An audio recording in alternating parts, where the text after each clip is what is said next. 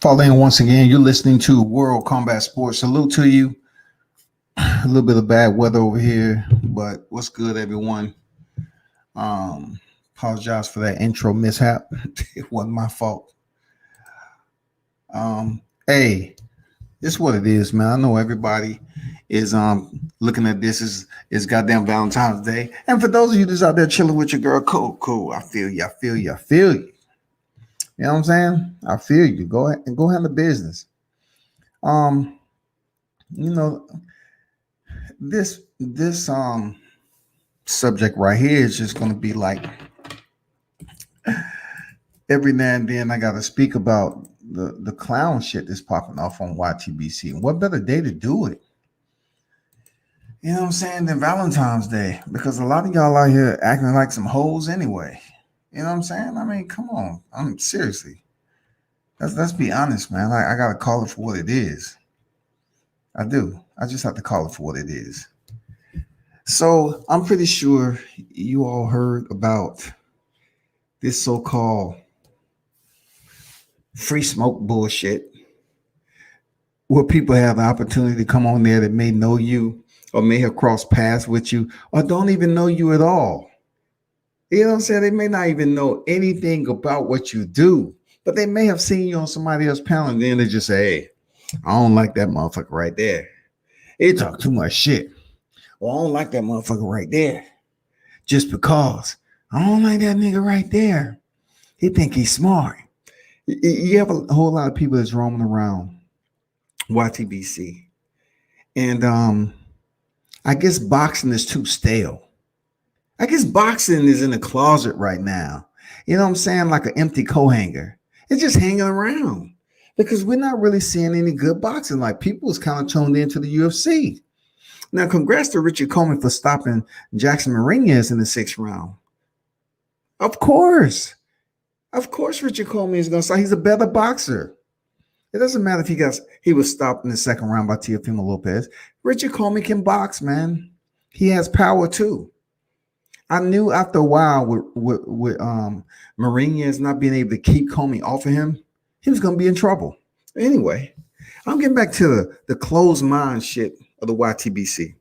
Listen, just like Jay-Z debunked and shut down auto-tunes, I'm shutting down this free smoke bullshit. There's no such thing. If you're a grown-ass man, let's just give or take you the legal drinking age. All right, because I'm putting you at the legal drinking age because some of you motherfuckers have to be intoxicated to do this shit every week. I'm serious, man. Y'all have to be smoking, drinking, goddamn needle points. Something going on for y'all to just be hopping on here saying the same shit. Trick in the building. Salute to you, bro. What's going on, D Hodges? How you feel, man? So, lately, it's been like a lot of channels. And you hear it sometimes in the chat where they say free smoke.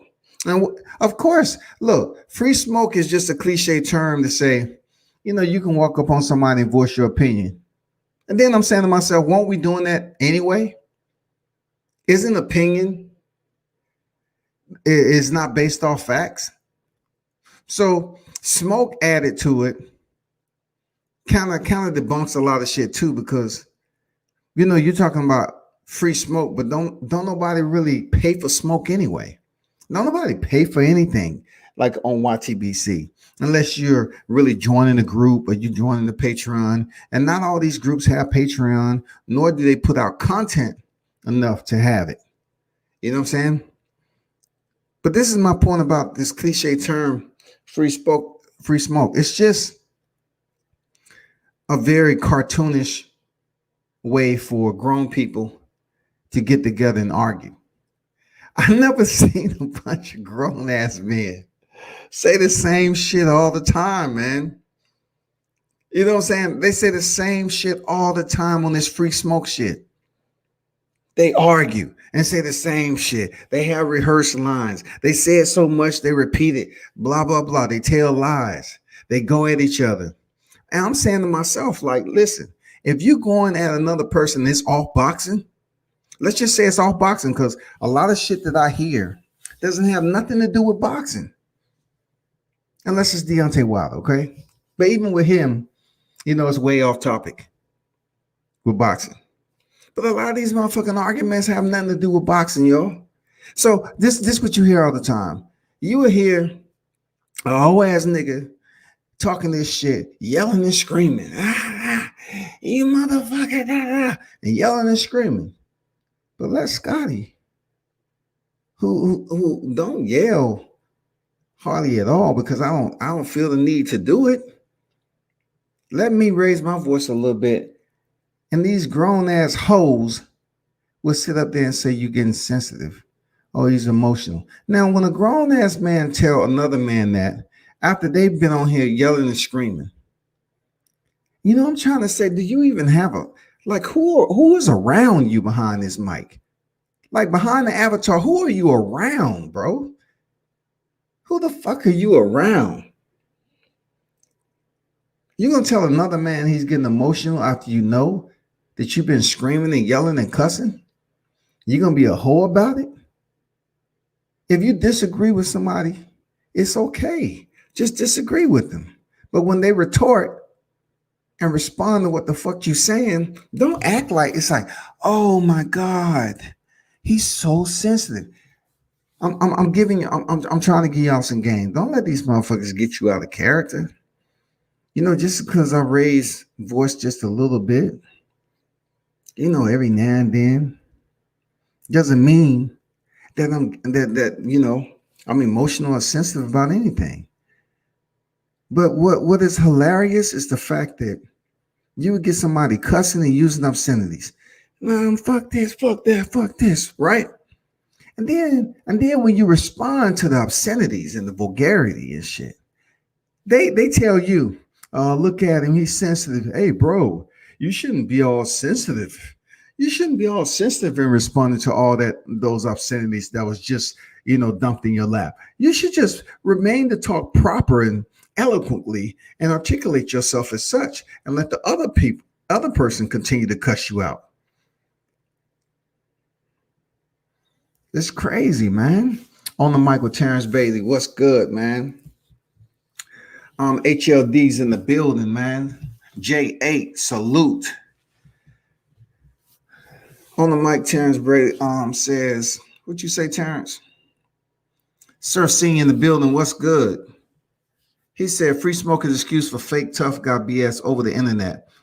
Hey, that pretty much sums it up. You know what I'm saying? I'm here, Work on Best Sports. I'm here to tell you all to stop participating in this free smoke because it's full of shit. It's nothing more than a toilet ring where you sit your ass down on there and you take a shit every day. You may not clean your toilet all the time. You notice a ring. You might piss in that motherfucker, and the ring is somewhere around that motherfucker. You know what I'm saying? That's all free smoke is. It's just a dirty toilet bowl for everybody to go in there and shit on people. And some of them motherfuckers don't even show their face. They don't even have the courage to show their face. But then, you know, they'll shit on somebody like Terrence Bailey, who's actually talking to some real people in life. And they'll shit on him like he don't know shit. But he actually a very smart individual. But they'll shit on him. Or you have somebody, you know, that always want to call somebody old. Listen to me. You have to get there one day. Be a bitch now, but you're going to be old at some point in your life too. It ain't going to be shit you can do about it. You're going to be over here arguing and screaming. If the YTBC is even around, I don't think YouTube is going to be around forever. I truly don't. It's a lot of loopholes that's in YouTube that allow people to get away with certain things that's adverse, derogatory, defamatory, illegal. And I think over a period of time, they're going to crack down on it and they're going to tighten. So enjoy the shit now. But I can tell you right now, this free smoke is a bunch of bullshit. And listen, it doesn't validate a motherfucking thing. Because listen, I can open up the panel all the time, right? The same people that be talking about me on the free smoke shit, they won't even come on here to the panel and talk sensibly. You know what I'm saying? You think you're gonna overtalk me on my panel, so they know that about what they got a beef with. They just want to put your name out there. Listen, it's not up to me.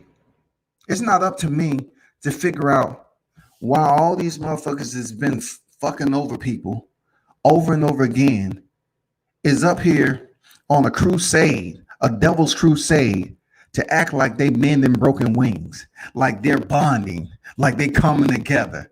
Man, what the fuck am I listening to? You got motherfuckers that are roaches. Motherfucker, you got motherfuckers that are roaches in this bitch. If you sitting at the table and you know you got a nice meal in front of you, and this deals with the free smoke shit. You got a nice meal, you gonna invite, man, that's a problem in itself. But you're gonna invite some roaches to the table and say, hey, I want y'all to help me eat this, okay? Just dig in whenever you feel like it. I'm gonna eat. I thought say grace, and whenever y'all want to crawl on the plate, go ahead. That's what the free smoke is. So if anybody got a problem with free smoke, right?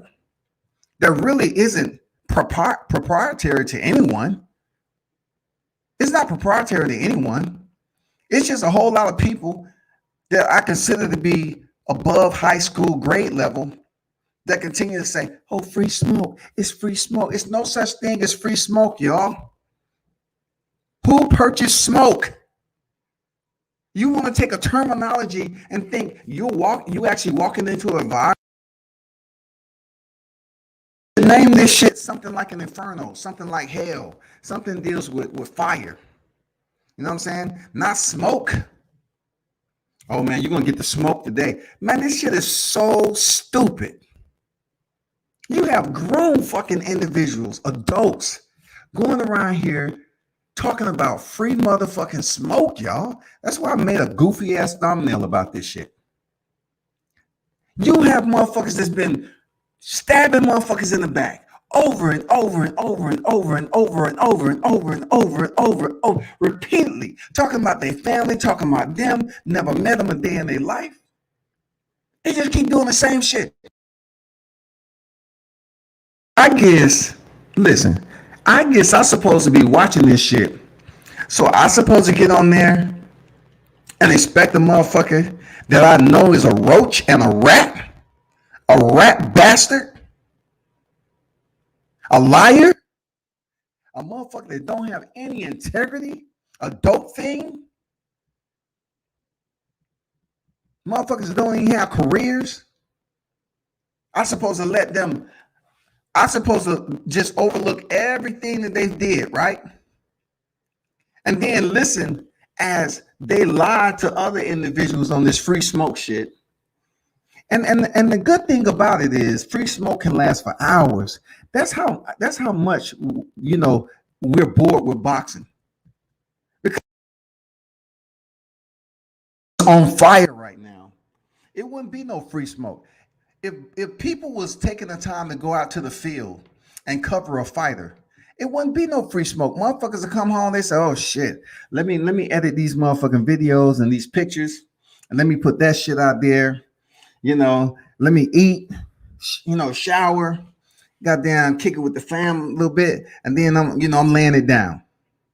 But boxing obviously is not entertaining these cats. Real talk. Boxing isn't entertaining because they got free smoke. I'm serious. I'm serious, bro. I'm just keeping 100. Y'all need to dead that free smoke shit. SB90, what's good? And I saw a lot of y'all in this free smoke. There's nothing personal against whoever's over there with free smoke, because you can't be mad at me for talking about free smoke when it don't pertains to you. Free smoke is just a cliche line of characters, which is total bullshit. Because are you talking free smoke, or you talk about unity or bonding? Which one is it? Because how can you bond with free smoke if you're going over there to argue and bicker with somebody? How the fuck is it free smoke? How are you supposed to be building up the YTBC when you have people over there just saying, well, it's time for me to look up some more insults. It's time for me to lift up this rock and see how many snakes up under it. Because I don't seen this particular snake before. And then listen, people wonder why motherfuckers look at this media shit on YouTube and don't take it serious. Because if you don't think boxers and promoters, managers, matchmakers, and all that, you don't think they log in on the fake accounts and go check out these shows, these channels? They do, man. They check them out, bro. And what they're seeing is like, y'all fucking bored.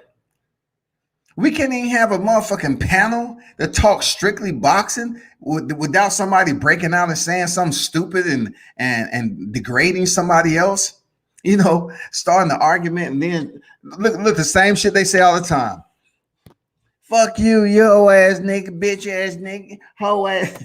I mean the same shit. Oh, fuck you, Jew, fuck you, fuck you. When have people been so grown enough to be so stupid? You're so young and ignorant when it comes to your mentality. Whoever believes that fits them, digest it as you see fit. Grown fucking adults sitting up here acting like they never heard somebody use the F word before. And then they would just sit there and laugh. And then, you know, all of a sudden, here it comes, drum roll. Bitch ass nigga, bitch ass nigga, bitch ass nigga. How many times have we heard bitch ass nigga? Does it have a different point on the end of it?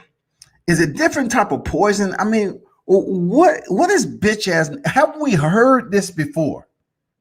So if you heard it before, what is it going to do coming from somebody who you know that won't do anything in life that you have to be concerned with? Why are we taking these individuals online as if they really, truly about their life? Because I'm going to tell you, to me, it does nothing. You know, like sometimes I care enough to care less. And then sometimes I entertain this shit. You know what I'm saying? I'll entertain it. No, every now and then, not all the time. Every now and then I'll entertain it.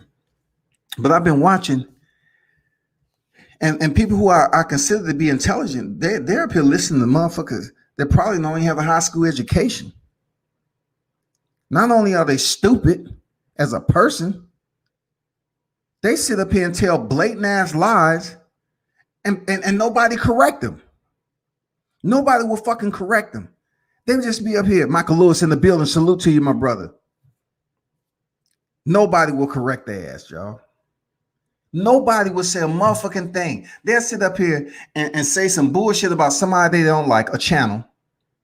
And then nobody will say, well, produce evidence. Where the receipts at? Because that motherfucker is lying. People just jump on it that don't like that person too. Say, yeah, World Combat Sports, yeah, I know. Yeah, he's...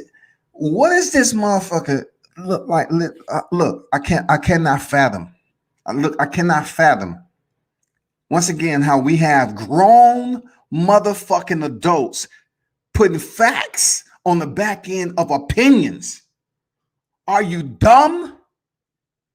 Are you dumb, stupid? You just gave an opinion, and at the end, facts. It's facts. No, it isn't. It's an OP. Opinion. It's not facts. And then I never tag in motherfuckers. I never do that shit. Like if I'm there for the heat, I never tag in motherfuckers. I never say, well, so and so, hey, don't you think? Do you agree with what I'm saying? Because like I need help. But isn't it quite pussy to continue to hear these same motherfuckers? Well, do you think so? All of you on the panel, do you agree with me? Do you agree? We got 3,000 people in the chat. When motherfuckers tell me to pay attention to the chat, I could give a fuck about what people are saying about me in the chat if I'm on somebody else's panel. Because those people are doing what they're supposed to do. They are supporting the host, okay? So why am I going to be upset with them being followers? Not all of them, but them being followers just talking shit.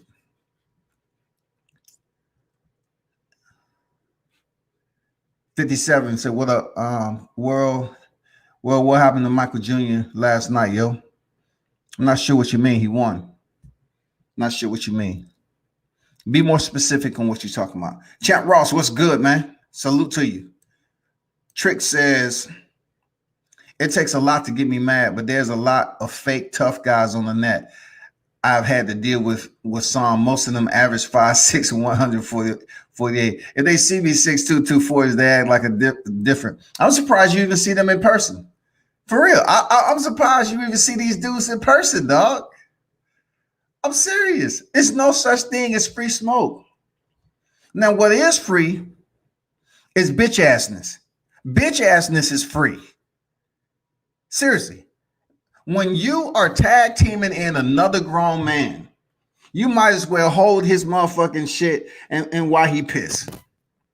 You might as well ask him, can you hold it while I take a piss, please? You don't mind? Because I need for you to tag in. Help me out here. That's teamwork. That's the worst thing you can do around me is act like you can't speak for yourself and handle your own heat.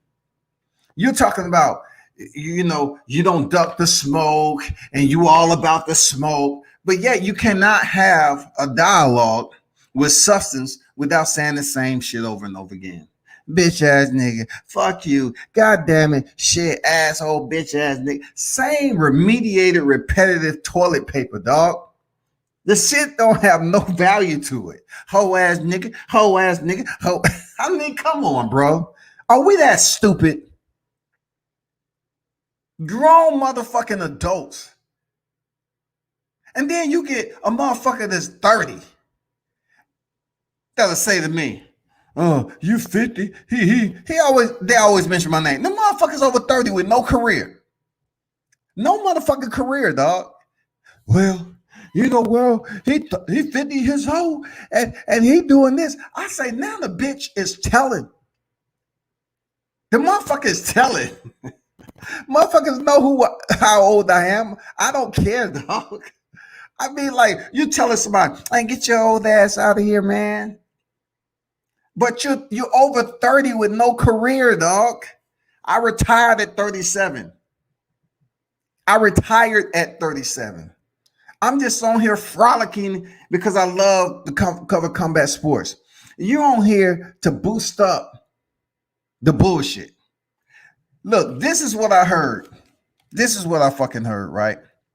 That somehow, some way, it was supposed to be some type of strange, demonic bond going on here with the enemies, with the op. And it was supposed to bring people together for a common cause on the YTBC shit. For a common cause, y'all. They're going to bring the ops together for a common cause. But yet, when the ops come in and click the link, they see the other op wait around. Well, fuck you. Fuck you too. Motherfucker bitch ass. Nah, fuck you, bitch ass nigga. Hoe ass. Oh, fuck you, hoe ass nigga. I was like, what kind of fucking unity is this? I just sat back and look, I laugh at this bullshit because people really believing that they have an effect on society. Like they really believing that them jumping in here behind the avatar and linking up with other like-minded idiots is going to bring them forward in life. Look, listen to what I'm saying. Check this out. How stupid is it for another person to mention views? How stupid is it? Let's just say you have 50,000 people as subscribers. Do you have paperwork validating those 50,000 people are organic? If you don't have paperwork, shut the fuck up. It's all fake. You grown ass motherfucking men are sitting up here. Well, I saw his video. His video don't have that many. Listen to me. Listen to me. Let's just say your video has more views than mine. What is it doing for you, shawty? What is it doing for your life? When you go to bed, has it changed you enough to the point where you look outside the window and you just purchased a new car? I can name damn near every channel that has thousands of views. I mean, thousands of subscribers, right? And I can tell you to look at their videos and their percentage of viewers do not add up to their subscribers. So you're trying to tell me when I see Ryan Garcia, who has over 8 million motherfuckers supposedly following him on IG, and he go live and 600, 700 people on there? Out of 8.5 million, you trying to tell me that it's only 500 to 600 people tuned in your live? That should tell you what this social media layer is all about, this infrastructure. It allows you to manipulate the perception and visual. Why? Because there's companies out here where you can actually buy subscribers and views and likes and all that shit. And the people out here that's lying, that's saying that they aren't doing it, and they are. It takes a channel time to grow. It's not like a sprinkler system where you wake up in the morning and turn the motherfuckers on and you get water in the morning, afternoon, you know, a little bit middle afternoon, and then the evening. It doesn't work like that for subscribers. It don't. A lot of punks to make it at 40. Champ Ross, salute Noti. 45 in here. Audio choppy. Okay, appreciate you. Appreciate you telling me that shit.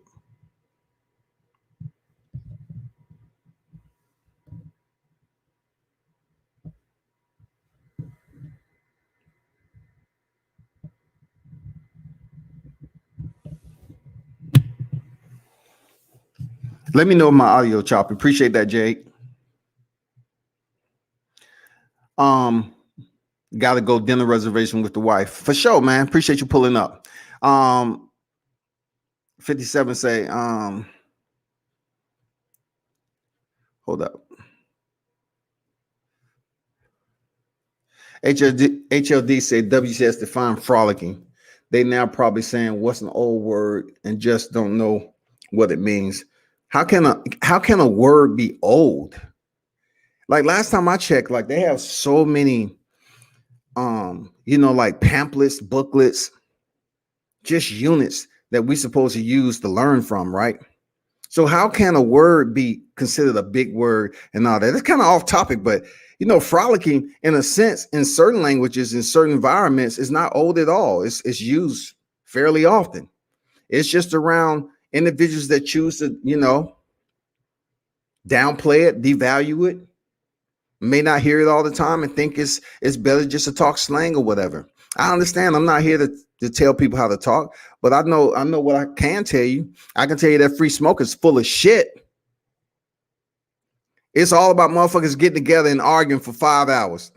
You can't have a bitch with you. You can't have a bitch by your side listening to that shit for 5 hours. Woo, your relationship must be golden.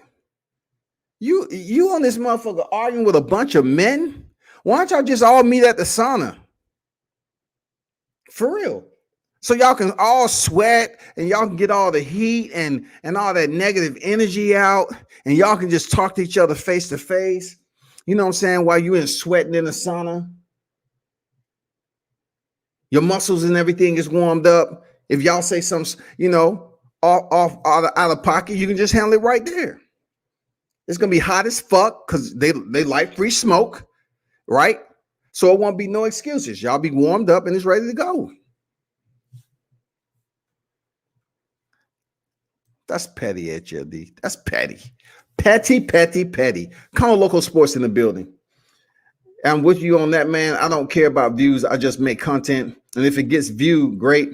If it don't, well, I'm a small channel, but don't mind that. Hey, man, I feel you. Man.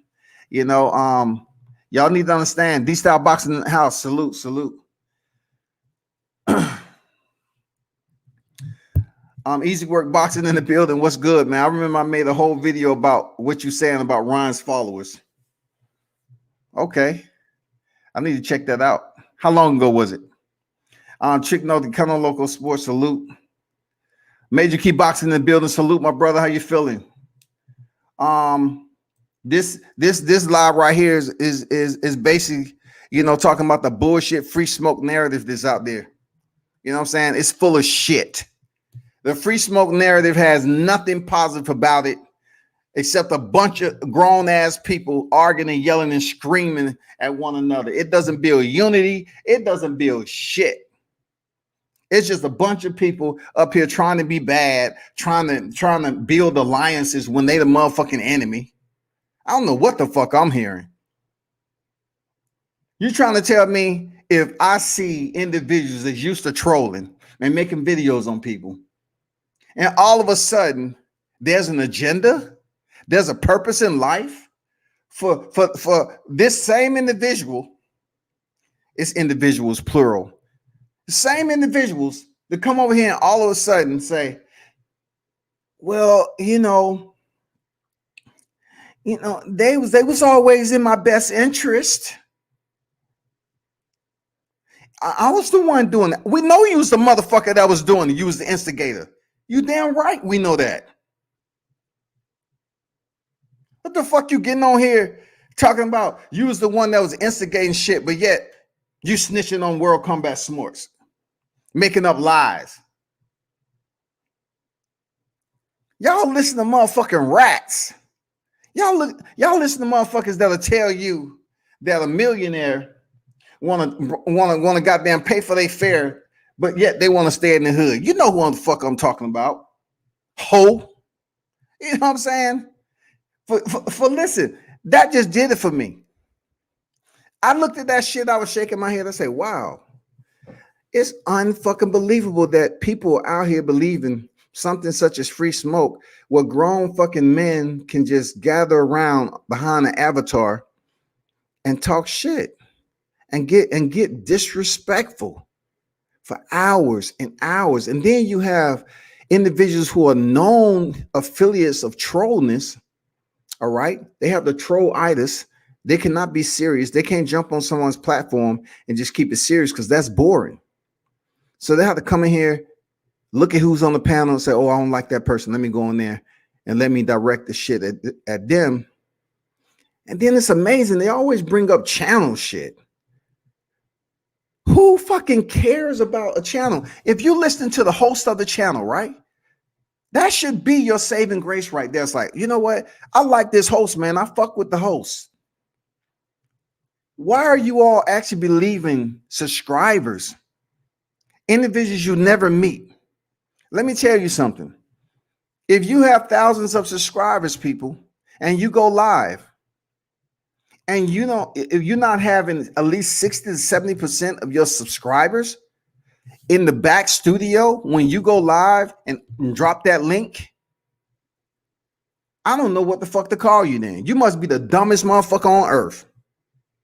If you were sitting at 20,000 and you drop the link and you don't have motherfuckers like 15,000 motherfuckers in your back studio waiting to jump on your panel, then that should tell you something if you have the same motherfuckers in your back studio waiting to get on.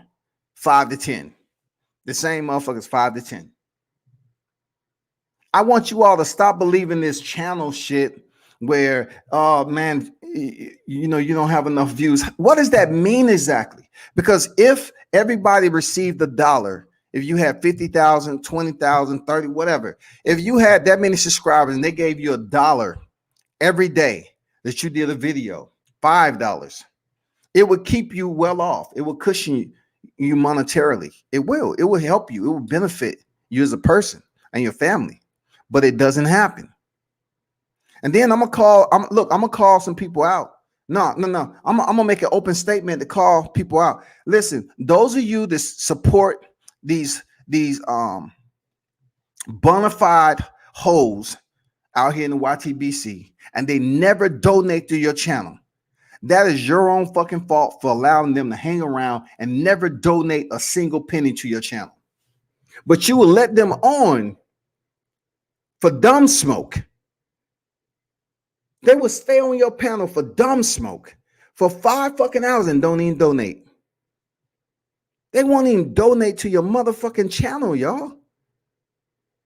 Why would you have somebody around you like that for views if they're not donating to your channel, yo? Michael Lewis says, lucky you're not petty, Scott, because say the word and I'll pull up on the live show and make them boys really uncomfortable. Hey, I know it is, OG. You know what it is. Money Brown TV in the building, Money. How you feeling, man? Speaking of Money Brown, hey, I'll tell you like this. A lot of motherfuckers hate Money Brown. But what I can say about Money way back, is he don't duck anything. He don't duck no arguments. I ain't gonna be mad because Money got a situation with somebody else.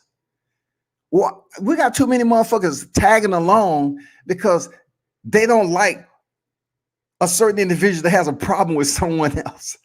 I never heard that bullshit in my life, dog. Okay, if you're gonna say I'm 50, okay, just respect the fact on how I'm thinking at this, right? Logically. Like, if you that motherfucker that's worrying about another person's situation and you mad at them, but they never fuck with you, though. They never fuck with you. But you mad because they have a situation with somebody else. Me and you will never hang out in life. We'll never break bread. We'll never have a drink. We'll never do shit. You know, you get a head nod from me in passing, and that's all you're going to get. Because this shit is getting crazy. I mean, boxing must be at the bottom of the damn agenda. I don't even think it's on the list of routine, you know, check marks that we have to attend to every day. It's just like this shit is becoming unfucking believable, where people want to get on here and argue for 5 fucking hours into the AM. You supposed to be nice and warm with your girl. You know what I'm saying? Showing her that you love her. You know, Poppy's here. You know, but y'all motherfuckers sit behind the mic talking to motherfucking hard legs. Y'all are talking to motherfucking men. For 5 fucking hours, though, where's your girl at? Yeah, I'm asking, where your girl at? Okay, if you're single and you say you can do, you know, what you want with your time, I get it. I get it. Sometimes it's cool. You know, some people are treated like a hookah lounge or something, a cigar lounge. You know what I'm saying? I get it, man. But there's no way any female of mine, any woman I'm with, they will never allow me to sit up here. I'll take that back. Because I don't, it ain't no allowing here. I do my own shit. But anyway, I don't think they would agree with me being in the same home, the same habitat, on the same roof, right? And I'm yelling and screaming, you bitch ass nigga, you ho-, without her coming up and say, baby, what's up? What are you doing? Get off, log out of that shit and come in here and spend time with me. Because all I heard you been yelling for like 3 or 4 hours. If your girl ain't tell you that, okay, I get it. Your girl, you don't have a girl with you. I get it. But listen, after you put all that mental stress into that microphone so somebody can hear your voice, and you keep saying the same shit over and over and over again towards somebody else, it's not going to be relevant from the time you start to the time you finish. It's some real ones out here that's unheard that shit over and over again in their real life. Non-physical energy really don't affect brothers like me. And I'm humanistically, sometimes you're going to raise your voice. But don't let another motherfucker respond to you and raise their voice and you talking about they getting sensitive and emotion. Nah, bitch, you been sensitive. And then when the motherfuckers all laugh together, the fuck is that about? Deontay Wilder's name come up and motherfuckers say, yeah, Deontay Wilder's fanboy. I'm gonna call H out, right? I'm gonna say his name, right? H, check this out. I'm gonna show H some love today. I'm bringing him up because he brought me up.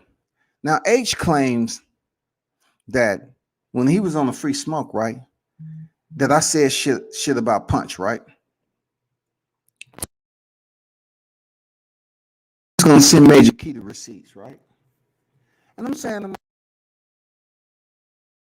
I'm waiting.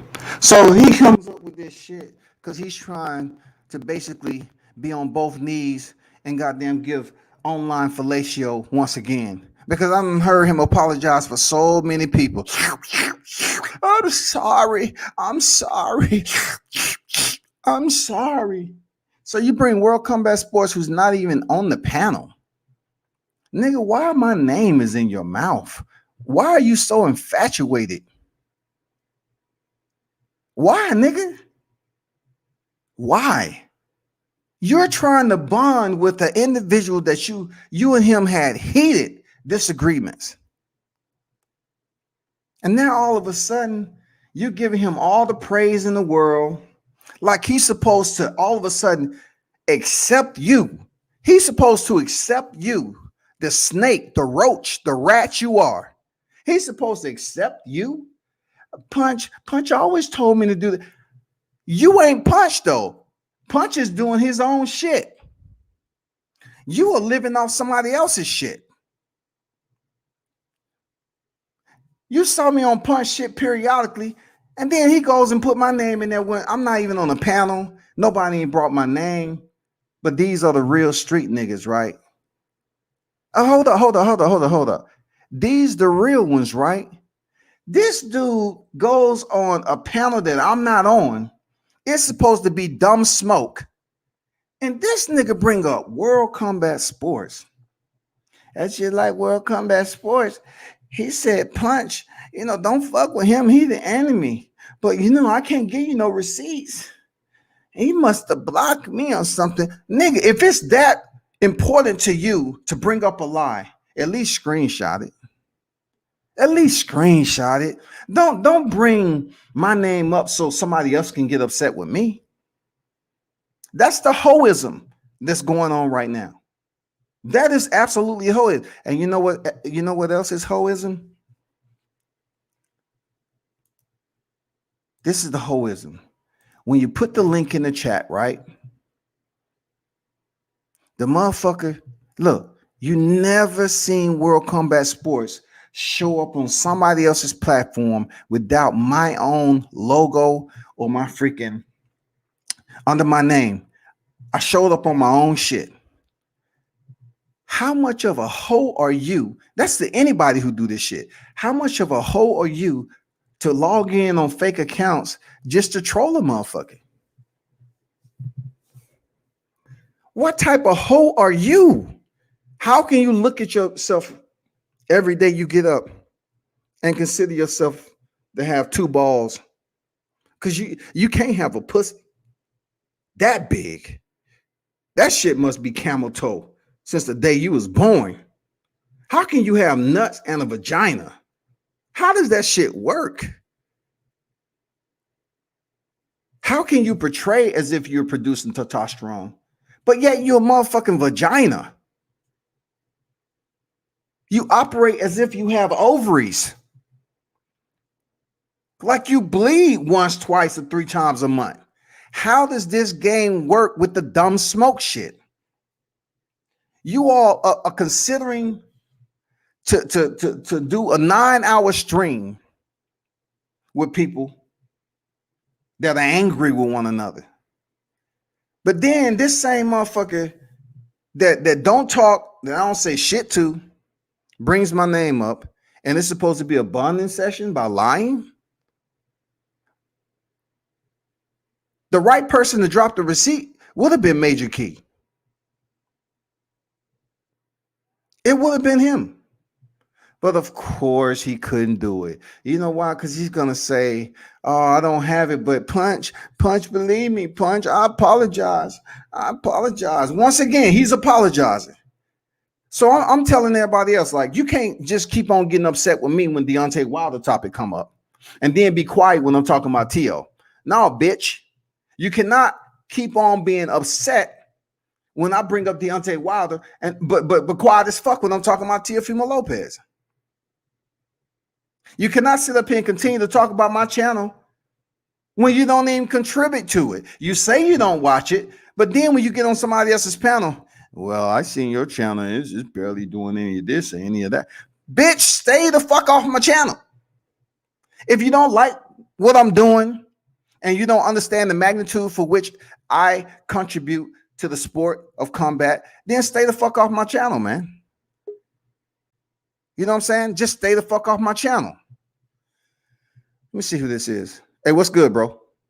Hey, what's up, World Combat? How you feeling today? Okay, man. I know every time when we get the smokers in the building, it's gonna be some intelligent logic. Please educate me on what I'm missing. I mean, I only caught a little bit, so maybe you can catch me up. Yeah, go ahead, catch me up, please. It's just my whole, this live right here is just for this thing they call free smoke. I'm just trying to find out the origin, because it's dumb smoke to me. Nobody get along. They're not talking about boxing 60-70% of the time. And it's just people that's coming from the YTBC community to converge on a central location and cuss one another out and get personal. And this can go on for hours and hours and hours. And yes, I have been on some of those panels, but not consistently. I pop up every now and then. But I don't know how it's conducive to the YTBC smoke. I don't get it. How is this shit considered bonding on the YTBC? Okay. And as a person, I'll give you my own experiences with it, and from my perspective, then, right? Because I've been on some free smoke panels and people who pride themselves on it, and I feel like I was there around for the genesis of it. When it comes to the YTBC specifically, it may have a larger sort of social media culture that goes beyond the YTBC and that I may not be aware of, right? But as far as it goes to YTBC, it seems to be about the generational gap, right? So boxing, specifically, I mean, depending on your age group, maybe it was your father introduced you to it, and now maybe there's a different generation where there's just sort of a culture of combat sports where it's like UFC and boxing. And so you may not really be that much into boxing as a specific sport, but just combat sports kind of as a general thing. But it exists in this really weird microcosm of our society that is social media interactions. Well, And you're right about microcosm. The microcosm is the little bitty damn walnut that's sitting inside their cranial cap. That is the microcosm called their brain. God damn it. Well, all right. So, these there is a generate. So, I'm a couple of weeks away from being 50 years old, right? But I've interacted with these, from on in the YTBC, from anywhere from people saying that they're 15 to around 40, who ascribe to this whole concept of free smoke, right? And it seems to be either really young people trying to figure out where the boundaries are in terms of language, and they're just trying out ideas. And you get like Mexican Nazis and like people trying to create their own religion and just discord in general, right? Them just trying to figure out ideas to see like how do they see, how do you see the world, the lens through which to see the world. But social media is also a really toxic place. Like, guys get to make profiles, hide behind pictures, and then, shadow project the worst parts of their psyche onto the general public, right? So that's part of it. I And wouldn't spread the entire overlay on social media, Smoke. no, I'm just talking about I the would free smoke part. direct it specifically to the YTBC, bro. No, but that's what I mean. But if you hear some of this free smoke stuff, you'll hear people be called incels, and you'll start to hear a whole bunch of like racial slurs and stuff like that. It's just like kind of it's of a piece, right? And it bleeds over into the YTBC, where it's no longer even about boxing. It's just about the same kind of toxic bullshit that you could see in any forum on any subject. You know what I mean? Yeah, I hear you. It just bleeds over into this. Like, you very rarely hear like a couple of middle-aged men doing free smoke. It's generally like when you open up the panel to like just everybody's ideas, and you get like a whole bunch of guys who are like new to it, and they're just out there to like, basically stir the pot, be antagonistic because they think it's entertaining. I understand being antagonist, right? Because it's natural for some of these cats to be antagonists because they may not know how to speak and have a lengthy dialogue on boxing in general, right? So I understand they can come up here and just tag team on somebody else and allow and get others to join in on their narrative because they just can't handle the smoke themselves, so to speak. But when it comes down to the free smoke narrative on the panels, and being that YTBC right now is struggling to create topics that are productive to boxing in itself, because it's YouTube boxing community, right? But now when you basically enhance these free smoke sessions or whatever, I've listened to a lot of them in depth, and a lot of time they're not even freaking talking about boxing. You know what I'm saying? They just up here talking about some bullshit, lying on people, going at one another. And then I saw the weirdest shit. One of the biggest trolls, he's up here trolling so many people and calling fighters bums every other week. But yet he brings up my name when I'm not even on the panel. But the link is in there, and they would never show up to the link to have a dialogue without saying the same shit over and over again. Bitch ass nigga, hoe ass nigga. That doesn't do anything for me. Like, it doesn't do anything for the audience at all. The only thing it does is allow some people to just say, well, that's how so-and-so is.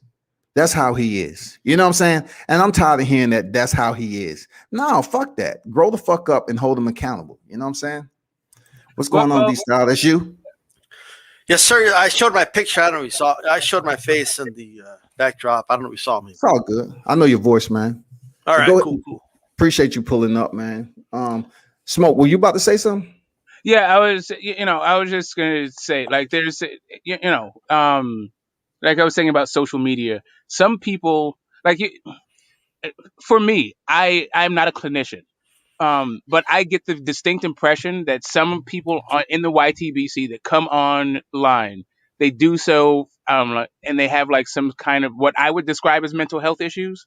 And I try to be somewhat, whatever, like empathetic towards that kind of a thing. So when like let's say you're a troll that I think it like have some sort of OCD, like you're actually been diagnosed with something and you're probably medicated, I'm probably not going to hold you to the same standard as somebody who's just coming around to fuck around kind of thing, right?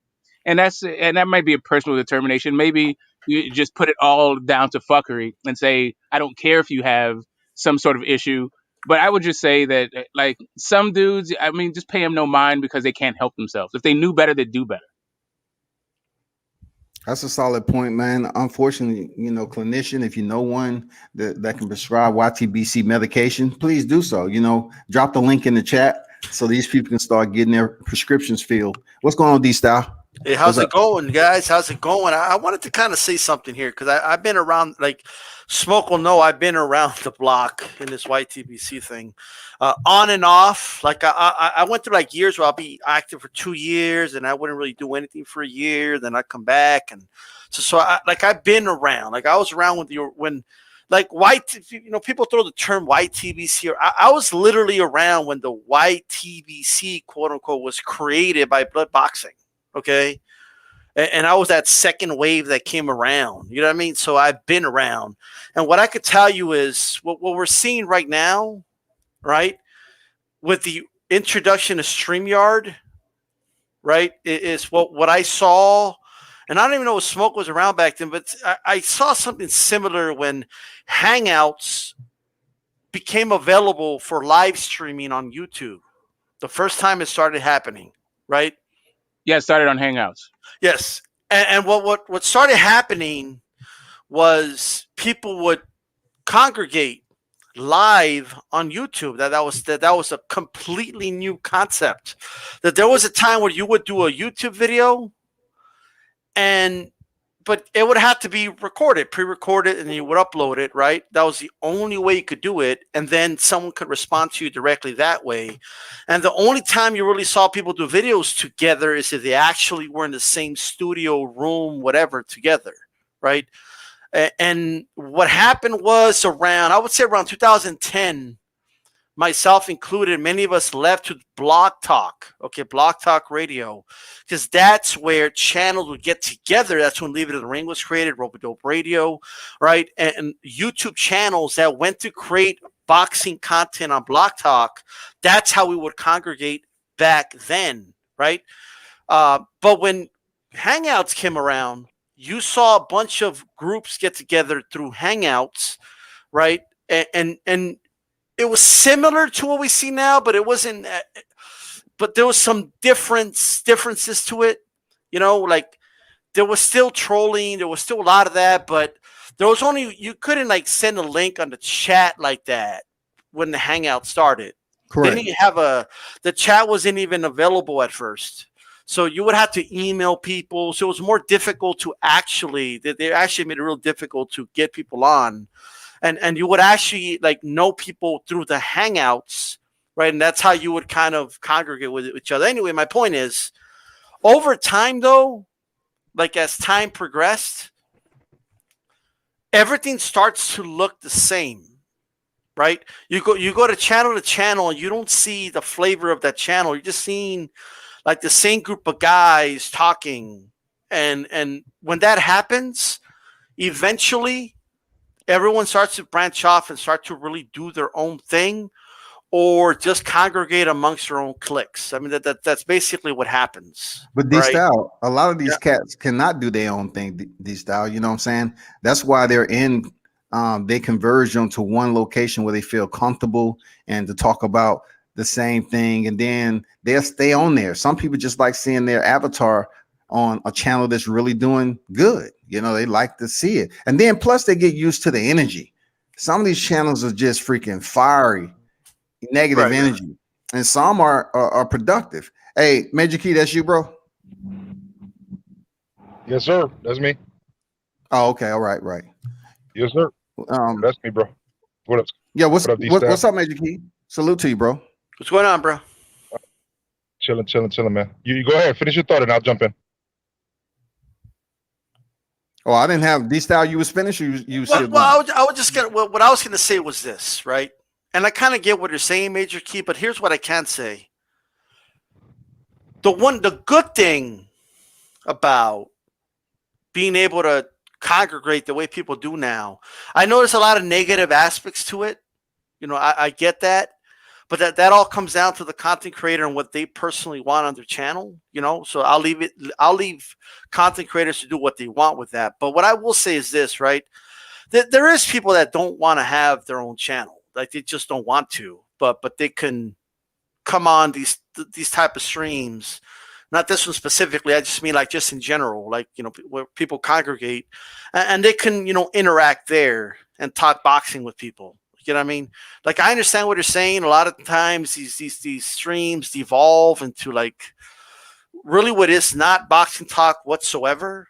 You You know, what I do, I'll be honest, I just don't pay it any mind, and I just click off at that point. You know, and I'll do my own thing later, or I'll join another panel where they are talking boxing. But you know, all I'm saying is that I've seen it before. It's happened before in a very similar sense. You know, and I think you're going to see people start to kind of do their own thing a little more as time progresses. You'll see. How? But I mean, I'm definitely one of those people who appreciate the content creators creating a situation where I can just come on, so I don't have to have my own channel. Like I don't have my own channel. I only jump on panels to chop it up. I try, like, I am not I come in to be respectful and to engage, gracefully on the idea and playfully with the he idea. said gracefully. I don't see Right? you got there full blow inferno of that smoke. What are you talking about? Hey man, I try to, man, but listen, like it's not like I can mix it up, right? I can definitely mix it up, but I mean the the toxic part of it though, like the part where it just goes after, where it's a person trying to bully or trying to make somebody, try to belittling the other person in any kind of way, like even if it's with boxing knowledge, I don't particularly like that, right? But then if you're just going to start doing like racial slurs and like interrupting people, like it to me, when it devolves and degrades the conversation, I don't really particularly like to to engage in that. And it was, but I've done it a bunch, right? So I'm just kind of tired of it, like I'm over it, and I see who gravitates to it, and it seems to be the 25 and under crowd that definitely have something to add to the boxing conversation, but where they are culturally, like mentally, spiritually, it just it just gets, just weird, right? They'll start doing a bunch of homophobic stuff.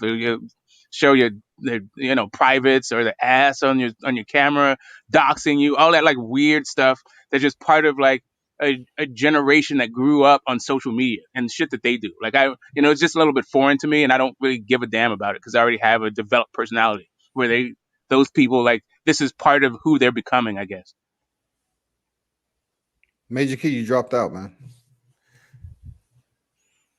Major Key.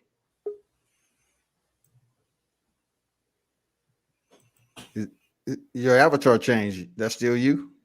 Then one backstage. Can you hear me now? Yeah. Go ahead, man. My bad. So, D-Star, I think you were talking to World Combat though, right? Because you said Major Key, but it was World Combat that was talking earlier. Yeah. No, I'm good. All right, cool. Because I had not made a point, and you said I kind of agree with what you're saying, but I didn't say anything yet. So I think that you meant World Combat. That's why I was asking. But when it comes down to it, Scotty, just to clear the air, man, because I know that this is specific to something that happened, that night on Friday night. So No, it's be not clear, bro. specific Like to you. it's all good, No, but it happened that night though. Like, you know what I mean? We're talking about Free Smoke, and it started off on Black and Brown channel, then and then it went to multiple channels after that. But let's be clear, because what you were talking about as far as H Money, that. So I just be clear, like I'm here, so it's all good. You can talk about whatever happened on that channel, and you know what I mean. Like, I'm not taking it no type of way, because I fuck with you, you know what I'm saying, and so that's why I'm here. So go ahead and be clear, should. You know what I mean, just so everyone knows the whole story. Yeah, you shouldn't take it no sort of way. I didn't say Major Key wasn't doing what he's supposed to do. What I was saying is, how is I'm looking at all the Free Smoke channels. I'm looking at all the Free Smoke, just the terminology in general, and it's nothing productive to boxing. And then you have enemies that's been trolling motherfuckers and making videos and criticizing the shit out of them, insulting them, getting personal. Talking about they'll fuck with their family and everything. And then I'm hearing this same motherfucker who apologized to the LDBC, and then he's coming over here doing shit, never respect certain fighters. If he's trying to look, if he's trying to reach out, the link is in the chat, right? If he's trying to reach out, he'll have his people do it instead of him doing it. He's not even comfortable. Check this out. I agree with him when saying he wants to stay in that rat hole he's in, because he tried to make it seem like Haney was gonna fly him out somewhere, but he likes standing at that damn rat place that he's in. I get it. Because if you're gonna talk all that shit and call people bitch ass and you show up on other people's panel, show up to my motherfucking panel. That's all I'm saying. If you're gonna mention my name when I wasn't on the panel and tell a lie, and then say, "Oh, Major Key, I'll shoot you receipts," and then, "Oh no, he must have blocked me." That's what he said, though. Punch. I'm like, hell no. That's some motherfucking vagina type shit right there. Bleeding every other motherfucking day. How does this nigga continue to get a pass? How do these same motherfuckers continue to get a pass doing some personal foul ass shit when it's not even boxing related? But yet it's free smoke all of a sudden, and you calling motherfuckers all sorts of names, but at the end you apologizing? No, motherfucker, don't apologize to me. I don't want to hear it. I don't want to hear no apology. I don't want to hear shit, because I wasn't even on the panel. But yet he's gonna tell a lie just because he probably seen me on Punch's channel. You know what I'm saying? But nobody corrected him though. Say, why all of a sudden you bringing World Combat Sports up and he's not even over here? So World Combat, I'm going to tell you this. Like, if you if it's a person who behaves like the way that you're describing, right, and they've been around for a while, you'll see that a bunch of people have already done tons of videos on them about that kind of behavior, right?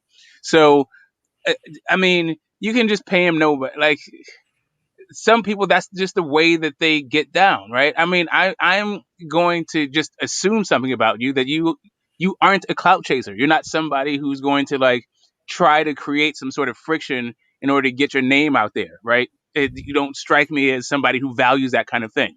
Whereas, whereas there's a whole generation of people who are on here who say that they're YouTube, but that's exactly what they value. That's exactly how they move. And it's not anything. I mean, you can come at it from an ethical standpoint and be like, nah, that's not how I move. But there is an entire, culture that supports them in social media, and actually the I broader can't. society too.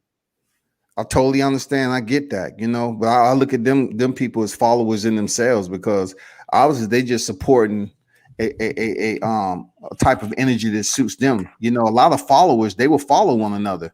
If you're a sheep follow sheep. You know what I'm saying? That's how I look at it, and that's what I see. But when it comes down to this so-called, that's how they are, smoke, that's who they've been hanging around, I just find that a bit delirious, because unless you got some type of, debilitated chronic inherited mental health disorders, what I'm saying, is going on, like you said earlier, I just don't see why people would co-sign on this bullshit and talking about people's family, making up lies just because you want to apologize again. You're motherfucking dope head. You continue to do the same shit all the time, but yet everyone knows that. And I see these same people that was mad up here thinking that this is a genuine individual. That makes me look at them different. You know what I'm saying? Like, I have to look at you different now, because if that's what you're going to accept in life, then I should start playing you like that too. Yeah, that's exactly what it is. Like, you're probably talking about a guy who's already been turned into a meme 1,000 times, right? Everyone has already ridiculed this guy and thinks he's absurd. So, like, getting mad at a guy that nobody takes seriously in the first place because he behaves this way, like, I'm not mad. No, Though, I'm just saying. Right. I'm just that's the thing about the why you so angry YTBC. It's not that the YTBC, I think, is angry. I think that there is like the fact that it is on social media. It takes on some of the characteristics of social media in general, and some of these characteristics are, there's just a generational aspect of like how people communicate and how they get down, and it's just different dynamic, man. And yeah, it's to me, I find it toxic and unproductive.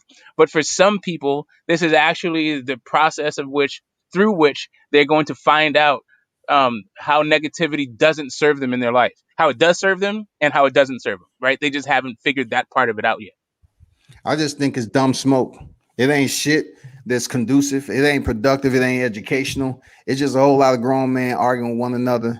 And then, they want to bring up, if say for instance, if I know some the people who I know that's solid, if somebody bring up your name, you know what I'm saying? Just like, I've talked to Major Key on several occasions off this shit.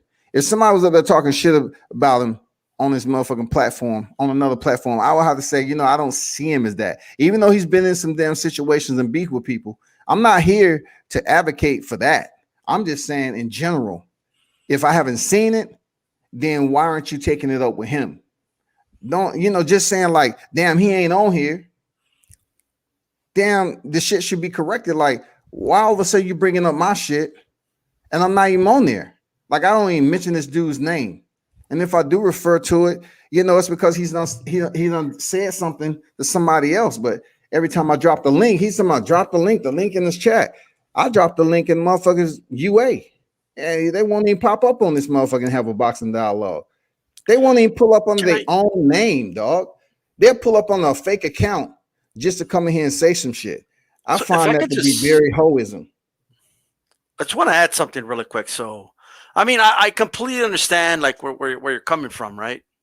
Like I said earlier, like if I feel a stream is not like really boxing anymore, I just kind of tune out. I mean, although I've been guilty of sticking around for the drama.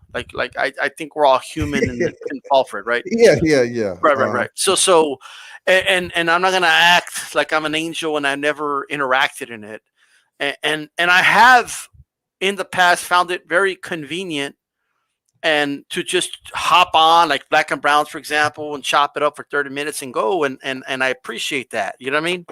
But because like it's not just anywhere you could just like, yo, I'm here, let's talk. Like, you know what I mean? So here's the thing though.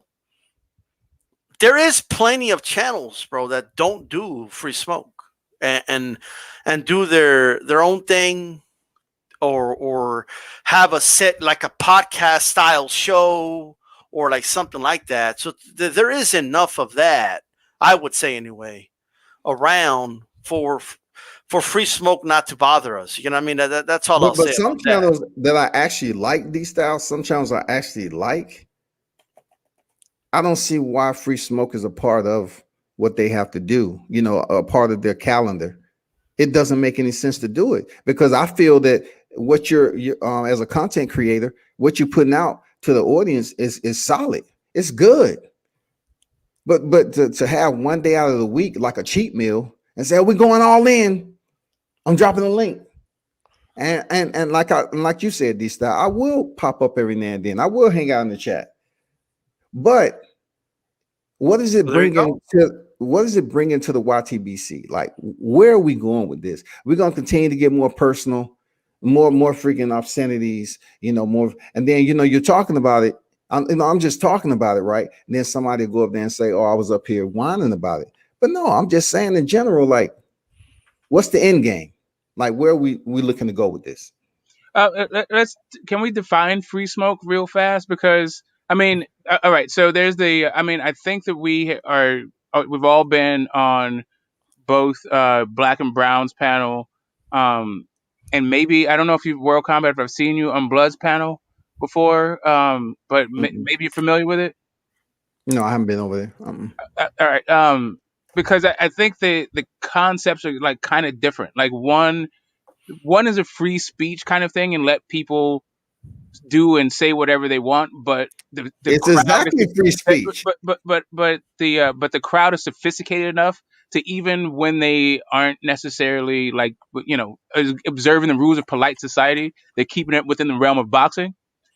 Then there's other channels where it's just like sort of a mishmash of like cultural degeneracy that they want to spew, right? So like I'm not quite sure. Is your issue conversations on boxing channels that don't really add to the dialogue about boxing, or is it the fact that people just like sort of aren't on their best behavior, or actually just spewing immoral, unethical like crap onto into the atmosphere?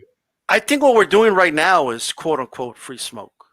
Right. Now. We're doing it right now. You know what I mean? We're just being mature about it. Yeah, that's all. But we're not speaking on a specific topic that is personal. We're just talking about a general topic, which is dumb smoke. All right, so we're just talking about devolving into like personal attacks kind of stuff. Correct. Well, I mean, here's how that happens though, because like Blood will come out and say, "I want to do it like we did at the barber shop," and I know what he means by that. But some people interpret that as I could say whatever the fuck I want because there ain't no consequences on the internet. I could be 7 feet tall on the internet. I could have a 10-inch dick on the internet. I could be the toughest motherfucker on the internet. I could say whatever the fuck I want. You know what I mean? I could be a winner on the internet. Like, you know, so people act like they act like the toughest dude and they say some shit that you wouldn't just say at the barber shop. A dude standing in front of you and talk some greasy ass shit. They wouldn't do that at the barber shop.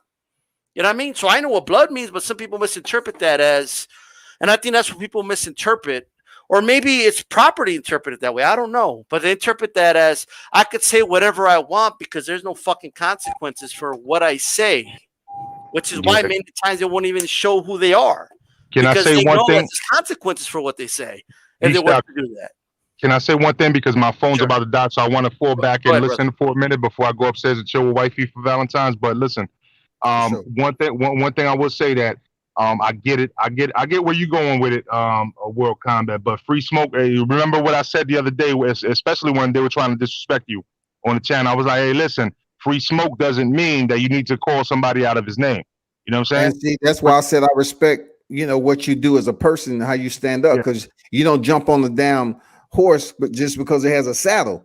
It wasn't directed at you. It was just. I know. I didn't take it. World Combat. You can holler at me afterwards. You already know we fuck with each other. You know what I'm saying? No, I didn't take it like that at all. But what I knew what it was about though, and it was about you know, that hectic. I don't like people talking about me on other channels. It's going on right now. Yeah. People talking about me on other channels. You know what I'm saying? But you know, it's kind of like what people are saying is kind of the energy that you give it to. Like, but I still agree with it's a conversation that needs to be had. You know what I'm saying? So I, you know, I appreciate you having me on the panel. But my shit's gonna die if I keep just talking because StreamYard just milks the phone like that. I'm on my phone, so I'm gonna just fall back and I'll get a little bit more energy just for listening. You know what I'm saying? All right, for sure, man. All right, dog. Thanks for having me on. Peace out, brother. All right, easy, bro. You know, I just look at this. Like I know I've been on some panels. I haven't really been on too many panels with UD style, but I know I've been on some pretty heated panels with Smoke. When I say on the panel, you know, it was just like people that knew him from somewhere else, and they would just automatically come and say they don't like what he's saying, and then it went from there. And you know, Smoke ain't backing down from the heat, and then they ain't backing down from the heat. But sometimes it's what I've observed with that type of heated dialogue, it'll be on a boxing topics. You know, they might not like him, but it's still orientated around a boxing topic. They're arguing about something that's wrong or they disagree with the boxing topic. But as far as all the personal shit, it just goes out the window with me. Like, I just think here's what I'll say, bro. Like you got to balance like I think what you're attempting to do is give constructive criticism to channel that you like and saying, you know what, you don't need to do that Free Smoke stuff because you don't feel it helps your channel. But no, I ain't telling them shit. I ain't telling them motherfucking thing. No, I'm not saying you're ordering them or anything like that. What I'm saying is it's constructive feedback, isn't it? Yeah. Pretty much. Okay. So that's what I mean. Right. So, but we also have to understand though, like you said, right? You've jumped on panels that are doing that. Smoke has jumped on channels that are doing like if they never did that, you never jump in on those panels. Like if that's something that they didn't do. You know what I mean? And the fact is, man, if you get multiple people on a panel, someone on that panel is going to say something that does not reflect you at all and the host at all, right? And you know, for whatever that is. And I just don't think people should judge that host for that. You know what I mean? Especially if they're opening up the panels that way. Now, I understand the argument is, well, don't do that. Maybe that's something you shouldn't do, but I actually don't mind the Free Smoke stuff because like me personally, dude, I get to really know people that way, you know? Like I get to know like what people really are all about, I mean, and how do you truly know who they are if you never really seen them physically in a physical form? This is not a physical form. This is artificial intelligence. You really don't know. Some of these people never show their face. You never will see them in person, nor do you have their contact. You know what I'm saying? but you could judge their pattern of behavior and know if that's somebody you want to fuck with. Exactly. They're lunatics, dog. Exactly. I'm Right. grading their level. Right, Freaking, they're right. motherfucking maniacs, man. But at Shit. the same time though, like I'm not on the internet too. Like there's a lot of people out here that use terms like family and these guys are like family. Like no offense to anybody I fuck with on here, nobody's family to me here. I got my family. You know what I mean? Like here I have friends and acquaintances and that's it. You know what I mean? And people I know. Like that's it. And Yeah. yeah, go ahead, Smoke. Oh, sorry, man. I didn't mean to cut your I didn't mean to interrupt your final, like, Yeah. finishing up your thought process. Sorry. Um, but yeah, I was just gonna say, like if you understand, if you get the impression that somebody is not playing with a full deck, I think if you treat them as if they are playing with a full deck, like I'm not trying to be ableist or anything. I'm just saying that may be. I, I personally try to make allowances for that kind of thing just to save myself some time, so I don't seem like I'm arguing with a crazy person, right?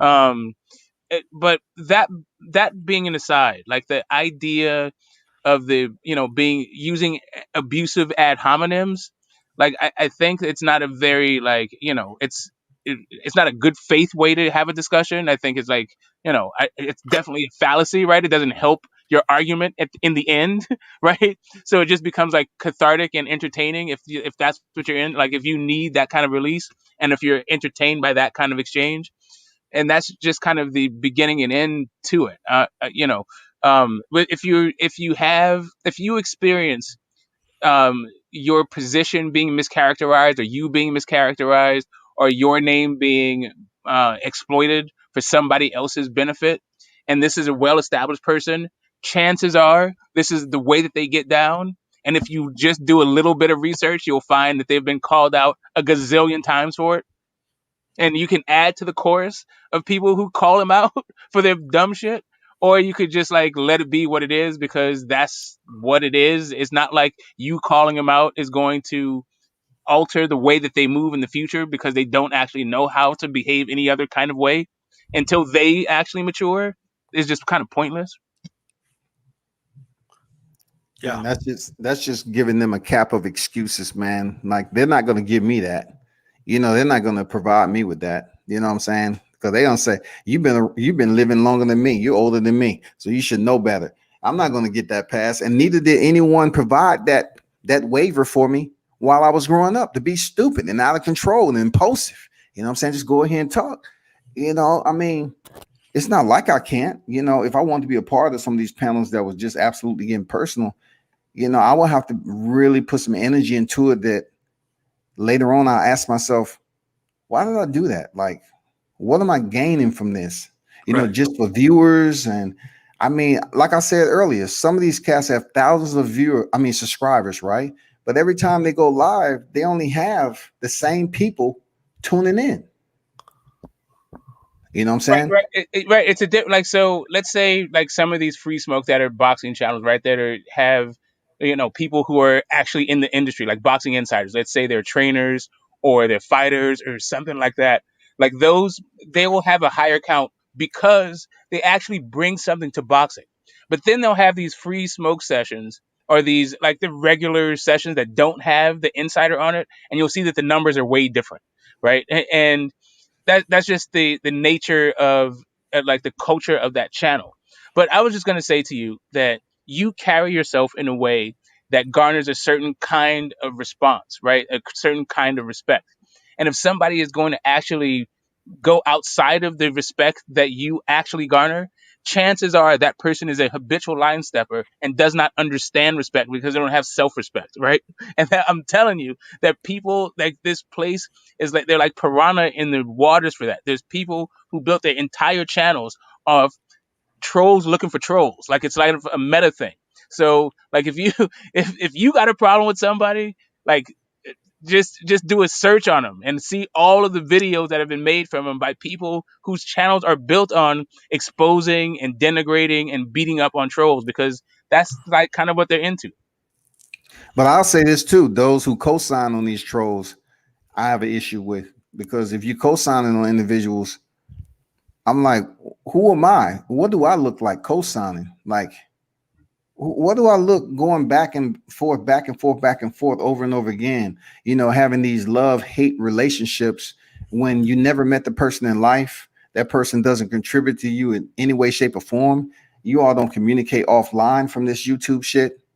It like I said before, it's a disconnect. The only connection you have is a virtual one, which that is entirely fake, you know, to a lot of people, because you don't know how people look. Like, I know D Style, I know how he look because he goes live, and I know how you look. But some people don't even freaking come from behind their avatar. You don't even fucking know what they look like. They can be 3'8", but their voice, they have the right microphone. They up here talking shit in the microphone. You know, they talk about the free smoke, but you drop the link in the chat, they never show up to your motherfucker and have a decent conversation. You know what I'm saying? That's the problem with me. Like, you get on everybody else's panel with your people there, and you feel good to try to take it over, but then somebody you have a problem with, you never show up. I think. Well, you know what? I just think, like, I think we all have like our guilty pleasures. You know what I mean? Like, things that we don't need, are not productive to us, but we just do it for whatever reason, right? Like, I think a lot of people, like, they like drama, and I'm not making excuses for trolls now. I'm talking about the people that you like. I know you said, like, you can't respect people that vouch for the trolls or something like that. But maybe they just like them around for entertainment value. You know what I mean? Kind of like a, you know. Oh, is that right? Like a gesture. Entertainment value. Okay. All right, cool. Well, I'm just saying, like, you know, like people like dogs that do tricks for them and shit. I just like them around because, like, it's funny. Like, you know what I mean? Because I've asked, like, some content creators, they're like, yeah, I know, but man, it's just funny, bro. Like, you know, like, it's just like nobody even respects that dude, but it's just funny, like, when he says what he says. So that's the point.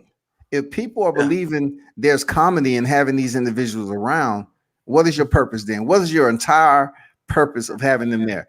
So they can influence your panel? Maybe you don't have a panel that's trolls, but if you allow this troll to be on there for entertainment value, right? I mean, where's it leading to?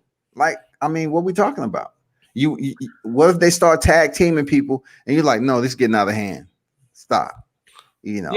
Yeah, how you curate is your own individual responsibility. That's why you have you're semi-autonomous with these channels, right? As long as you are obeying the TOS and YouTube's not looking, right? Or apparently, even if you are obeying the TOS, you still might get a strike. But anyway, you do have some level of, like, laying down the way that you would like for the conversation to go. But I would just say to you that if you just widen your perspective on the culture writ large, you'll see that, like, we just got through a presidency that was a troll. Like, the guy trolled for 4 years from the most powerful job in the world, people argue, right? So the idea that it's not going to happen in the space that actually created the term, right? Like, the only reason why we even know troll to be what it is because of social media. It's what happens here. I mean, it's just,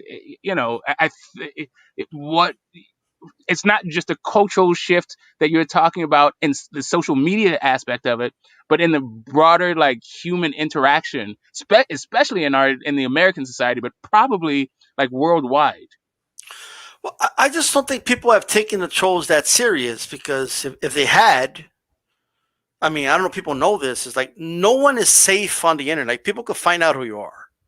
You know what I mean?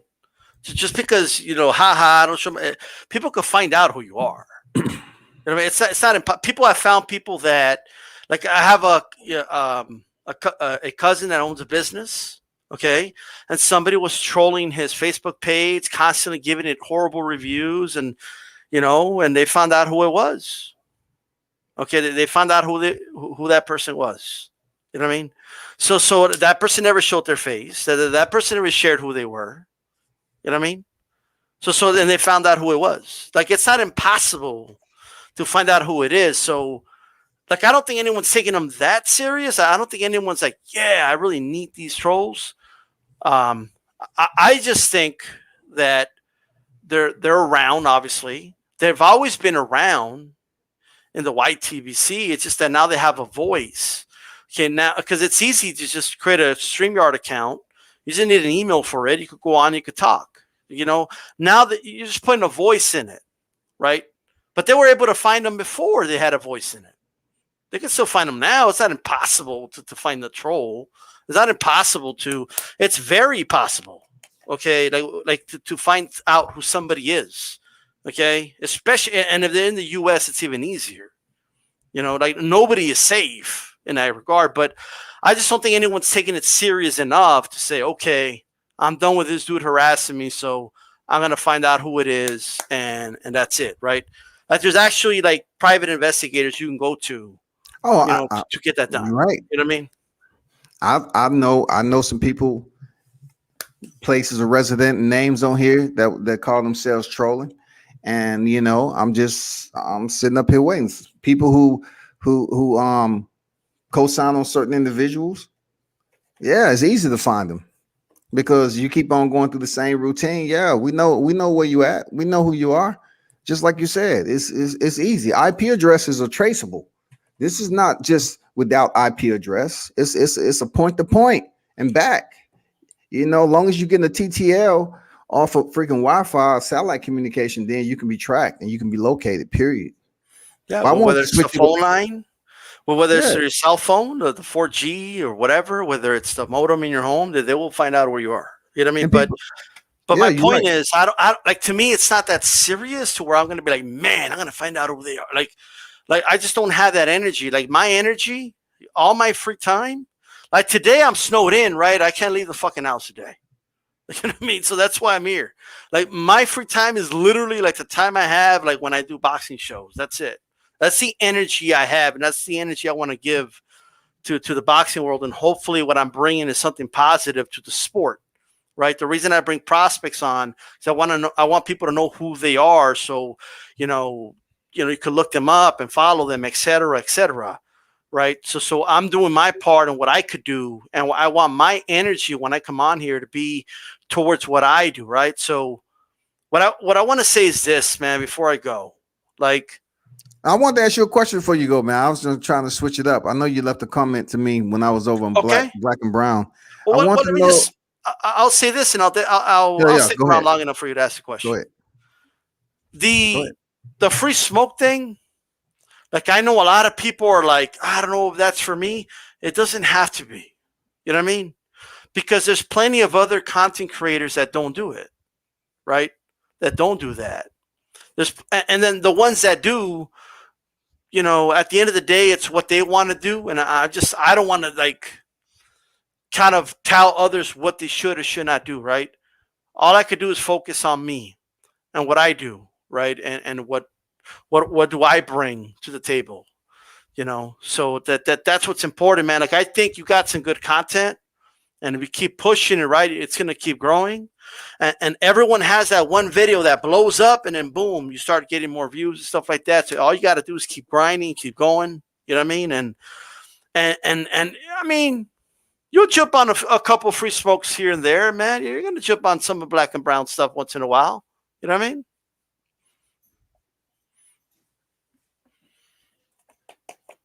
But what was your question, brother? I wanted to make sure you was done. You was good? Yeah, that was all. That was all.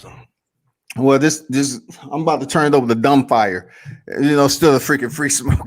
I'm gonna call my shit Dumbfire.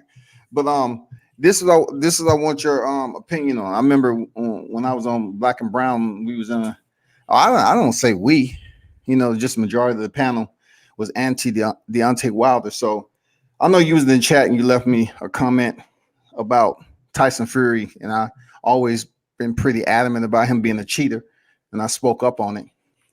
So what do you don't like about when the topic of conversation come up with what Deontay Wilder has been saying and what's been going on? Because I look at it like this, D-Style. This Mark Breland situation, let me say, if I was in Mark Breland's situation and I had a son, right, and he was as young as Mark Breland's son, I would tell him absolutely to stay off social media because of what we know about it. It can be relentless, and it can be absolutely show no mercy. So for him to come in here and attempt to speak for his pops, I was saying it really doesn't matter because you're not in the gym enough, nor do you have the boxing credentials that your pops have. I just feel like this kid is going around from panel to panel, and it should be Mark Breland. The reason why I say it should be Mark Breland because Deontay Wilder's comments was directed at Mark Breland. So if he gave Spencer and Tunde a freaking interview, okay, then he should be on these panels giving other U.S. media interview, not his son. I wouldn't have my son on here talking to people that I don't know. And I'll say it once again, nobody gave a fuck about Mark Breland. They didn't when he was on Deontay Wilder's team. Nobody. They were saying fire the entire team. He sucks. He don't have shit, this, that, and the other. The same stuff already. Nobody gave a fuck about him. And they didn't even know who his son was. So when I see people coddling and motherfucking act like they burping Mark Breland because of these damn accusations, I'm saying to myself, man, what opportunities? That's an opportunist right there. Because now you're picking the time to say, man, let me bring his son on here who really don't know in depth of what was going on in the camp for years. If they had a sort of a fragment relationship internal to the camp, are you trying to tell me Mark went home and told his kid everything? No, he don't want that on his kid's mind. His kid is young, man. They're sponges. You know what I'm saying? His kid, he don't want his kid weighing heavy on that. So I look at it like all of a sudden people want to embrace Mark Breland just to redirect negative energy at Deontay Wilder. I think that's coward. That's cowardly. It's a pusillanimous way to say, well, I'm going to show a good deed and support a member of Deontay Wilder's team that I was criticizing before when Deontay Wilder was undefeated, but yet we didn't like the way he was talking. We didn't like the way he was fighting. Now, you said that at a comment, or when did I leave a comment? Just to clarify.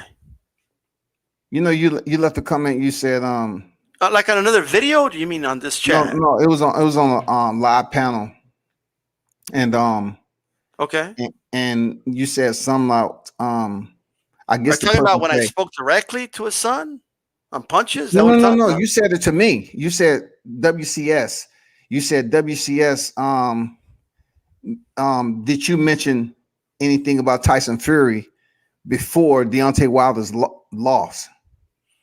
I need to find that comment. When did I say that? Unless somebody was using your shit. I'm not denying that I said. I'm just trying to find the context of what I said exactly. You know what I mean? Yeah, because it was like Tyson Fury. Because I was saying Tyson Fury was a cheater. You know, he was pretty much a bona fide cheater, and people up here providing him with a waiver of infinity. You know what I'm saying? As if he's no way, shape, or form accusable to doing what they said he did on February 22nd. And people debunking that shit just because it's Tyson Fury. So all this is like an onion. We got to go layer by layer. You know what I mean? Just to so that onion smash right now has been out there so long being ran over. Let's kind of go. No, well, what I mean is let's go layer by layer here. That's a lot to unpack. So one, why is his son speaking out? I think to me it's because his father came out and spoke out, and now he feels okay. I got the green light to speak out, right? I have no clue if Mark Breland is sending his son out or if it's just his son doing it on his own free will doing that. I have no clue. I have no answer to that. Okay. As to why he's doing it, I think it's the same reason that Tay Jones is going panel to panel speaking for Deontay Wilder. And the same reason a bunch of YouTubers go panel to panel speaking for Deontay Wilder. You know what I mean? That same reason. Only difference that this is his son. Right, that's all I want to say about that. That's a big difference if it's his son. Let me. Can I just throw in real fast? Remember, we got the autopsy from the fight. from Marcellus Wilder. Yeah. And Yes, like we got guys, the and like it's your family, right? You come out and you say something. right. So, and I think we can all agree, like what he meant to say was the Yeah, he misspoke. right, right, Like like right. people just like they like to pile I on and got, talk shit and like but it was funny though. It was denigrate the funny. guy. But But what? that's a misdirection though, because if you're talking Right, about him being right, you know abusing the logogamy, abuse right, of right. their words, then we can laugh that off. But he's a grown older adult, right? He can Yeah, yeah, handle yeah, yeah. everything that's out here. He probably looked at that and said, "God damn, why didn't y'all then proofread Yeah, and shit?" But I this is first, his son. This is his teenage son, yeah, though. I yeah. but mean, before I proceed, I need to know where you stand on this So, exactly. so Okay, go ahead. I was just saying that the family. Like, I think that you can give a pass for the especially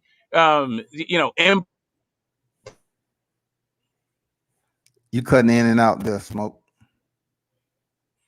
Yeah, he's cutting out.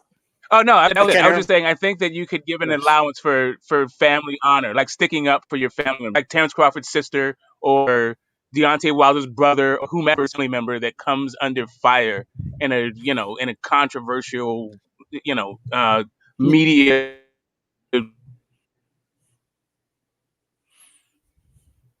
You Cut out cut out again, but again. I get what it means. I don't have a problem with him advocating for his father. Go ahead. If I'm, He if has every I, right. I'll Smoke. I don't know. Your Wi-Fi is messing up, brother.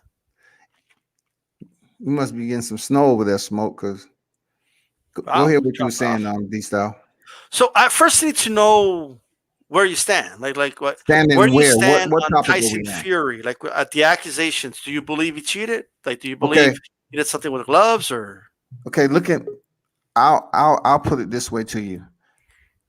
I do believe, the type of gloves he had, the Paffin gloves, right? So the history with those gloves, potentially, I do believe there may been some type of manipulation there, whether he was hitting the wall back there or something to thin the patent in the gloves. It looked like Right. that from the media outlet of the I got guy. I you. forgot his name that took pictures and they wasn't photoshopped or anything. So I do believe that was a manipulation with Okay. that. And then with in 2 different fights, 3 different fights or something like that, his left. You can see his hand wraps. Like, that doesn't happen. I've been in so many fights. You just don't see the hand wraps being exposed from beneath the glove. But more Right. so, and people will come at World Combat Sports and say some shit like, I'm saying that Tyson Fury was ahead on the scorecards in the rematch. Some bullshit. Deontay Wilder was beat that night. My narrative has always been circulated around how he lost. Did he lose fairly or didn't he? You know what I'm saying? That's me. I hear you. I hear you. So the reason I wanted to ask you that is so we're like it helps condense the conversation, right? So let's talk about before we even talk about Breland, I just want to kind of talk about the gloves. So you said you believe that there was some type of manipulation with the glove, right? No, I'm just saying But what here's the what I want to pictures say. look like. I So wasn't there in the locker room. and that's my point. Nobody was. Yeah, there was people. I mean, you talking about YTBC? No. But what I'm saying is nobody in the YTBC was there. But in other words, you could say that about any fight, right? Oh, I was in there. Who knows? Like, I could say something about Wilder. I don't know if something was in his glove. I don't know. I was in there, right? So we have to kind of like pick what we say, right? The accusations are, I've heard several. I've heard redistribution of horsehair, which is by far the most likely. Okay, and then second is the egg weight, which is very unlikely. Right? Now, for some reason, Wilder decided to go with the egg weight one, right? But what you have to ask yourself is, one, what is the purpose of a boxing glove? The purpose of a boxing glove is to protect your hands. Correct. Right? That's the purpose of a boxing glove. Now, it doesn't that's a little mean bit disingenuous. That's a little bit disingenuous, right? But it is let me, just the you protection can of your respond, hands. Smoke, but let me just say this. That does not mean right? That there shouldn't be any padding on the glove or something like that, right? That's not what it's saying at all, okay? However, we do need to distinguish a horsehair glove, which has been the norm in the history of boxing, and the new, therapeutic type gloves, right? That you see guys like Mayweather wear and stuff like that. Okay, the ones where you really can't even bend your hand back on it and stuff like that because it has more protection on the wrist area, okay, and more protection on the knuckles than other gloves do, right? And they have more foam in them than the other gloves, right? So there's different types of gloves out there, and different types of gloves are going to do different things in the ring. I have a photo of Mayweather with Cleto Reyes gloves where the glove looks caved in. I have photos of Jermall Charlo where you can quote unquote see the fingers and the knuckles pressed in through the glove, and those are foam gloves. The same with Anthony Joshua, right? So if I go back to the first thing one hypothesis you had, maybe.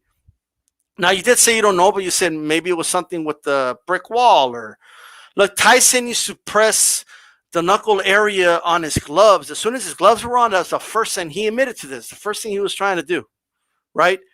Press and mesh the knuckle area as much as possible. What he was admitting to was manipulating the knuckle area and trying to move as much horsehair as possible, right? Is it possible that Fury did that? Of course, that's possible. That's possible with any fighter doing that, right? I mean, that's 100% possible, right? So I don't. It doesn't mean that's what happened. You know what I mean? But if we're talking about possibilities, that's more probable than an egg weight, right? If we can just, you're talking about condensing the conversation, right? Sure. I think that it is important. I think there's some relevant details, right, that I think we should bring up. One is when you're talking about the other guys that have done it, their opponents didn't have the and this is from Wilder's perspective, right? Wilder claims that his doctor says that the injuries he sustained weren't consistent with boxing and they seem to suggest an egg-shaped injury, right? So there's a specific thing that is not just that is I think that is that differentiates what happened with Wilder versus these other examples of guys whose gloves may have looked similarly. If I may, Nonito Donaire dented the cheekbone area, okay, of Montiel, right?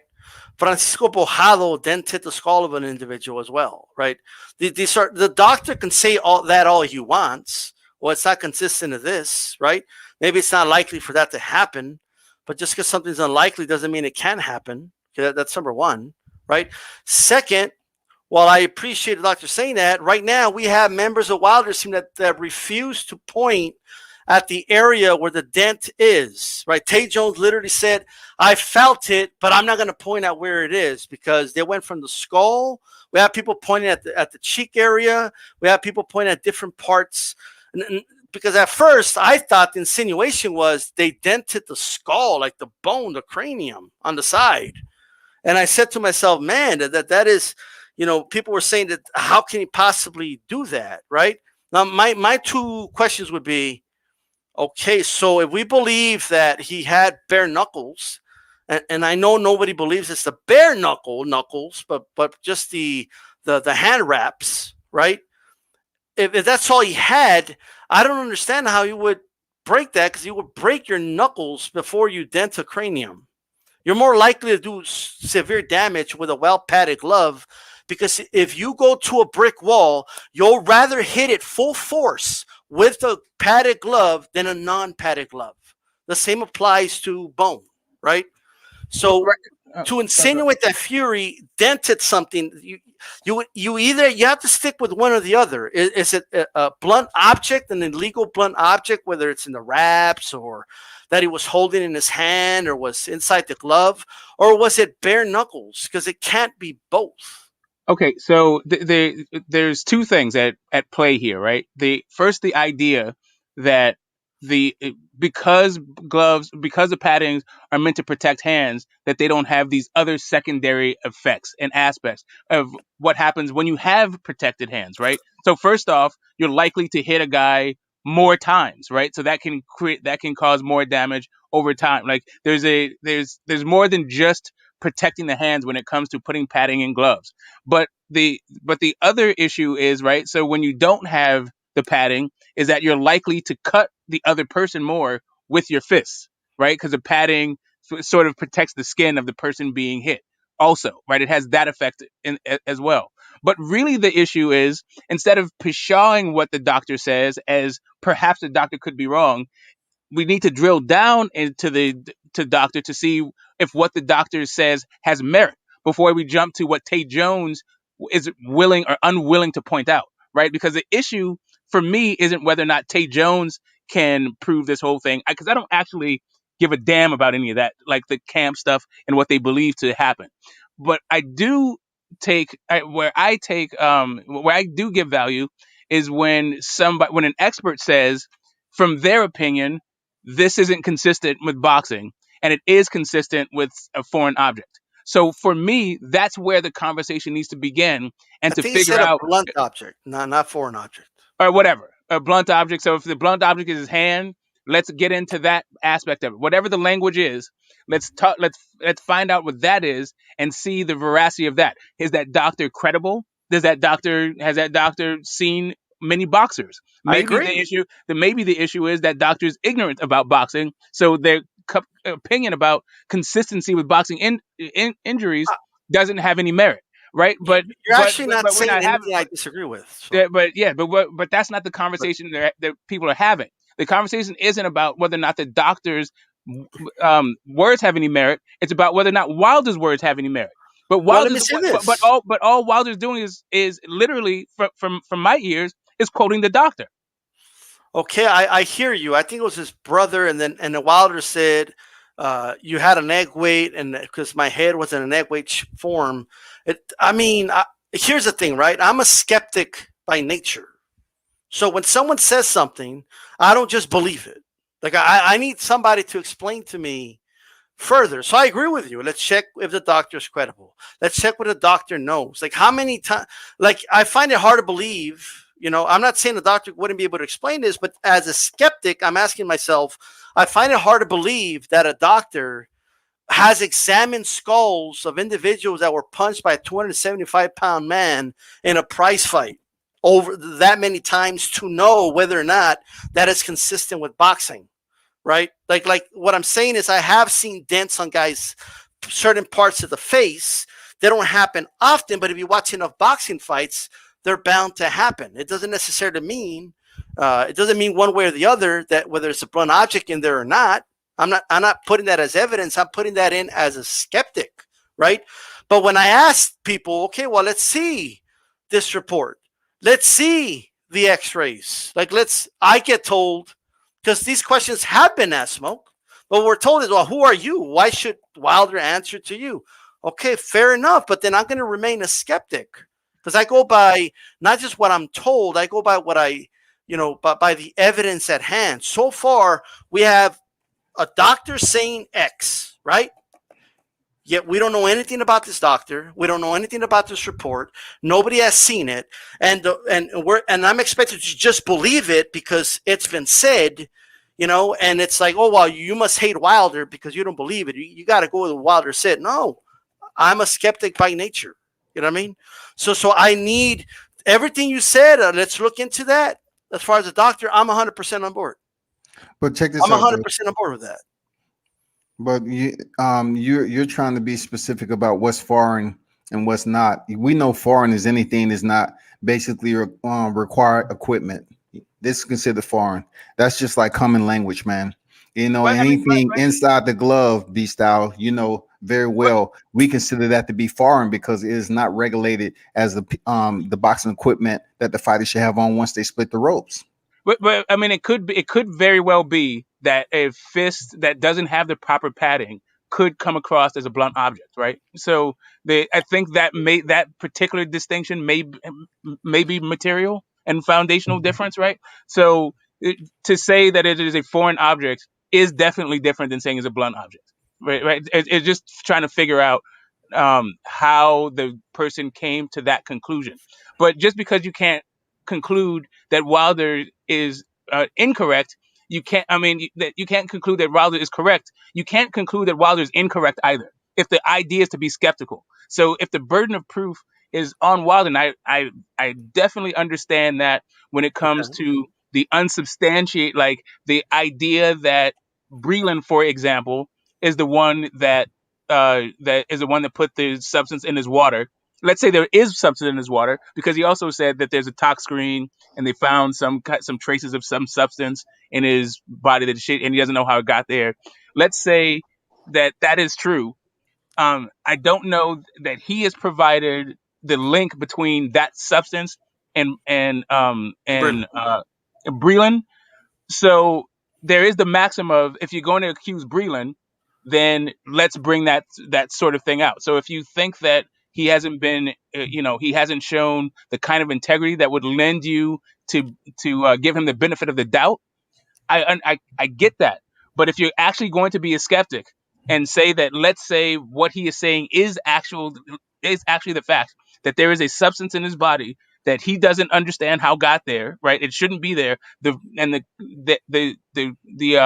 properties of that substance would make you slow and sluggish, right? And let's say that the doctor is a professional, right? And is making a professional opinion about how those injuries could have been sustained.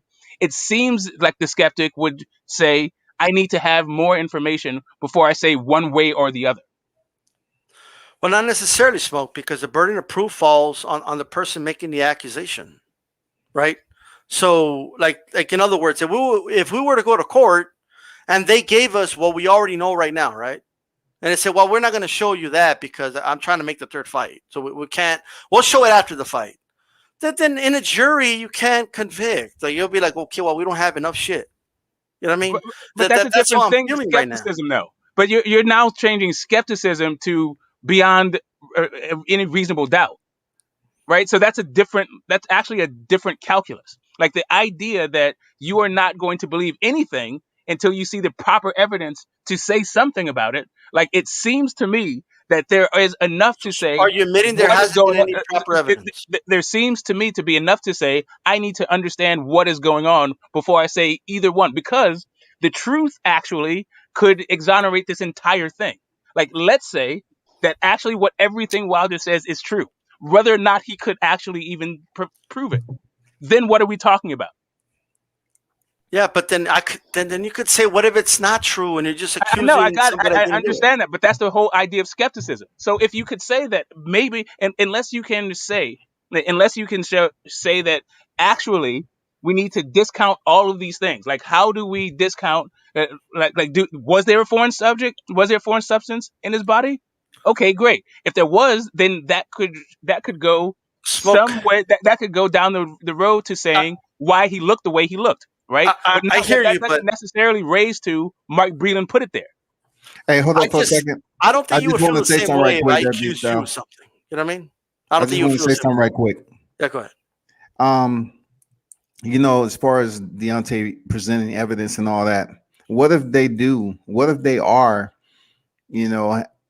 planning to have some type of legality about this? What if it is on the calendar, but they just trying to take care of something dealing with boxing or whatever the agenda may be? You know what I'm saying? Presenting the information to the YTBC does absolutely nothing, because to making all this public, it will absolutely be deleterious to, if they ever was to bring this to a court of law and attempt to get some type of punishment or anything rendered for Tyson Fury cheating. If it's all out here, the YTBC, and they're presenting doctors' notes and pictures and all this other stuff, it will hinder them in the courts if they make it all public. So I agree with Deontay Wilder keeping this shit to himself and just leaving it be, because they might indeed have something planned. I just want to say one more thing. I got to go in a little bit. Had some plans that I actually that I got to get. It's getting later than I thought, actually, but I just want to say this really quick. Okay. At the end of the day, My only question is this, right? Let's say Wilder does have all this evidence that I haven't seen yet, right? Let's see it. I'm all for it. Let's see the evidence, right? And maybe let's say, hey, 'cause, hey, he wanted that third fight, so he didn't want to like hinder the possibility of ruining the fight, all that, right? Let's just for a moment say that all that's true. I still have a hard time understanding how do you rule out the possibility that Jay Diaz wasn't the one that drugged you? Because he gave you water too. He handled the water as well, from what I see on some footage. Well, how is Jay Diaz off the hook when he's the one that you personally tasked to watch over the wrapping? Let's just say, like, for a moment, let's say that the commission didn't look at anything at all, right? You're not going to trust the commission whatsoever. You go watch it for me, right? That individual, I just need to understand, you saw him get his hand wrapped. You saw him get the gloves put on. That was your task, right? I still don't understand how that person is still on the team if all this happened, right? And to me, and people can feel however they want to feel about it. It makes me the biggest skeptic of them all. That's the thing right there, right? The fact that JD's, after all this time, is still there despite all those undeniable facts that JD's had said, oh, Wilder was perfectly fine after the fight, and has been very hush-hush and quiet, right? And maybe you could say, hey, that's the right thing to do, et cetera, maybe, right? But I think it's by design. I think he doesn't want to contradict anything Wilder is saying, to be honest. That's my opinion. That's not a factor. That's my opinion. But I just find funny, like to me, and by funny, I'm using it in the Texas way, like ironic or whatever, right? Like, not hilarious. But what I find, weird is that he was there when they wrapped the gloves, or the hands, I'm sorry. He was there when they put on the gloves. And you're telling me right now, like, he's still on the team? Like if they really tamper with it? First of all, that's speculation. That's a lot of speculation as to how long he was in the area. Because when I said this on somebody else's panel about the commission sometime not being there for the totality of it, people act like it was just impossible. It happens all the time. You go to enough fights, you will see certain individuals, according to who getting their hand wraps, according to the relationship of the team. Perfect example, when I was at the Tank Davis fight, him fighting Leo Santa Cruz. I was right there by the tunnel, right there when they walk out. And on the screen, Tank had a different set of gloves on. They changed those gloves on Tank without even member Leo Santa Cruz's team being in the locker room. That proves my point. When I was telling people that the commission is not always in there. I get that, but one, in fairness to Tank, he didn't break any rules. They have two pairs of gloves, right? So they can have one and the other, right? They always had, like, my issue with, like, the Dillian White case with Rivas was that the pair he had was not a pair that they selected at the glove selection meeting. It was not a pair that they sealed up and put away. It's a pair that they just brought in, who knows from where, and the other team did not get to inspect them. You know what I mean? Right. In Tank's case, Leo Santa Cruz team did inspect that pair of gloves, at least I don't know about that day, right? But they did approve them at the glove selection meeting. I never said they didn't inspect them, but goddamn it, nobody's there to see if anything was placed inside anything. Did the same thing. He put on a different pair of gloves. But people are insinuating that JD's was there the entire time when the gloves was put on. I don't think I'm insinuating it. What I'm saying is he was allowed to be there as long as he wanted to be. I'm just saying people always want to place JD's there for the entire time, and the commission, right? 100%. A perfect example for me being on deck. I said the commission isn't always there when these gloves are being messed with. Perfect example, what Tank did. It doesn't matter they inspected them. If they change out the gloves when they was actually there to visually see them get put on, and then they changed them out, anything could have happened. I wasn't there. I don't think Tank tried to do a switcheroo or something like that. You know what I mean? No, we ain't talking about Tank doing a switcheroo. We're talking about strictly the commission presence. I got you. Yeah, and also Tyson Fury. also presence doesn't equate to proficiency. I think there's a lot of onus being placed on the other team's acumen when it comes to fighter safety, right? I think that we can probably address this systematically moving forward to make sure that we can see that there's no shenanigans going on. Like you can just film So, 24/7 the guy's gloves, right? There's no reason that but you can't actually. that's a system in place, Smoke. The No, system no, in no, no, place no. The, is the system in place is not that there is required that there's a camera on the hand wrapping and that they see what is going on inside of the locker room if that's what you want pre-fight. to do, great. Right. So I'm saying that you can fix this, right? You can fix whether or not there's some shenanigans going on, I think. But just as it stands, just saying a guy was there, that means nothing happened. All you can say really at this point is a guy was there, so it's your team's responsibility if something happened or didn't. I can say It is though. I could say Tank cheated against Santa Cruz. Those gloves were tampered. Nobody was there, right? I could say that, and I can use the same exact argument that people use against Fury. You cannot submit as evidence or even suspicion things that you can apply to every single fight. You can say that about any fight that you choose to say, okay, I'm going to accuse that person of cheating, right? But you keep on That's all talking I'm about JDs though. You keep on talking about JDs. No, You know, he should fire that's an important JDs. point. We can't ignore that, right? He like Yeah, people but you keep don't know how believing long he was no in the evidence room. that Mark Breeden drugged this man.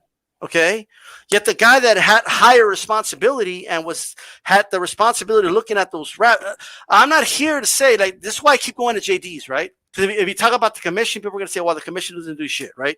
Like it's kind of like the a prisoner escaped from the prison, therefore there's no security at the prisons. I mean, that's not the way it works. You know what I mean?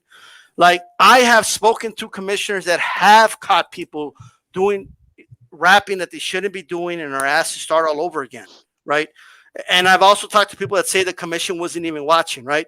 We have examples of both things. I'm not saying that there shouldn't be any types of reform, because anything that reduces the amount of suspicion, the better, right? So I agree with Smoke on that. Like just to eliminate a lot of suspicion, I'm all for it. That's actually a good idea. Just put the damn camera there when they're wrapping the hand, overhead, however you want to do it. You know, and if there's ever any suspicion, guess what? You just roll the tape and let people look at Well, it. when you have individuals from the team disconnecting the live stream into the locker room, which is what we all witness, and people try to act like it never happened. Why? Why was the live stream disconnected? And also, it seems like we have a bilateral fallacy. You know, people say, well, nothing happened with the gloves, but JD's, he should be fired. Why should he be fired? No. Because I never said something that. happened with the gloves, but you said Let me say nothing one more happened thing with the before I gloves. go, and because I know HLD's been waiting. So let me just say one more thing, and I'll shut my mouth and I'll go. But because I love this, I don't want to go, but it is what it is. But as far as that goes, I never said, "Hey, fire JD's." I'm creating a parallel here. Okay, I know, but you keep bringing them up as if something happened. Look how everyone is so suspicious. Right. And by everyone, I mean, you know, that there's people in the LDPC, there's people in your media, people that not even connected to those groups, right, that believe it as well. And that's fine. Believe what you want. But here's what I want to say. Look how they're treating Breland, right? And I'm not saying fire JDs. What I'm saying is that if they put an egg weight in the glove and you were nobody tells the other corner to leave. Nobody says that. Right?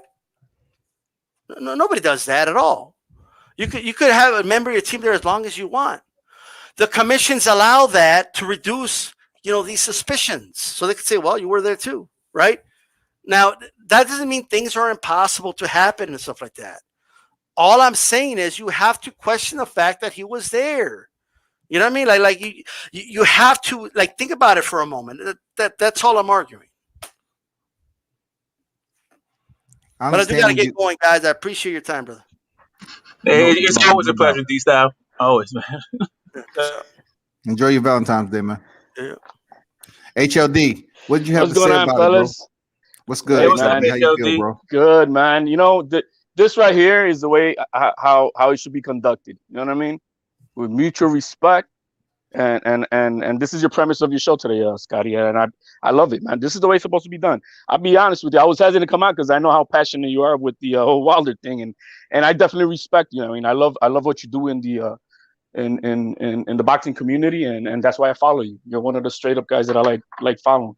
So I was like, I don't know if I should come on, and I don't want to disturb my mutual relationship that I have with you as far as what we go by here on the boxing channels. But No, man, I just see wanna, your energy on other channels. You have a little bit more energy about, being against Deontay Wilder. But at the end of the day, this is what I'm talking about. Grown men can have conversations, just like I was saying that you was a troll when we first met, and you came on here and showed your face. I respect that. You know what I'm saying? And you know boxing, so it ain't I no know a little question. bit. I just know how the manners of what we're supposed to carry ourselves as men. You know what I mean? And that carries out throughout wherever whatever you do. And so when you see things that go out of whack, some of these free smokes with some of these mental individuals, it For makes you sure, man. question. It makes you question, man, am I in the right place or not? You know what I mean? So I'm I just looking understand at where you're the coming purpose. from. I'm just looking at the purpose. When I see some of you all, I'm like, I just want to have the understanding. And who I'm addressing right now, who I'm dealing with, they act like this in person. That's the warm and fuzzy I'm trying to get. I'm trying to get that indication that if I was to see this person at a fight and whatever, that's the type of maturity I'm going to get, rather than trying to figure out what type of person I'm going to run into at a fight. And are you impulsive?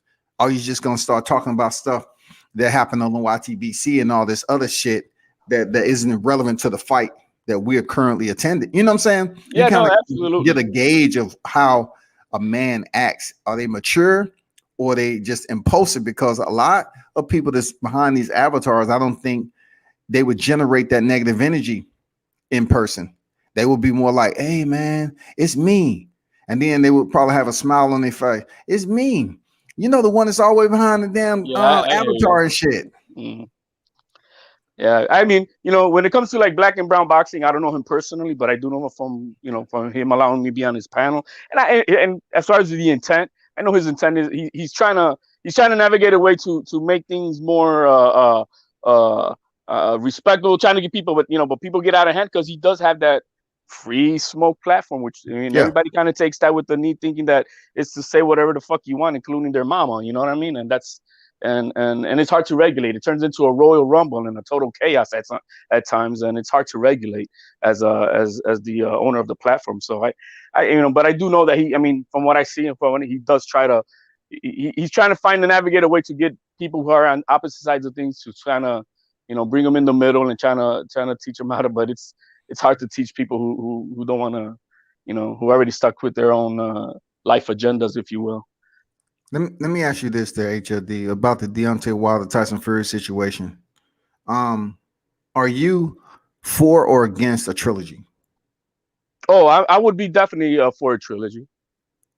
So I'm just asking, like, why so many people are off one loss is basically declaring Deontay Wilder mentally unfit to contend anymore. Like when we seen Joshua get beat all around the ring and quit, and that's all I'm saying. Like, when we're talking on a panel, and I hear all the Deontay Wilder fanboy, right? So I'm saying, well, I'm not getting the Tiafimo fanboy, because the two boxers I talk about on this level mostly is Deontay Wilder and Teofimo Lopez. That's not the only boxers I follow. But then when it comes to Deontay Wilder, grown ass men just say Deontay Wilder fanboys. And I'm like, what is this? This is just like freaking free smoke. You All know what right. I'm saying? So one of the reasons, so I'm a member of LDBC, right? So, and one of the reasons why, um, I signed up to be a member as an LDBC, because I have a certain amount of media literacy, and Deontay Wilder is a textbook case of what I think is unfair treatment in the media in general, right? So, for instance, if you ask a guy why he thinks something went wrong, and he tells you why he thinks something went wrong, and it's other than the other person just whooped my ass, and then the journalist frames the article as Deontay Wilder's making excuses. So everyone is interested in just reading what the headline article says and not actually talk about the context in which the words are uttered, right? So you start that off, and that is, to me, a slanted article to make a guy look bad. So then you re-release the same comment as if it needed proof that he said it in the first place, when the idea is not the content of the word, but the context of the word. So you release it first and say it's an excuse, and then you release it again saying, here's proof that he actually said what he said. When really neither one of those things are the correct context for the words that are coming out of his mouth. So actually what you get is this entire, is a framework where people feel justified in dragging his character and his acumen through the mud, right? But I believe it is a cynical and concerted effort in order to do this. So for me, somebody who has the literacy to understand what's going on, I feel like, hey, you know what? Let me speak up, because I feel as though this sort of thing needs to be pointed out. Now, I'm not saying that, and I'm not like advocating for this only happens to black fighters, but I can speak to the fact that it does happen to black fighters, right? So that it's like all of this is to me of a piece. How do you, and part of it, like boxing has a bunch of different, what is it, cognitive exercises that you have to go through in order to be a fan, and you may run into a bunch of biases. And one of those biases is seeing, like, having your own moral and emotional responses and projecting that onto somebody else and then judging them for it. And then delighting in the fact that when they do, a person who doesn't respond the way you think that you would respond, or in a way that you value a response, delighting in that person's misfortune, right? That's all part of just the human psyche, the way it works. So for me, I like to just, if that is happening, just point out that this could be what's happening. And is this the way that you want to experience the sport? Because it could be that the way that you're experiencing the sport is actually detracting from your overall entertainment. If you are just experiencing the sport in order to engage in these sort of cognitive fallacies and biases in order to, for entertainment value, it's here for you. But if you want to just appreciate a guy for his entertainment value, for his heart, for his courage, let him stand in his truth, and figure out what he believes, all that stuff. If you are actually trying to be objective towards an individual and charitable towards an individual, then it may, some introspective may be necessary. Okay, and that's fair for you to say that. But here's where I come from. I do not speak on behalf of any affiliation or any group, because I want to be a free thinker. I want to see things for myself. I want to analyze them with my own, if you want to say, biases of my own life experiences. Correct.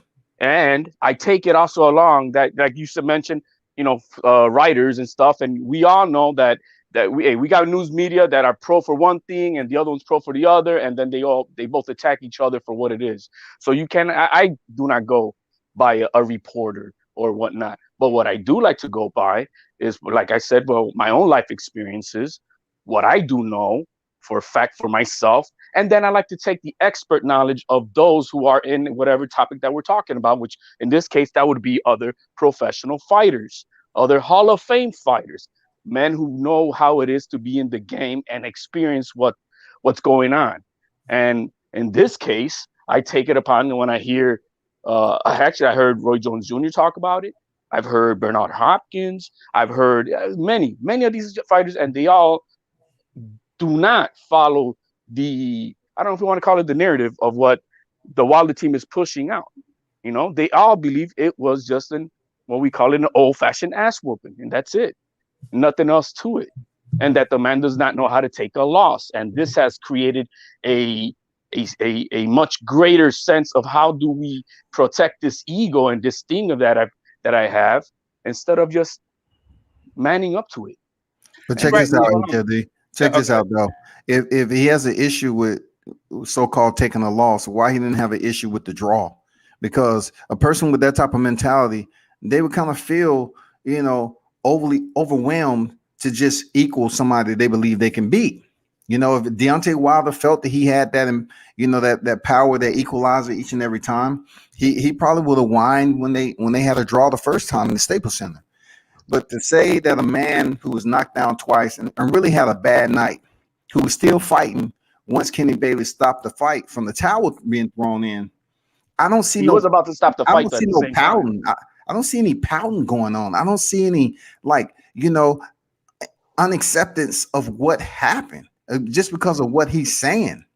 You know what I'm saying? And just another thing, right? So it is also, it's part of the human mental. It's part of it, our cognitive process to also seek out people who agree with your assessment. So the idea that you're going to do this appeal to authority to people who already agree with basically what you think in the first place, because there's plenty of people You're who assuming said, that's what I'm doing. I no, dissect no, what everybody no. says. My point is, you can appeal to authorities also who said that this actually could happen. So you could go by Roy Jones or whatever, or you could actually go by, Tyson Fury's old sparring partners or guys who said that they trained this way, or any number of guys. Like, you can cherry pick which authorities you're going to appeal to draw your conclusions from. Or maybe we are not, operating from the same set of facts. Maybe you don't know about these other people who are saying, yes, this could have happened, right? Maybe they're supporting what Wilder is saying. Maybe you don't know about these people, right? So Well, I'm just assuming that you have the knowledge that some people are saying what Wilder is saying could be true, and other people are saying that it couldn't be true. And both of these groups have some sort of knowledge on the subject, like inside knowledge and personal experience with it. here's my personal knowledge. If someone is hitting me with a foreign object in their glove or whatever, it could be anything. It's not going to be just concentrated on one part of one hit throughout. I'll be suffering also those injuries, the same injuries throughout my ribs, throughout my shoulders, the bruisings of the same thing that would happen where just one. And when I hear the word dented skull, it sounds ridiculous to me. So I don't know what the true term is, what they're saying on that side, and I would like to know what that is, what they're saying that's dented, but it's definitely not a skull. Well, But let's ask. What sort of level of, like, what kind of expertise do you give yourself that you feel like it wouldn't sound like it needs to sound plausible to you? Do you think that you have the same understanding, let's say, as a physician? it doesn't take a physician to know that bones No, but I'm don't asking, bend. but that's not what I'm saying. I'm not asking what it takes a physician to know. I'm asking you if you think that you have the same level of expertise as a physician. No. No. All right. So if a physician says these injuries are inconsistent with a boxer, does that say to you that physician is full of shit because it doesn't make sense to me? Or But it maybe only that takes physician, anyone going to their doctor and asking you if does bone dent, doctor? okay, And it doesn't. Right.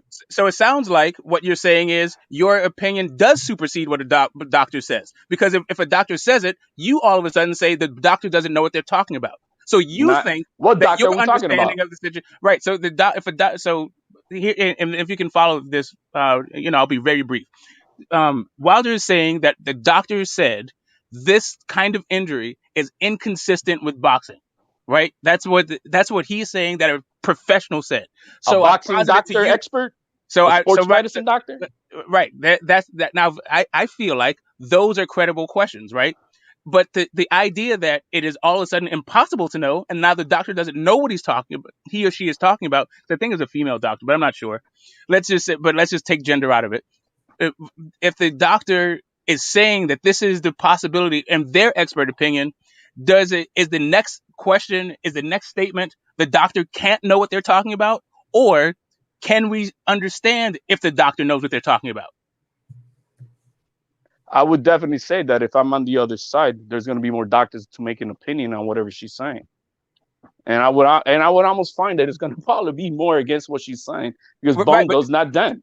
Right. Does So not bend you're like saying that you know more than the doctor. You already are preconceived. You already have a understanding. I know that my skull cannot be dented. Cannot be dented. I understand, but you're saying that you know now more than the doctor. You're saying not only do you know more than the doctor, common sense wise, yes. But there's common sense wise, I can be right. I can be smarter than the doctor. That's the issue. That the issue is you feel like your common sense trumps the actual science. We're not talking about brain surgery. We're talking about does bone. No, we're talking about expert opinions. And if I'm getting here, and versus people pulling shit out of their ass. And that's really if I'm hitting you with some brass knuckles, for an example, I guarantee you, and I'm hitting you throughout 7 rounds with some brass knuckles, those injuries are not only going to be just concentrated in just one particular hit only. I guarantee you're going to have those type of injuries throughout your whole face, broken nose, missing teeth, cracked jaw, broken ribs, bruising throughout with the same type of blunt object that is being alleged used in this Okay, incident. HLD, have you done any sort of research to back up this idea of yours? Have you Yeah, seen I've anybody? been through it. I've been through it. I've been through it. Let me finish. Let me finish. Have you seen a body that was beat up by brass knuckles, and all of the injuries were consistent throughout the same thing? They had the same kind of bruising in their ribs that they had in their head. I And will if tell you, so, yes. what would make you think that the person wasn't like stationary, and the other person delivering the blow got to get the same leverage for every single blow? Did you see the fight? I did see the fight. That's why I Okay, understand so that that's what some I'm blows. saying. Because Not only did I see the fight, but I understand that not all blows are going to land with the same force. So the injuries wouldn't be consistent throughout the entire body. okay, he got hit in the ribs with a blow that knocked him on his ass. So I All think right, that's a pretty hard blow. And I think that with having such object, if it definitely was able to bend the skull, trust me, your ribs are a lot more delicate, okay, and they so would crack. okay, so let's say right for argument that that what you're saying is the case, right? That he didn't trip, his foot wasn't on the guy's foot, but let's say the guy that Deontay Wilder was squared up at the time, right? So the issue was a balance issue, not about the force of the blow necessarily or brass knuckles necessarily. He got, how many times was he hurt in that fight? I mean, That means that the punches were being connected with the same type of energy to get him off to get him wobbled up. Let's just say. I mean, yes, there was more than one time that would have happened, and again, if that would have happened, his skull would have been shattered. It so wouldn't have bented. It wouldn't have just cracked. It would have shattered as many times as you hit somebody with a blunt object, as hard as what is being alleged being used. okay. I mean, listen, I'm not. Here's really what it is. I am not arguing that he had something in his gloves or didn't have something in his gloves. What I am saying is I don't have the expertise to know one way or the other, and I'm not going to presume to know more than somebody whose job it is, who went to school to study it, right? I'm not just going to go like, yeah, that doctor will know what they're talking about. I don't. It's not like I just abdicate all of my intellectual responsibility to a professional, to an authority. I understand that doctors also make mistakes, right? Maybe this doctor doesn't know what he or she is talking about. They haven't seen enough boxing to even make that determination hold up, right? For their opinion to have merit. But I do understand that they've probably seen a lot more, not probably seen, they've definitely seen way more trauma than I have when it comes to like the injuries to the body, right? I'm not going to sit there and supersede and talk about like common sense as if this is a common sense question, as if brain surgery or injury to the body is determined by common sense. No, it's actually determined by uncommon sense and by rigorous study, not by common sense. It's common sense what you know once you've been through it, my man. For a But person it's who's been not through common. it, when a Listen, person who's been through okay. it, Do you think Do you think that I've never been in a fight, or that I've never been injured in a fight? Like that, all of a sudden tells me that I know better than the doctor about what happens in a fight. no, that's why I'm just saying. That's why I'm using my own bias and objectivity of what I've been through, and from what I hear other pros in this particular case who experience what it is to be in at the highest level of professional boxing, especially Hall of Famers. You know what I mean? Who I don't see any reason them to be throwing anything negative on purpose against Wilder's opinion or will of what he's saying. Okay, so the issue is, I think that you're saying is, can some sort of bias be unearthed by the people who are saying this stuff, right? Because I think this is, and again, a different level of evidence that I think Wilder is presenting, right? Because I think common what sense Wilder's says that saying. when you I think accuse what somebody of Wilder's saying. something, I you think what put it Wilder's out. saying. All right, so let me just assess this entire thing out from my experience, right? From what I experienced from this fight, I saw Wilder look unlike I've used to see the guy looking, right? That's what that's From the first what thing. round? From what part of the fight did you start to see? From the third round on, like Right, when he got knocked upside his head. right, exactly. Like from that part on, I didn't see the same guy, right? And definitely, and that could have been a result of just the injuries caused to his head and all that stuff, right? So that's part of it. I saw a guy that all of a sudden had no punch resistance and did not have his legs under him from at least the third round until the end of the stoppage. I also saw a Which is guy. common throughout his fight when he gets hit. So hold on, HLD. I also saw a guy that on the night once that happened, he said, "Yeah, you know what? The best guy won. I didn't have my legs under me, but I'm not going to make an excuse. I'm going to come back and do it again." Right. So that was that part of it. And then I saw a guy change that up. And it seemed like that guy got more information. It seemed like he got a talk screen back, and it seemed like he went to a doctor. And those two ideas, along with some social media generated, I guess, discovery about or analysis about the way Tyson Fury's glove look, right? So I think these three things. Which was created by a Canadian guy who has All right, nothing to it do with doesn't matter. Like boxing. his nationality doesn't. Okay, No, I so didn't say that. Listen, okay, so his nationality doesn't really matter, right? Because really, what we're talking about is what we can all see with our own eyes, no matter what country we're from. As long as we can see, like we can make a determination about whether or not what we're looking at is consistent with what we're used to seeing in a fight and what we're used to seeing from gloves, why is right? he the only guy that done this analysis? Right. I mean, does it have to be a bunch of guys, or can Why we? not? Everybody's analyzing everything. I got it. So that's fine that everybody's analyzing everything. But as long as we see one guy show us something that we're not used to seeing, I think that one thing is enough to say, hey, what is going on in this one instance? Well, I could Right? demonstrate to you something that hasn't happened before in this fight that has happened for Wilder and throughout all his fights. So up until this I fight got number it. two, But that's a different. weren't you done or no? I'm sorry. No, I wasn't. I'm sorry. The issue, right? So the issue is for me, and just as my own personal, the way that I process information and the way that I even draw my conclusions. Let's say that Fury was moving his hand around in the gloves. While I think that that's dirty tactics, I don't think that that's and you can make an argument for it meeting the standards of using the word cheating.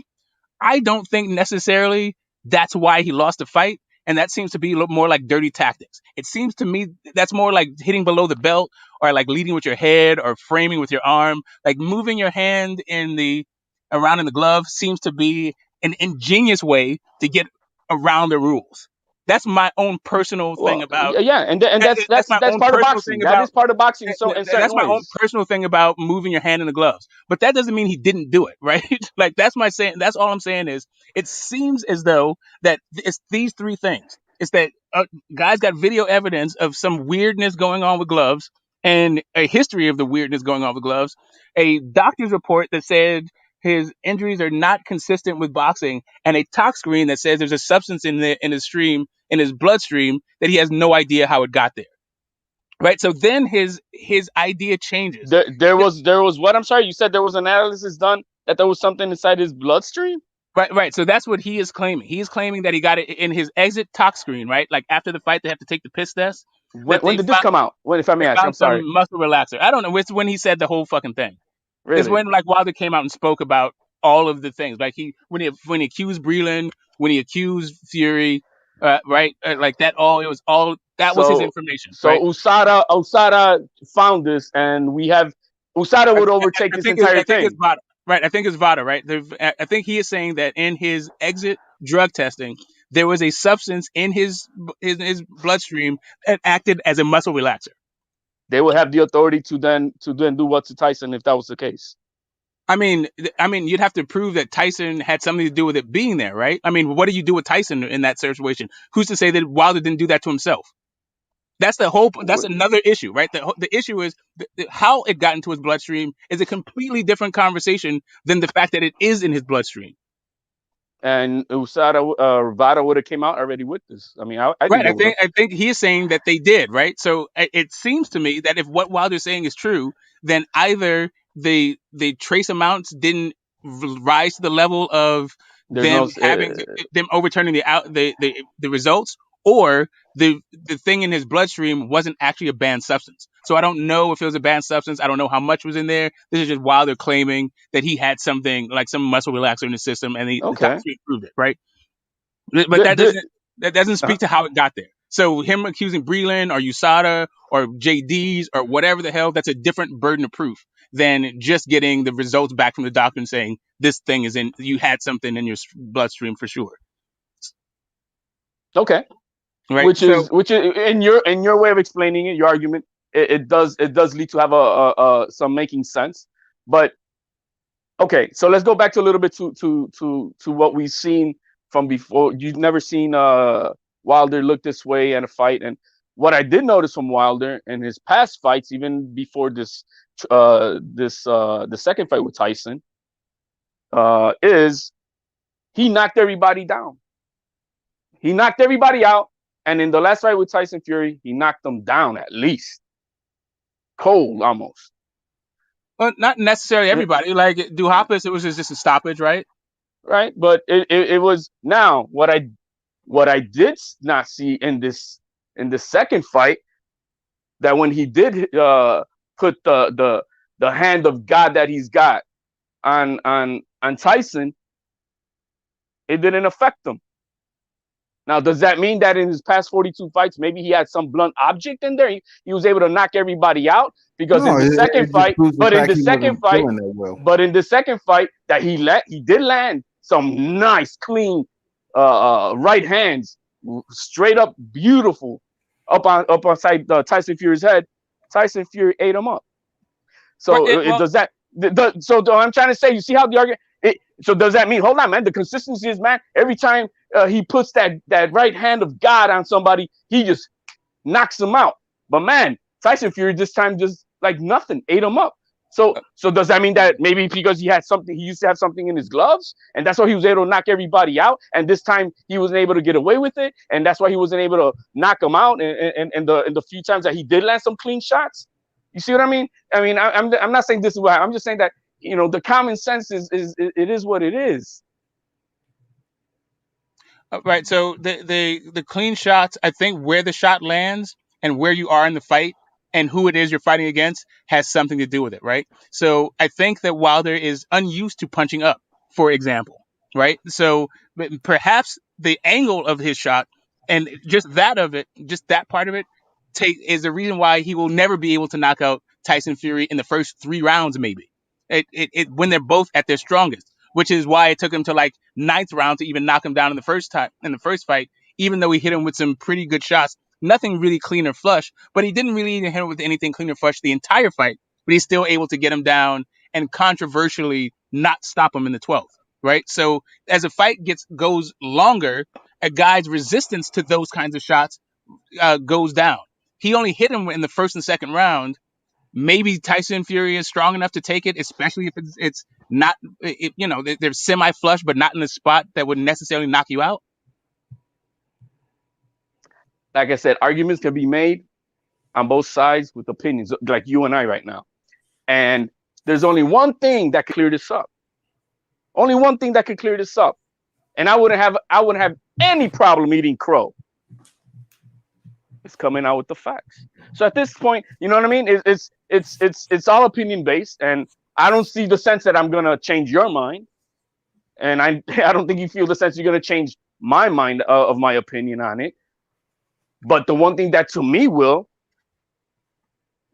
is if he comes out with the evidence. No. So for me, it's not for me. I'm not about changing minds, right? I'm just about being accurate with language, the way that it's expressed. Like people are they're stating their opinion as fact and their belief as fact. They're actually saying, because I believe something else happened, that Wilder is actually a liar, right? Yeah, but at this point, you're saying day, and you're talking to me, my friend. So let's go this day, and it's me and you. No, I mean, I got it. And the reason why I am having a discussion with you about this and speaking to you and asking these kinds of questions is to get your specific take on it, separate and apart from the noise, right? So I'm not saying that you are saying Wilder is a liar. I haven't heard you say that, right? I'm just saying for me, it is this entire exercise is just saying it's not about changing your mind. It's just saying this is what I think happened, and leave it there. I like the idea that we that are any of our opinions are fact, right? Like I'm not saying that I am correct or that you're correct. This is just the way that I'm processing it. And the truth is the thing that maybe could be or couldn't be discerned by Wilder providing more information. But No, not more information, factual but yeah, information. yeah. I mean, whatever, whatever that information is, right? So that factual part of it could be a series of other questions. Like I said, like him saying that the doctor said this, that may be a fact, right? But it could be that the doctor don't know what the hell they're talking about. So the fact that he produces more factual information doesn't actually inform the conclusion that we're trying to draw. It could actually muddy the water even more. For me, as a fight fan, like all of this stuff is interesting as like an academic exercise, but I'm in it for the fights. So I wanted to see the trilogy because I'm not used to Tyson Fury looking like that, and I'm not used to Wilder looking like that. So I'd like to know, like, what the hell is going on. I'm semi interested in the third fight because of what happened in the second fight, like to see, is this a fluke or is this something? But mostly it's because I think that would, like, regardless of who won, I think that the third fight was already part of it, and the first fight warranted at least clearing up what the hell happened, because then at that point would have had a draw and one person being up. So let's have the third fight just to bring anything to even if it was a first round knockout by Deontay Wilder, I would have been like, you know what? I'd like to see the Tyson Fury fight again, because maybe that was just too fast and Wilder was the best man on that night. But Fury did enough in the first fight that would warrant a third fight, regardless of what happened in the second, if that makes Well, any sense. because it was already written in the clause, though. You know what I mean? Yeah, So right. it's kind of a little bit different. Exactly. For the second fight, there wasn't one, and so after, and we all agree. After that one right there, he had the time. How, and we don't want to talk about these things because we don't want to say, oh, we all know that he had surgery on his bicep, and that this kept on prolonging the time to want to either sign this contract clause and get it going, and postponing it and postponing it and postponing it for whatever reason it may be. If just because he's trying to rehab, because he's trying to probably train better for the fight, so he's trying, or whatever it may be, but it kept on being postponed, and it was not on one side; it was on Wilder's side. Okay, right now, well, but that isn't factually accurate, right? I mean, I understand that you're framing it that way, but that's actually not what happened. It's not like they had this fight date and Wilder's injury pushed it back. Like, that's not what like literally what happened was, because it was a knockout, he was suspended for a time, and then the pandemic hit, and no fights were happening. And the last fight, when they were finally trying to get a date, all of sports, like not just boxing, but all of sports were trying to come back. And so there's just a programming conflict, right? So, and then it seemed as though it was Fury who was actually pulling out at that point, not Wilder. Like, Wilder wasn't saying, I need to fight Ajit Cabello. That was Fury saying that. Well, let me get to a comment right quick, fellas. Appreciate you boss. cooking. Appreciate you cooking and having a productive educational dialogue. I wanted to get the Puerto Rican rum question. He basically mentioned, if Fury tampered with the padding, how come the guys who fight in the bare knuckle fighting league not getting their skull cracked on a regular basis? That's because bone break when it hits bone, and the gloves are to protect the hands. So therefore, you provide hand wraps with gloves. It provides extra layer of protection. It allows a fighter to extend or execute the punch with much more velocity to it. Whereas bare knuckle fighting, the hand wraps, you see them around the wrist, up around the thumb, up to an inch from the knuckle properties. You know what I'm saying? So they're hitting and they're trying to strike individuals with bone to bone, which could break their hand. So there's no way you're going to generate that much power without breaking fracturing your hand to come up with like a skull fracture or something, unless somebody's really, landing some hard strikes in the same spot. Yeah. Also, I don't know that. I mean, most of bare knuckle fights are unlicensed, right? I mean, bare knuckle fighting has been going on forever. Like, who's to say that guys aren't getting cracked skulls? Correct, but it's a lot of athletes. I've been following bare knuckles before it was sanctioned in Wyoming, and those guys break their hands before they can actually do damage to someone's skull. Now, of course, if you're still striking your opposition while they're grounded, that's a different story. But bare knuckles, once your opponent hit the canvas, that's a downed opponent, so you stop striking. Yeah, So, right. So it seems to be, and I'm not, I'm no expert, but it seems to me that even if the glove doesn't have padding, the fact that you have wraps and some piece of leather over that, you already have more protection than you would in a bare knuckle fight. correct. That's what I said. Yeah. Yeah. Okay. King Mitch in the building. Salute to you, Puerto Rican rum. Appreciate your question. Yeah, but yeah, we pretty much I appreciate y'all having a dialogue. I just allowed y'all to just speak on it since it was a healthy dialogue and everything. And I'm definitely trying to get some answers, in this situation, because when Deontay Wilder's name come up, most of the time it's just vitriol. No one's really speaking and having a dialogue like y'all was having. You know what I'm saying? Y'all actually, listen to one another, whether you retorting or you agreeing. That's just the whole point. It can happen. A sensible dialogue can happen on this topic, not just Deontay Wilder's fanboys. Because at the end of the day, if you're a fan of a boxer and you support them heavy, then you can consider yourself a fanboy. I mean, that's everybody. You know what I'm saying? Not just Deontay Wilder, but like I said before, I'm not going to get too deep into the bullshit. But my whole point of this live was, I just think this free smoke shit isn't conducive to YTBC. I don't think it's spreading like it should, as far as like we was in an educational environment and we're trying to learn a curriculum. I just don't think we're meshing together like that. You know what I'm saying? I guess that's just the boxing mentality, because some people might bring up race in boxing, right? When it comes to Deontay Wilder, like the way people treat Deontay Wilder, it can get racial intensive, right? But then John Jones has did everything that you think Deontay Wilder would have done in the sport of boxing. He's had a hit and run. He's tested positive for cocaine and drugs. He did everything that you believe that Deontay Wilder would have did in the sport of boxing. But when he walks to the cage to fight, they are cheering him on. There's no boos. They're cheering this man on the fight. That is the difference between the MMA community and the boxing community, because they cheer Tyson Fury, who has that background. But for Deontay Wilder, they vilify him as if that's what sits in his record. He has paper. He's been locked up. He's been suspended, never defended his title. But John Jones has damn near a worse background than Tyson Fury, so to speak, except he hasn't been trying to cheat. He's never cheated the sport, so to speak. Christian Hammer fight, we can say that Tyson Fury potentially may have been caught trying to attempt something. But with John Jones, he has been arrested outside of the promotion, the UFC promotion. He has been out on curfew with marijuana and discharging a firearm, so to speak. He has popped positive for PEDs, but people cheer them. People cheer the hell out of them. You know why? But it's not everybody, though. Yeah, it doesn't have to be everybody, but when you have enough voices together, right, and the echo is loud enough to drown out the home team. The home team is over here in the United States. If they're gonna cheer on Tyson Fury and it's enough to basically drown out the Americans that's over here, that's a problem for me, because this is a U.S. heavyweight champ. And I know they can support who the fuck they want to. I get it. You can support who you want to, but not a guy like Tyson Fury who has a history of cheating. And then everybody just want to look at it like, oh, that was way back when, but he did it. Deontay Wilder doesn't have a record. His shit is clean.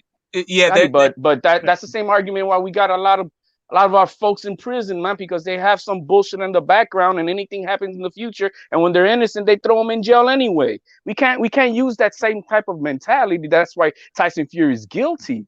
I don't agree with that, Scotty. No, if I interrupted you, you kind of switched it up. I didn't say he was guilty just because of his background. I say he has the potential. He has the potential. We're just not going to wipe that shit clean as if he doesn't have any potential of cheating again. They always say once a cheater, always a cheater. I know where you're getting at there, HLD. I understand. That's never been my narrative. I just say that Tyson Fury has the intention. He has the potential to cheat again. Okay, so I think that there's a cultural aspect and a nationalistic aspect that we aren't really exploring, right? So for the first, I want to say maybe there's 4 UK heavyweight champs in the last like 100 years. 4 or 5, like what we got, like Frank Bruno, Yeah, Fury, AJ, Lennox Lewis, right? That's it. Like since I've been watching, like I've actually seen all of those guys fight, and that's all they got for the last 100 years. And it so happens that Wilder's name is connected to 2 of those guys, and it just so happens that um I think it seems like the UK is trying to well, not even they're trying to, they're basking in a renaissance of of the sport from 100 plus years ago, when they were a lot more integral at the highest echelon and the elite of the glamour divisions, right? So but that's only because of the heavyweight division's been to me. no, The entire heavyweight division has been garbage for the past 20 years. no, I got it. I got it. So I think that Wilder specifically may be in the crosshairs of a cultural thing, right? So when you're talking about drowning out the voices of our American heavyweights, like LJD was saying, first off, in that particular division, the American eye has sort of drifted because we know that our best talents, like the most talented athletes, in that sort of weight class, don't actually fight. They actually are in like football or some other basketball or something like that. Yeah, So that's true.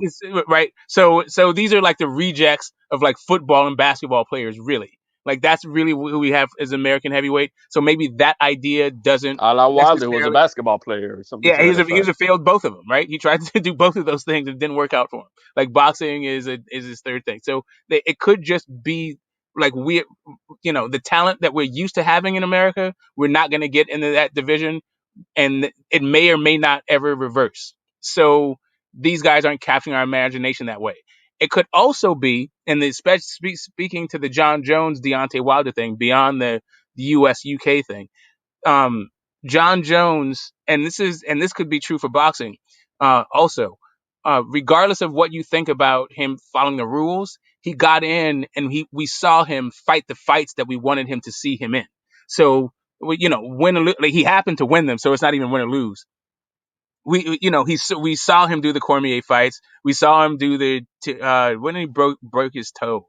Anyway, we saw him fight Rampage Jackson. We saw He him fought fight all the top dogs. right. We saw him do that, right? So even though um I don't think I think fans are a little bit hypocritical, or they find themselves in these like sort of moral dilemmas where they're getting entertained by violence, and so they try to put on these sort of virtue signal when it comes to like PEDs and stuff, but really they don't care. Like they don't really give a damn if a guy won and was juiced up, as long as they got to see the fight and it entertained them that way. Like that memory for them is still cherished. And you can tarnish it a little bit by saying, yeah, but the guy he tested positive after like the fact that Canelo tested dirty after the first Triple G fight didn't really take away from the entertainment value of the first Triple G fight, or Christian Hammer or Vladimir Klitschko. Like fans don't really give a damn. So it could be that part of the reason why Wilder doesn't get this sort of respect on this side of the pond is that Americans who are watching the heavyweight division don't really give a damn about being American. They're not particularly nationalistic, because of the talent actually in that division isn't in America. And then the other part of it is we didn't get to see that fight that everybody wanted to see. And the other part of it is the guys that they're fighting are doing things that are historically significant, at least to their country and maybe to boxing, like AJ being a gold medalist at the London Games. Now all of a sudden he's got a country at his back and all these fervent new like casual ass fans saying he's better than everybody else who's ever laced him up, kind of thing. Like that kind of hype train, that's a little bit Yeah, hard to overcome. Like when you got a whole kind of like, and then you got Tyson Fury who ended Vladimir Klitschko's run, and everybody hated the Klitschko era, kind of thing, when it comes to the heavyweight boxing.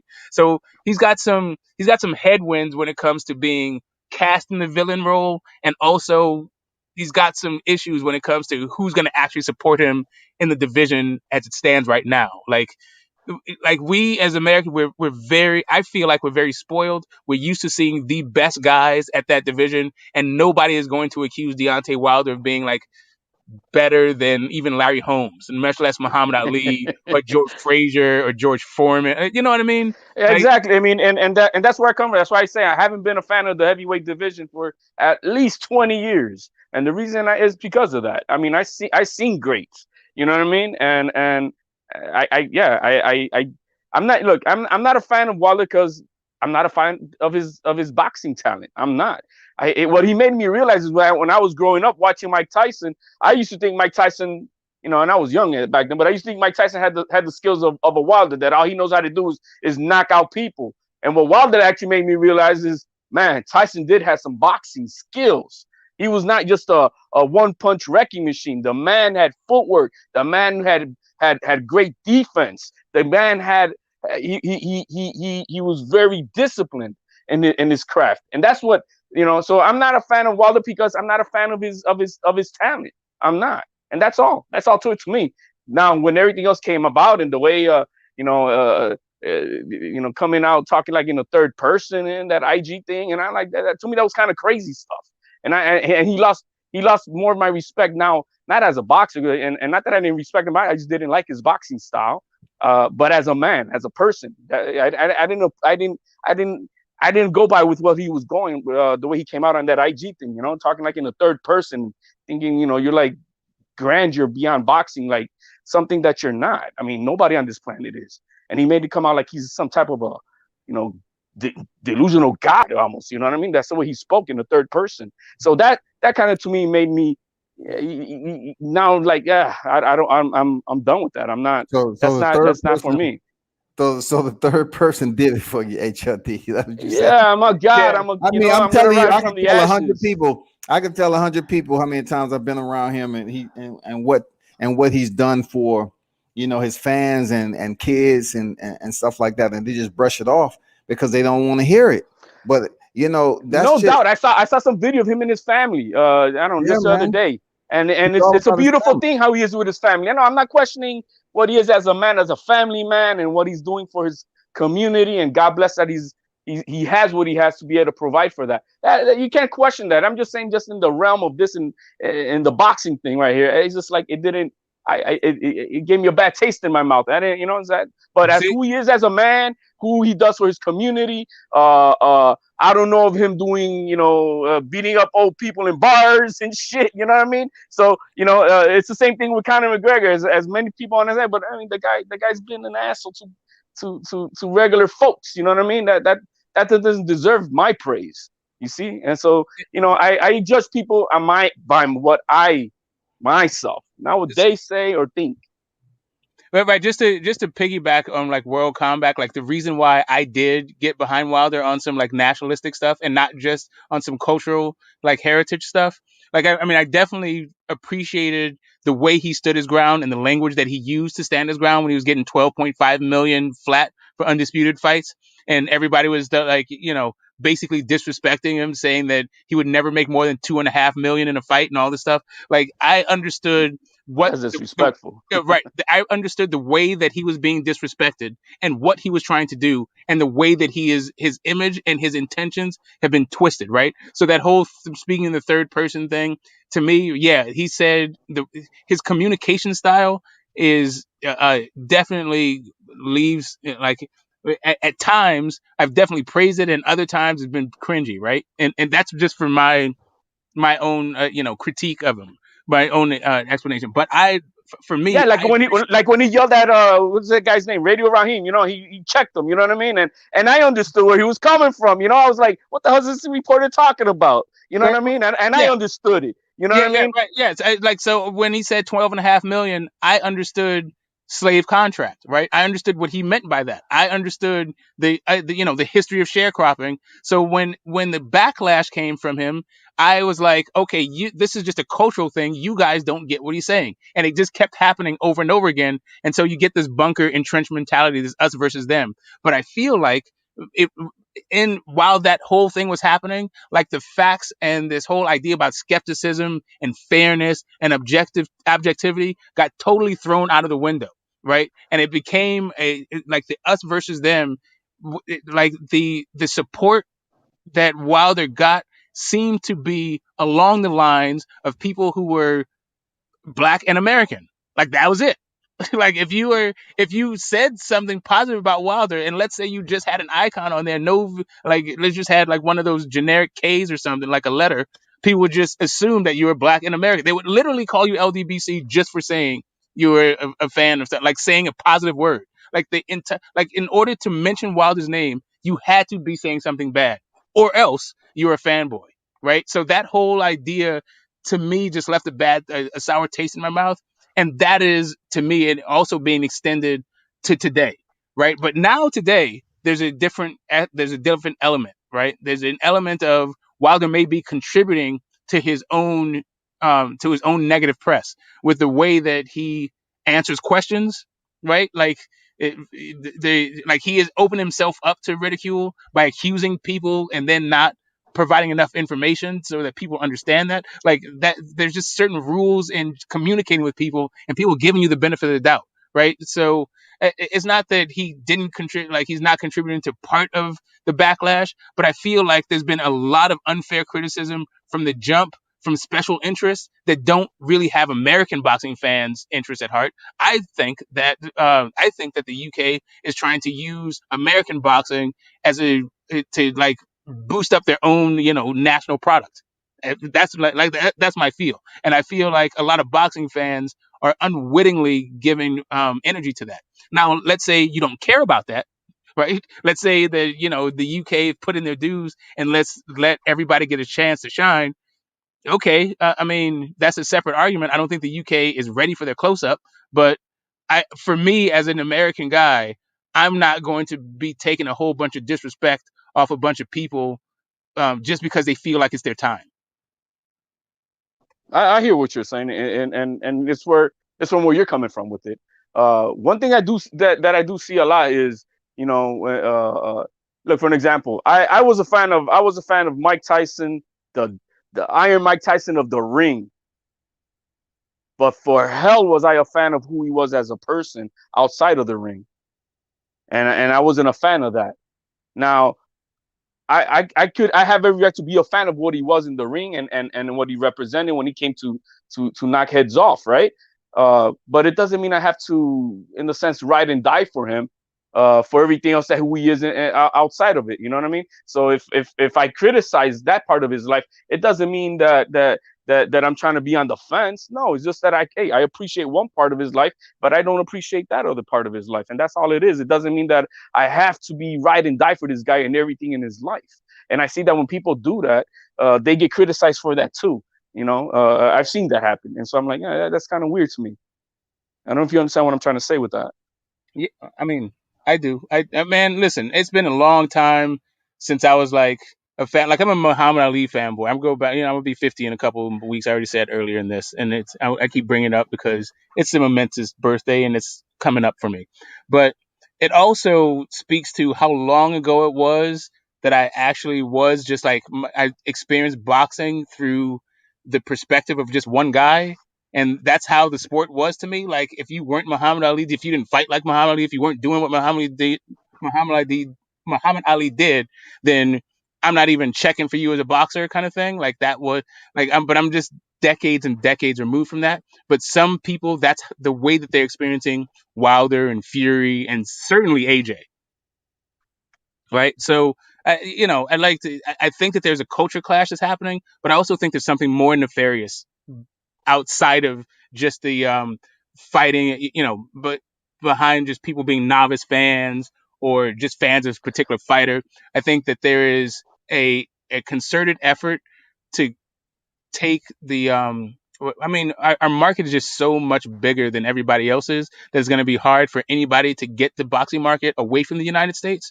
But I think that people are actually trying to do that right now. It's trying to shift the boxing, the marketability of boxing, the actual boxing market, away from the United States to other places. But do you know what trumps that? No matter how hard they try, you know what trumps that is when the superior fighter whoops on their asses, and that's why we are on top for the most part in America when it comes to boxing. Why? Because our guys are proven to stand on top longer than any other one out there. You know what I mean? And it has nothing to do with I know they're trying to push and they're trying to say, but you know, what trumps that is always what you do in the ring, and no matter how hard they try, you know, unless their boys prove it in the ring, it's a fallacy. It's not going to happen. I don't care how hard they try. It's about what you do in the ring. Now, if their boys start whooping on our asses by a majority, then, you know, all right, they're going to take over for real. But if that doesn't happen, then it's not going to, you know, no matter how much media push they do and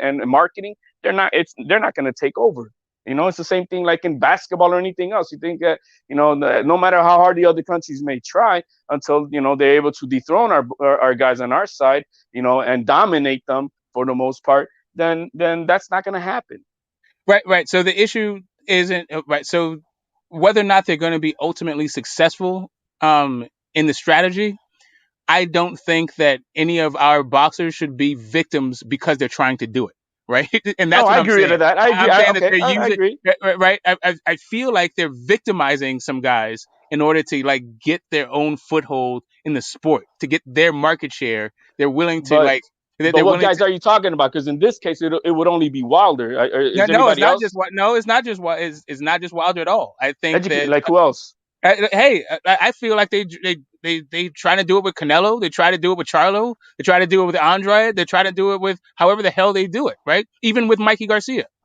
Like it's all of a piece. The entire idea that like these guys need these other guys in order to make their careers go. Um, that notion is like like it's not even the case, right? It's like like the idea that boxing needs you know, boxing let me just take a step back. Um, boxing can definitely needs to go into other places in order to grow and to sustain itself, right? So I'm not saying that the status quo just needs to be maintained and it can't grow anywhere. We can't go to Saudi Arabia and make big fights and all that stuff. My point is we are seeing too many fighters like Josh Warrington, you know, like build up these names off of guys that he was just fighting in his own region. And as soon as he fights anybody who is even a different style, that not even a particularly good guy, he gets knocked the fuck out. So the idea that he has to fight the best in order to like shift the focus to some other market, I don't think that's the case. I think you can actually babysit your way. Like Joe Calzaghe, yeah, he fought the guys, but it was like later on in their career, right? Like Chris Eubank Sr. never left the UK, right? He just fought over there the whole time. So I think that one of the nightmare, like a dystopian sort of outcome to this whole idea of shifting the focus away from America is the loss of you know, the best fighting the best, even as it exists today. Right? Like I still think the best competition you get is in America, but that doesn't mean that they can't sell a bunch of bullshit overseas and make everybody think that that's what the dope is. Like say Well, that you're making that's always 180, been like that. I mean, you know, they're gonna push for theirs just like we're gonna push for ours. So I don't, you know. but right. But the issue is right. The issue is the veracity of it. Like I feel as though at least if you're going to say to the Nevada Athletic Commission that the minimum purse is $5 million, I think that at least there's going to be some taxes paid on that. So there has to be some truth to it. Let's say that they still made 50 million. They only reported 5. They still have to at least pay money off of that $5 million, right? Versus saying that I'm going to go to Saudi Arabia and it's going to be an $80 million fight and nobody can verify a damn thing. Right? It just seems to be a lot of bullshit in order to like dilute the fucking to dilute the market and to actually make our product seem like it is less valuable than it actually is. And this goes not just our market but also our fighters. Oh, you make sense, Scotty. Man, we taking over your panel here, man. I don't want to be disrespectful, man. Come on in. No, it's all good. I mean, y'all was making some valid points. Sometimes it's good to fall, you know, just sit. I'm not on the sideline, but you know, as the host, it was good to just let y'all flow and keep the responses going. That's all. Gotcha. Puerto Rican run, yes, but the reverse is true. There's people out there calling you a hater and a racist if you're not a Wilder fan or if you give him any critique. Well, I don't consider anyone giving another fighter a critique racist. I just it's not up to me to condone individuals that continue to say just Wilder fans or fanboys and just place us in that genre when some of us are hardcore fans of combat sports in general, especially boxing. So I just look or frown upon the individuals that tend to take it as a joke, like little kids, every time Wilder's name come up. You know what I'm saying? Because he was 42 and know at one point in time with Mark Breland on the team, and people were still being very critical of Deontay Wilder. There are people getting timed out of YouTube channels for simply critiquing Wilder. So if you're on a pro Wilder channel, right? And this is like the ebbs and flow and what I experienced when I was building my channel, because I was speaking about boxing and MMA, and people just didn't want to sit in for it. When you have channels that strictly are boxing and they have their favorite fighters, when the Wilder comments start flowing in, I do find them a bit abrasive at times, disrespectful, the obscenities that goes along with it. And a person like me, it doesn't matter what panel I go on. It just seemed like people don't understand my experience with Wilder outside the ring. They just looking at me being black media, and I'm another pro Deontay Wilder channel. You know what I'm saying? When I've really seen him, support his team members. I've seen him give interviews to the kids and the parents. I've seen him in a variety of places, and not one time has he been stuck up, unapproachable. But people that never met him, they just look at it like, oh, he's just saying it because he's black media. You know what I'm saying? Puerto Rican Rum said there are people getting, I already read that. I hate how people always bring up how they don't like a fighter because of how they are outside the ring, like chumps, be out there meeting champs. Never met the man, but you don't like him as a person. WTF. I get it. I'm not sure if y'all can speak on that or not, but for me, I hear primarily when it comes to any boxer of this era right now on social media, a lot of people put up Deontay Wilder thumbnails and speak about this all the time. Why? Because somehow it's this weird, awkward type of inclement freaking conversation tone that goes along with his name. And people tend to just take it way out of context. And like I said before, comparing him to John Jones, it's almost like they put that stamp in his background as if he's a criminal, like he's had a hit and run, like he tested positive for Pez, like he's just a dirty scoundrel, man. And the only thing they can accuse him of is what, not directing the HLD, but just like he said, the Bronze Bomber is looking for a body. You know what I'm saying? I mean, the Bronze Bomber, they say, oh, the Bronze Bomber is Deontay Wilder. Goddamn, he's a murderer. He just said the Bronze Bomber is looking to catch a body. I mean, Yeah. No, Right. So as a guy who appreciates some of Deontay Wilder's words, I can also point out when I don't necessarily I don't have any opinion one way. I don't condone it, and I also don't condemn it. Right. So when he says stuff like I want to have a baby, right, or if it's medical secure, I'd deliver a baby. That's not anything I ever thought about. Right. It immediately put me in the mind of the Arnold Schwarzenegger movie, Danny DeVito back in the day. But that's not something. But I mean, you telling your age, man. yeah, hey, listen, but that's what I'm saying. That's what I just thought of. But I'm not out here to condemn or condone stuff like that. But other people went all on. They got all their moralistic high horse. But it seems to me that people like you were saying, the reverse. There's people out there calling you a hater and racist, right? That that those people weren't a nation, right? It seemed like the entire UK boxing fan base found everything they could to vilify this man as if he was running to be Jesus Christ and wasn't just a boxer, right?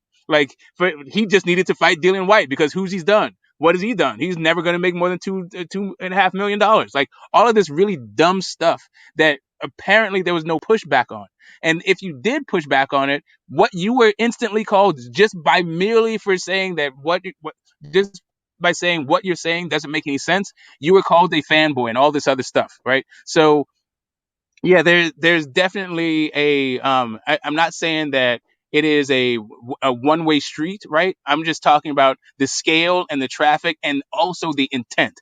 I don't think that the intent of those fans the pro Wilder channels were definitely to make sure that AJ never got any shine, right? It wasn't to make sure that AJ's marketability was limited moving forward, right? I think that most of the pushback was in defense of Wilder, not in prosecution of someone else or persecution of somebody else. Whereas I feel like, and this could just be my Americanness, could be my blackness, I feel like he was being persecuted for being black, for being an American, and not, and also he made it sort of easier for himself, and and also there's a reason for it. There's an agenda behind that whole thing, not just racism or or just culturalism. I think that there is a concerted effort to capitalize off of the American market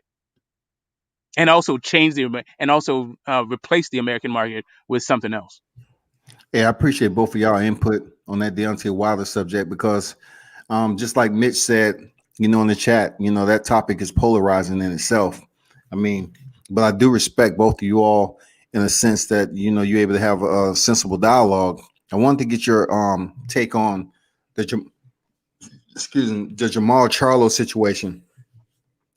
A lot of people are pretty much, calling him to fight David Benavidez. We all know Benavidez has lost his title twice for,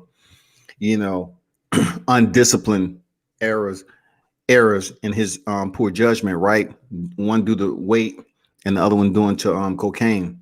But in this particular case, right, David Benavidez is still a credible, solid opponent at super middleweight.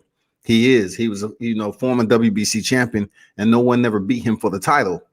Now, hearing Jamal talk about he's not a super middleweight, I have an issue with that. I have an issue with that because why are people up here talking about a fighter walk around weight? I know it's not his competing weight, but they walk around at this particular weight. But all of a sudden, you're not a 168 pound, but yet you're calling out Canelo Alvarez to fight at 168.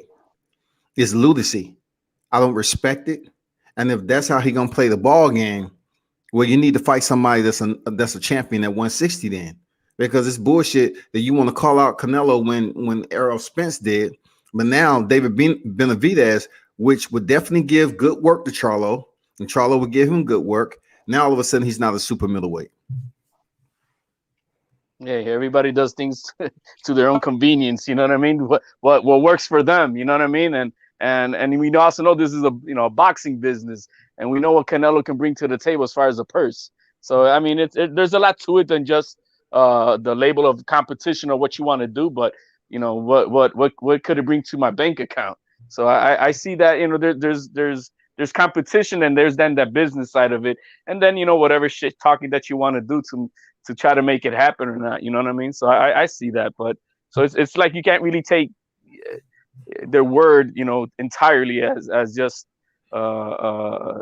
just truth to only what they're saying, because there's a lot more other things probably behind it. You know what I mean? And also on top of that, who they are. Maybe they like just to talk shit. You know what I mean? And that's all they do. So there's a lot of things involved. But I hear what you're saying, Scotty. King Mitch said fighters say things, Nick pickers. Hold up for a second. Smoke. Mitch say fighters say things, Nick picks choose who to critique. Usman said he's gonna put Masvidal in the coffin. Jojo Diaz said he's gonna end Tevin's career. Who gives a shit? Man, you ain't never lied, man. I'm not sure what happened with the Jojo Diaz fight, but hey, I like Jojo Diaz, man. But the way he looked last night, I was like, And then the Brotherhood, salute to you, bro. He said, I think it's because he already earned a shot at Canelo and got robbed of it. Hey, okay. If I can just jump in, there's two Hall of Famers in around that division, right? Basically, all you got is Triple G and Canelo, and everybody else is just kind of either there to pad your own resume or make a paycheck the best way you can. All right, right. So on the old school purist, I'm the baddest man, and anybody that's close to my weight, I want to whoop that ass. Like that old school purist mentality, Sure, the David Benavidez fight. Also, who else are you going to fight if it's not going to be Triple G or Canelo? That's worth a damn, right? So all that, sure. But outside of that, Canelo is, he's a weird case because he started so young that he's actually from a different era. So when he came up, there were actually a lot more active Hall of Famers, right? So he was able to pad his resume and to come up in a time where he already has a bunch of accomplishments that these guys just aren't going to have. Like fighting David Benavidez is going to be a hard, tough fight for not even a belt, right? And probably not that much money either, right? Whereas Canelo, like fighting that fight, you get the Hall of Famer on there, you get the money part of it. It's already been at 160. Like Canelo, like let's just look at his rise to 168. That guy came to 168 through Rocky Fielding. You're suggesting that Charlo should come through to 168 through David Benavidez, right? That is a completely different kind of fight, right? And Canelo has definitely already provided us with enough that you can give Canelo kind of a pass for the way that he moves, and you can Well, how many also make division champions was Rocky Fielding? He was holding the WBA regular title though. David yes, and Benavidez was holding the that's WBC zero. Super. Yeah, in my mind, that's zero championships, right? So, Right, but I can understand that somebody right. may view that differently, but I don't necessarily value ceremonial belts, especially if you haven't really fought anybody. Like I don't like that's not like I'm not sitting there like extolling the virtues of Manuel Char, right? Like when I talk about heavyweight champions, I'm not mentioning Manuel Char, right? So I'm not mentioning Rocky Fielding either, right?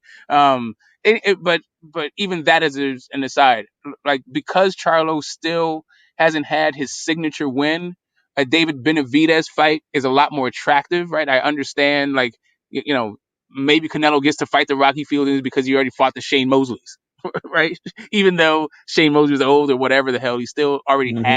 he already had that victory before he even got to a Mayweather, right? Yeah.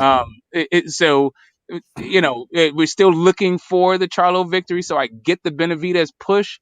But for real, Charlo is a 160 guy. It's unfortunate that there's nobody like even Canelo is not fighting at 160.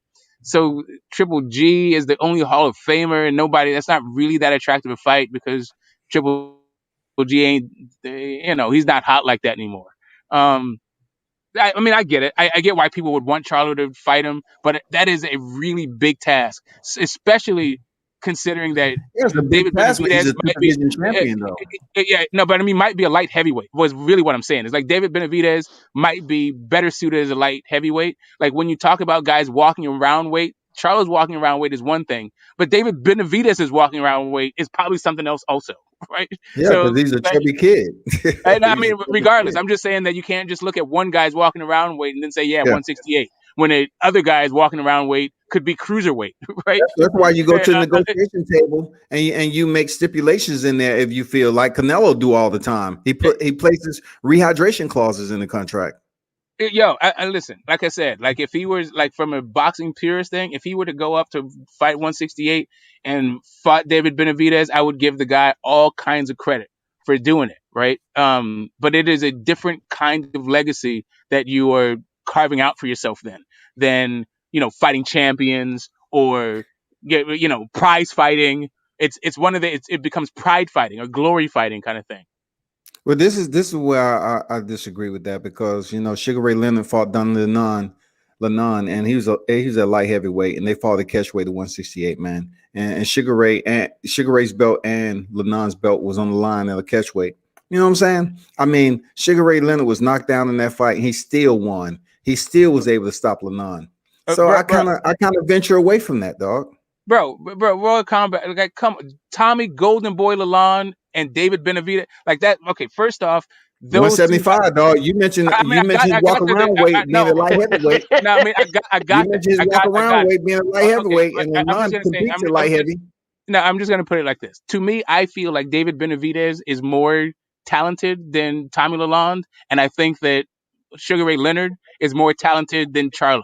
And also, Sugar Ray Leonard at that point had already had a career. He had already been in Hall of Fame fights against Hall of Fame fighters, right? It wasn't just a like looking for your signature victory. up against the best of the division. Like I don't know when. I doubt Tommy the Golden Boy Lalonde was ever touted as the best at 175. No, he doesn't have to be the best, but he had a belt.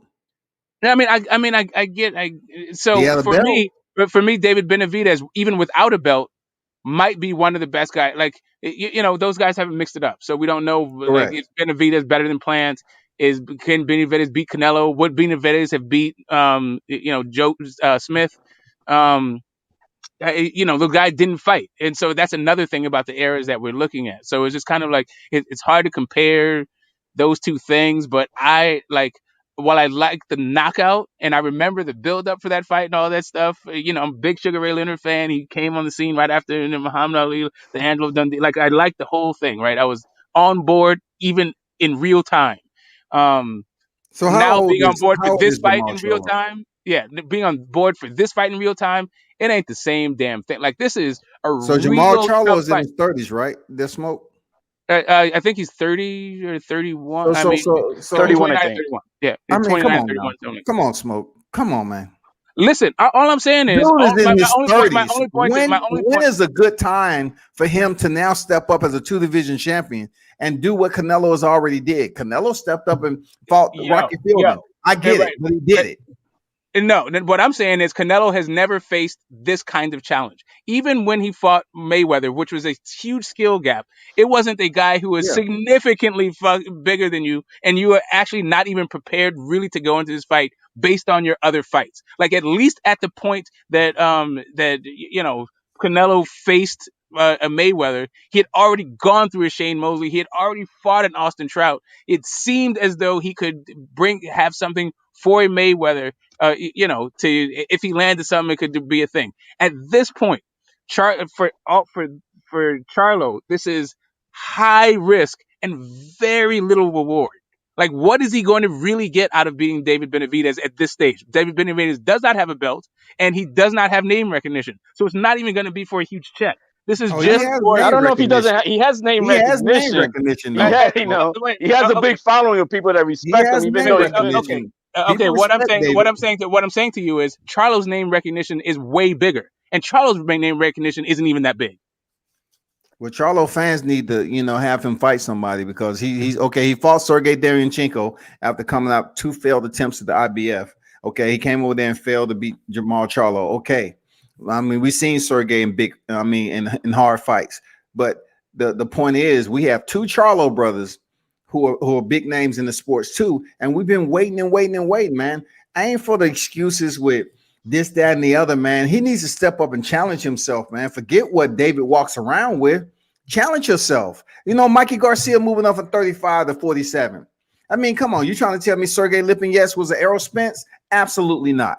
So he moved up and he went up there and didn't even get knocked out, man. Okay, You know so what I'm what I'm saying to you is that before he fought, the Lipinets fight, definitely a hard, a good step up. He did fight Broner also, right? A good, step up to 140. Come on, Smoke. And all I'm saying is to you is that David Benavidez is a lot more dangerous than a step up, right? Like, Absolutely. like that's Absolutely. all I'm saying. Like, when it comes to these like comparisons, let's just put some respect on David Benavidez's name right quick.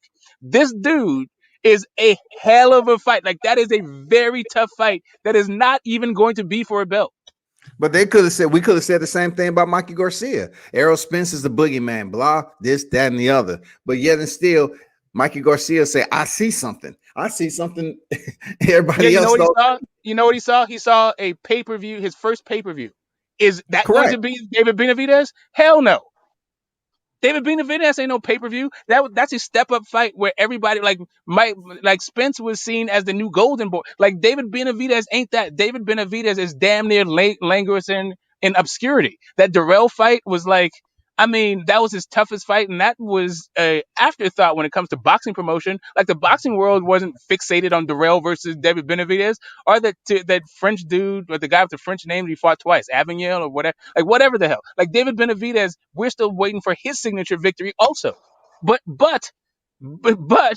It's not going to be pay-per-view. It's not going to be for a belt. It's just going to be for boxing purists and people wanting to see Charlo do something. And I'm not mad at people wanting to say that or do it, because they ain't shit really at 160, right? I mean, fighting That's Liam the fan, and Williams. that's the purest in fanatics. We want to see just, hey, go the best, fight the best. Go get it. Right. I Don't got it. stop I got it. mentioning age. Stop mentioning age and everything, and then all Just this get it done. other collateral excuses, man. If you lines only, let's see you go hunt.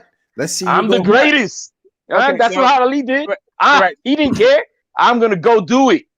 No Right. excuses. And that's what we want to see about all these other fighters. Right. So Muhammad Ali was not like fighting it as a heavyweight, right? So everybody, you are the top, you're top of the food chain. It seems to me, right, that if Charlo thought he was the baddest guy at both weights, and he's been saying I can beat everybody at both weights, like let's say a Triple G, or it was actually Abel Sanchez who did it. So let me give Triple G a little bit of slack. But let's say your camp is talking about how you're the best thing at both weight classes, then I could see what this whole thing is about, right? But for me, this seems more about David Benavidez looking for a fight than Charlo needing to step up to make this fight. Like, David Benavidez is the guy who lost his belt on the scale, and David Benavidez, just days before calling Charlo out, was calling out Canelo. Canelo was on record saying he's not going to fight a Mexican. So Canelo making arbitrary, disqualifications on who he's going to fight, it could be that Charlo was just trolling him, right? And this fight could happen. All I'm saying to you is, I would definitely watch the fight. I just think that problem with Canelo saying that? Do I have a problem with him saying it? Yeah, over half his record is Mexicans, Mexican. not Over half his record is Mexican. He has like 30 fights in Mexico. What that got to do with the future, though? If a Mexican can whip his ass, I'm not going to be like, because he already fought Mexicans, he's now he's reached his quota of Mexicans. I'm just saying Canelo may be at a point in his boxing career that he doesn't want to revisit Mexican fighters right now, because there is a plethora of fighters early on his career on his record. Okay, that's fine, but that doesn't have anything to do. Like, the guy's right to make arbitrary limitations on who he fights is a separate issue, right? I think all of these guys can make arbitrary limitations, just like Charlo can say, I'm not going to fight any guys under 25 because I've already fought a bunch of guys under 25. Like, that doesn't mean anything to me. Like, if you want to, like, I want to see the best. I want to see Benavidez. Like, literally, I would rather see Canelo versus Benavidez than Charlo versus Benavidez. But I'd also rather see Canelo versus Charlo than I'd rather see Charlo versus Benavidez, right? So because Canelo is in the catbird seat and saying, I'm not going to fight this guy at 160, and I'm not going to fight, and I'm not saying that he's not going to fight David Benavidez, because that's just something they said in the moment and is contextual, right? I don't think that is literally what Canelo was saying. For the rest of his career, he's never going to fight a Mexican. I think he was just making a statement in context. Yes, he did. That's exactly that. Right? But it's still an arbitrary limitation, right? So the idea that only Canelo can make arbitrary limitations, that he definitely is only speaking in context, right? I think that Charlo should actually be able to do that also, and catch the same hell that Canelo caught, and also give him the same benefit of the doubt that Canelo got. Well, when you're on top of the, I'm sorry, Scotty. Hey, arbitrary to the contrary, he's fighting Abner Yildirim and then Billy Joe Saunders. No Mexican in that. And then more so, he might be fighting freaking Caleb Plant on his third, fight of 2021. So shit. No, I'm just saying he said that he would fight he's willing to fight David Benavidez after he said that he'd never fight another Mexican. So I'm not going to take him at his word in one sense and then not take him at his word in another sense. I think that with the food chain, man, you get to call the shots. That's just the way it is. You know what I mean? Okay, first off, all of these guys get to call the shots. Only their circumstances say that they either can or can't call the shots. Like, us as fans, giving them passes is a bunch of, like, to me, egocentric bullshit. Like, fans think that they have more of a say about what actually is happening in the sport and what grown-ass men should be doing with their careers than they actually have, right? So, and I think that is another thing that Charlo was speaking to. Charlo can say whatever the hell he wants. He can put whatever limitations he wants, and fans can hold him accountable or not hold him accountable. It doesn't much matter. Brotherhood, that's you? Yeah, this is Brotherhood. Okay, what's good, bro? What's up, man? I just wanted to chime in on this topic right here. Like I honestly think Charlo will fight anybody, but at the same time, I don't think deep down he thinks it's worth it to fight anybody. Cause I think he like a victim of the fans. You know how the fans don't give much credit for things they should be given credit for nowadays. Like if you look back when Charlo was at 154, he was about to move up to 160, and the fans was like, "Oh, you just moving up because you don't want to fight J Rock. You know J Rock dangerous." Well, guess what? Charlo stayed at 154, and we seen the classic right uppercut that knocked J Rock out, and then he moved up to 160. Now looking back, three years when that happened, he don't get much credit for that same win, even though J Rock went on to become a unified champion afterwards. He still doesn't get credit. They say, "Oh, he was just a prospect. He was nobody. He's just a chinny guy." So okay, he goes on to his next step. He moves up. He does exactly what a fighter should do. Earns their shot at the best guy in the division. Whether you think it was Triple G or Canelo, whoever was going to win that WBC belt was going to be the best guy, and that's what he worked his way up to earn that shot against. He does that, and he gets snaked by the WBC, and people hold that against him as if he didn't do exactly what a fighter should do by climbing his way up the rankings by beating top 10 guys in the WBC. So, you know, after that, it's like, what else can a man do besides everything y'all asking me to do? And everything y'all asking me to do, I don't get credit for it anyway.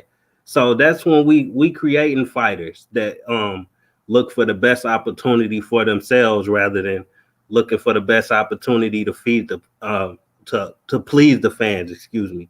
So, you know, at this point, I don't blame him for if he cherry picking at this point. I can't blame him because I think he done did everything he possibly can at this point to try to please the fans.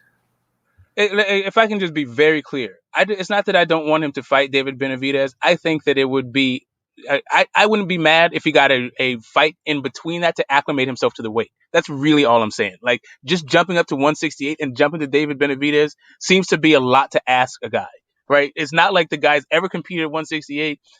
You know, guys generally get a fight to see what the hell that they're going to look like at the weight, right? It's not just jumping to maybe the best guy in the division, like as an expectation, and especially as an expectation of a guy who never said he was the best at 168. Yeah, I understand that too. Like if you didn't get credit for beating a guy with a belt that was very dangerous at 154, then how you gonna get the same thing at 168? You know what I'm saying? I don't think anything's gonna change for him, and I think basically fighting Benavidez is just bad for his career almost at this point. It's just even if you win, you don't get much for it. If you lose, you just gonna get clowned for it.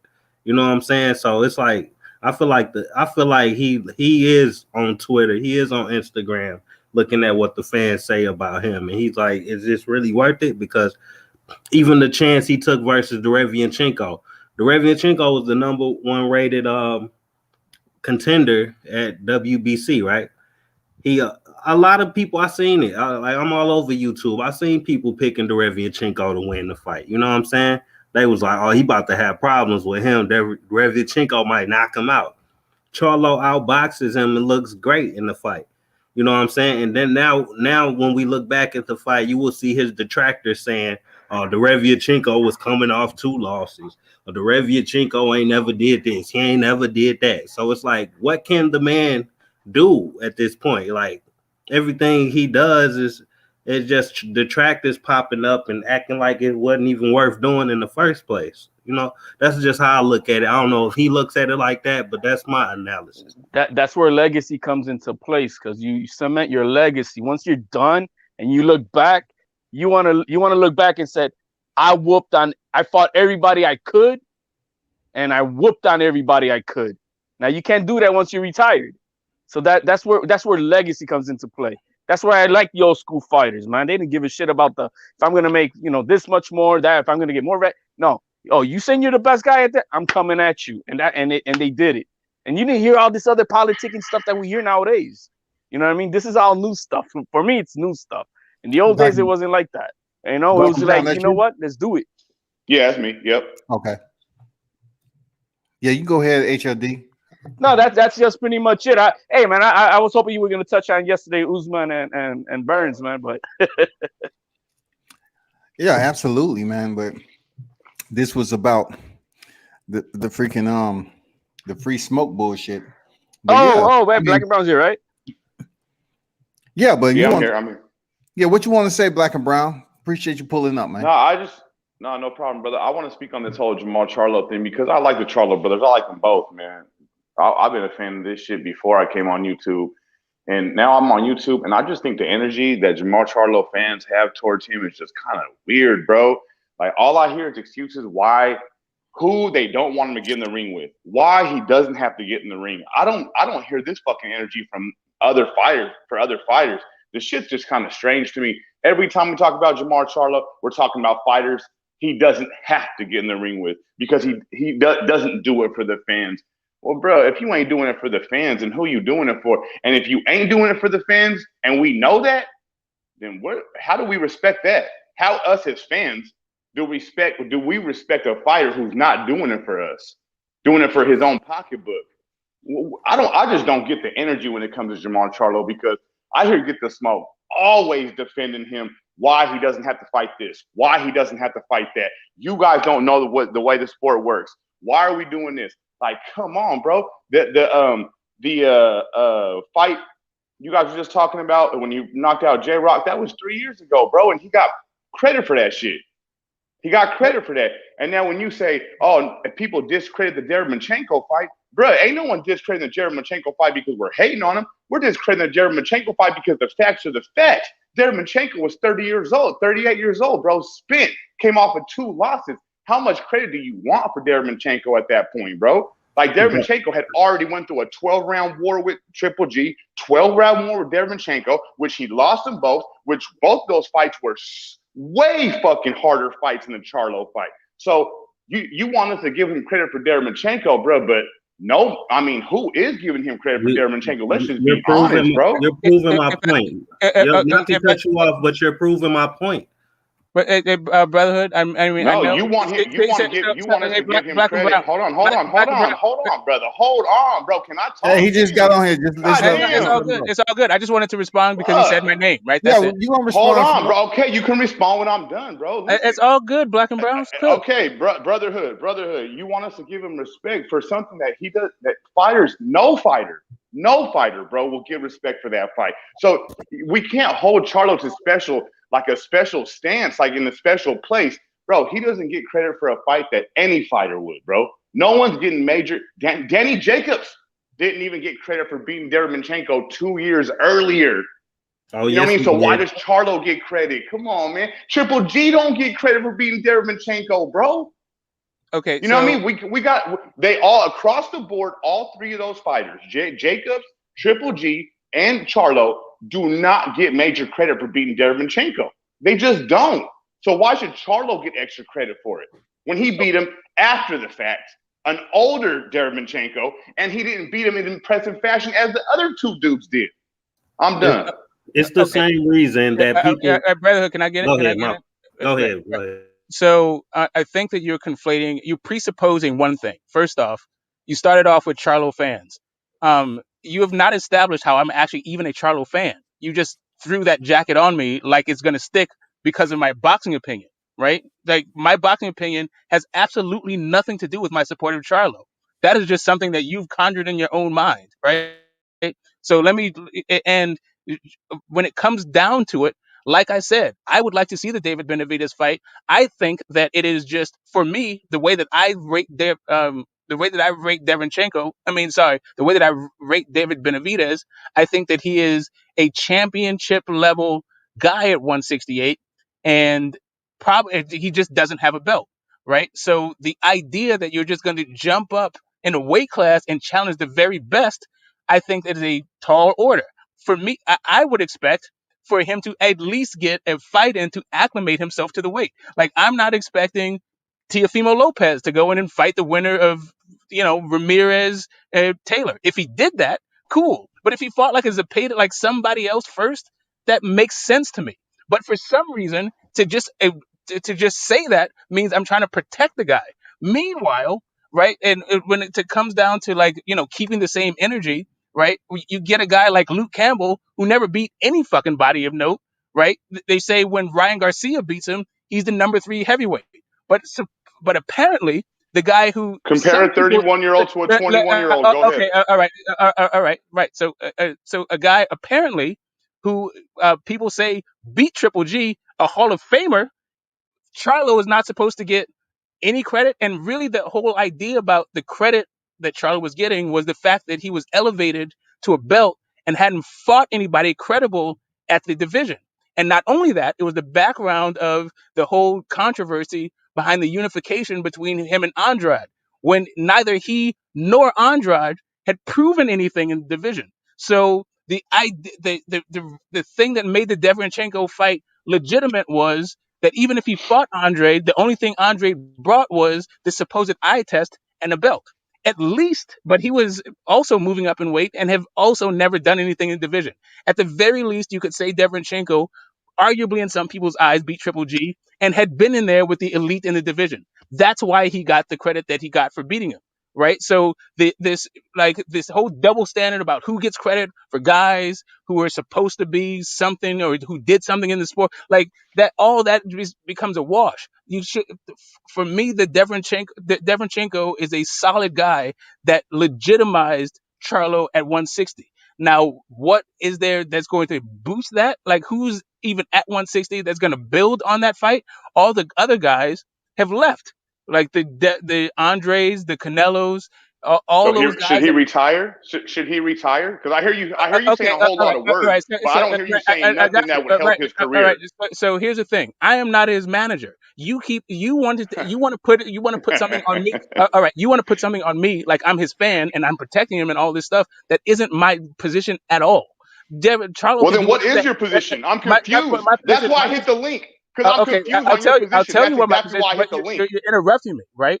My position is you've these been guys. Talking for 5 minutes. Okay, great. So you want to hear my position? You want to tell me that I've been talking too long without? I mean, I've been listening this whole fucking time, but I don't hear nothing. I don't hear shit. All I hear is empty words. I've already said empty words. I already said a bunch of times. If you want to see the David Benavidez fight, that's cool. I'd like to see that fight too. I think it's a lot to ask a guy to move up without getting a fight to acclimate himself to the weight, but I'd like to see that fight. If he's not going to move up, the only guy that is going to build on the Deverenchenko fight is going to be Triple G, and Triple G ain't talking about it. So it could be that he just sits there and makes his own legacy at 160, the weight that he's actually a champion in, and clears out whoever the hell is there, who is there, right? So he can either move up or he can stay there. That's what I think. Whatever. All right, let me go. Okay, let me go real quick. I just heard you downplay Demetrius Andrade and his belt. You said, "Oh, what's he got? The eye test and a belt."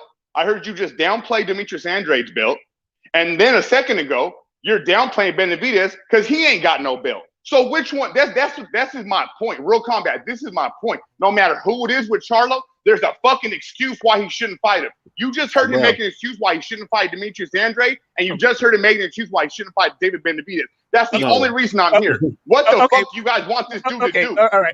What is this bro? Yeah, bro, you obviously have some anger behind. Let me just clear it up because he seems to be. Bro, you don't even know me, bro. That's how I talk, bro. You seem to chill the fuck out. You seem to be confused. What I said was the reason why. I am confused. Right. So the reason. So why don't you zip it for a second and open your ears? Okay. Right? All right. Great. So stop interrupting me and open your ears. So I'm trying to talk, but you keep interrupting me. I'm not interrupting let's you. keep it boxing, man. Right. So here's the thing. You talk for so long, though. So bro, can you stop interrupting me anyway? You had your chance. It's been boxing. You're the one. Okay, hey, brotherhood. It's been boxing. You're the one that Black started and taking Brown. shots at me, bro. What you mean keep it boxing? Okay, keep it boxing, man. You sound angry. That's all I'm saying. Don't take no shots at me. Don't take no shots at me. I want to keep it boxing. It's cool, So man. what? No, he did just take a shot at me. World Combat. Bro. We're gonna let you cook. I've been keeping it boxing. What are you talking about? Okay, really? What you're doing? Okay, Smoke, please let him talk. Just let him talk, Smoke. No. I just want to answer. Just let him talk because I want him to be done. Hey, Smoke. Yeah. Smoke. Let him finish. Let Black and Brown finish what he got to say because he did come on after everybody else was on here. So what you got to say, Black? Look, bro, I've had conversations with Get the Smoke for already fucking how long, Smoke? 2 years, bro? It's Yeah, been that's me what and I'm you on trying to my clear panel this up. having That's why I'm just no. trying to answer Okay. your direct No, I question know to that, me. Smoke. No, hold on. See, But you and I won't get let me interrupted you Hey, and won't no one Smoke, let says Smoke, shit. me Let him let go, him bro. get off. Damn. Let him, I don't know when you which one it finish, is, bro. go. Am I interrupting people? Hey, Look, bro, no, look. no, it's all Real good. Hey, I'm comment. not gonna put people on mute. Y'all grown men. I'm not And gonna I put you don't on want mute. you to. And I don't Yeah, want you to. yes, Me it and is Smoke you have had interrupting this me. same conversation. It's you Oh, interrupting me, god Black damn. Brown. If you Yeah, stop I interrupting mean, me, I can No. tell you about why Wow, I this is mentioned fucking Andre. So, crazy. so, bro, so here's let the him thing, just Andre. let him You talk. said, When you hey you said, Black, when you done you said talking, let us know. yes, cool. What you said to me was that I was downplaying Andrade, and then because he had a belt, and then downplaying Benavidez because he doesn't have a belt. What I said was I wasn't downplay anything. What I downplayed Benavidez on was the fact that he didn't have a name, not that he didn't have a belt. I said it's a tough fight for a guy that doesn't even have a belt. Right? That is the issue. The issue that I was downgrading him on his name. When I was talking about Deverenchenko when I was talking about Andrade, it was about Deverenchenko's being a legitimate guy, right? The reason why Deverenchenko was legitimate was because the other guy who was a champion at the time didn't have the actual bona fides at the division that Deverenchenko had, right? So it wasn't about why he didn't fight. Like the issue isn't why he should fight Deverenchenko over an Andrade, right? So I think that in your head you're conflating two like ideas that I'm not saying. Like Devin Benavidez is not in the same division as Jamal Charlo. When you are moving up, it is customary. It seems to be at least reasonable that you are going to acclimate yourself to the division before you try to fight the very best guy or one of the very best guys in that division. Just like as a general rule of thumb. Yes, there's exceptions to it. And if Charlo wants to break the mold and go for the exception, right?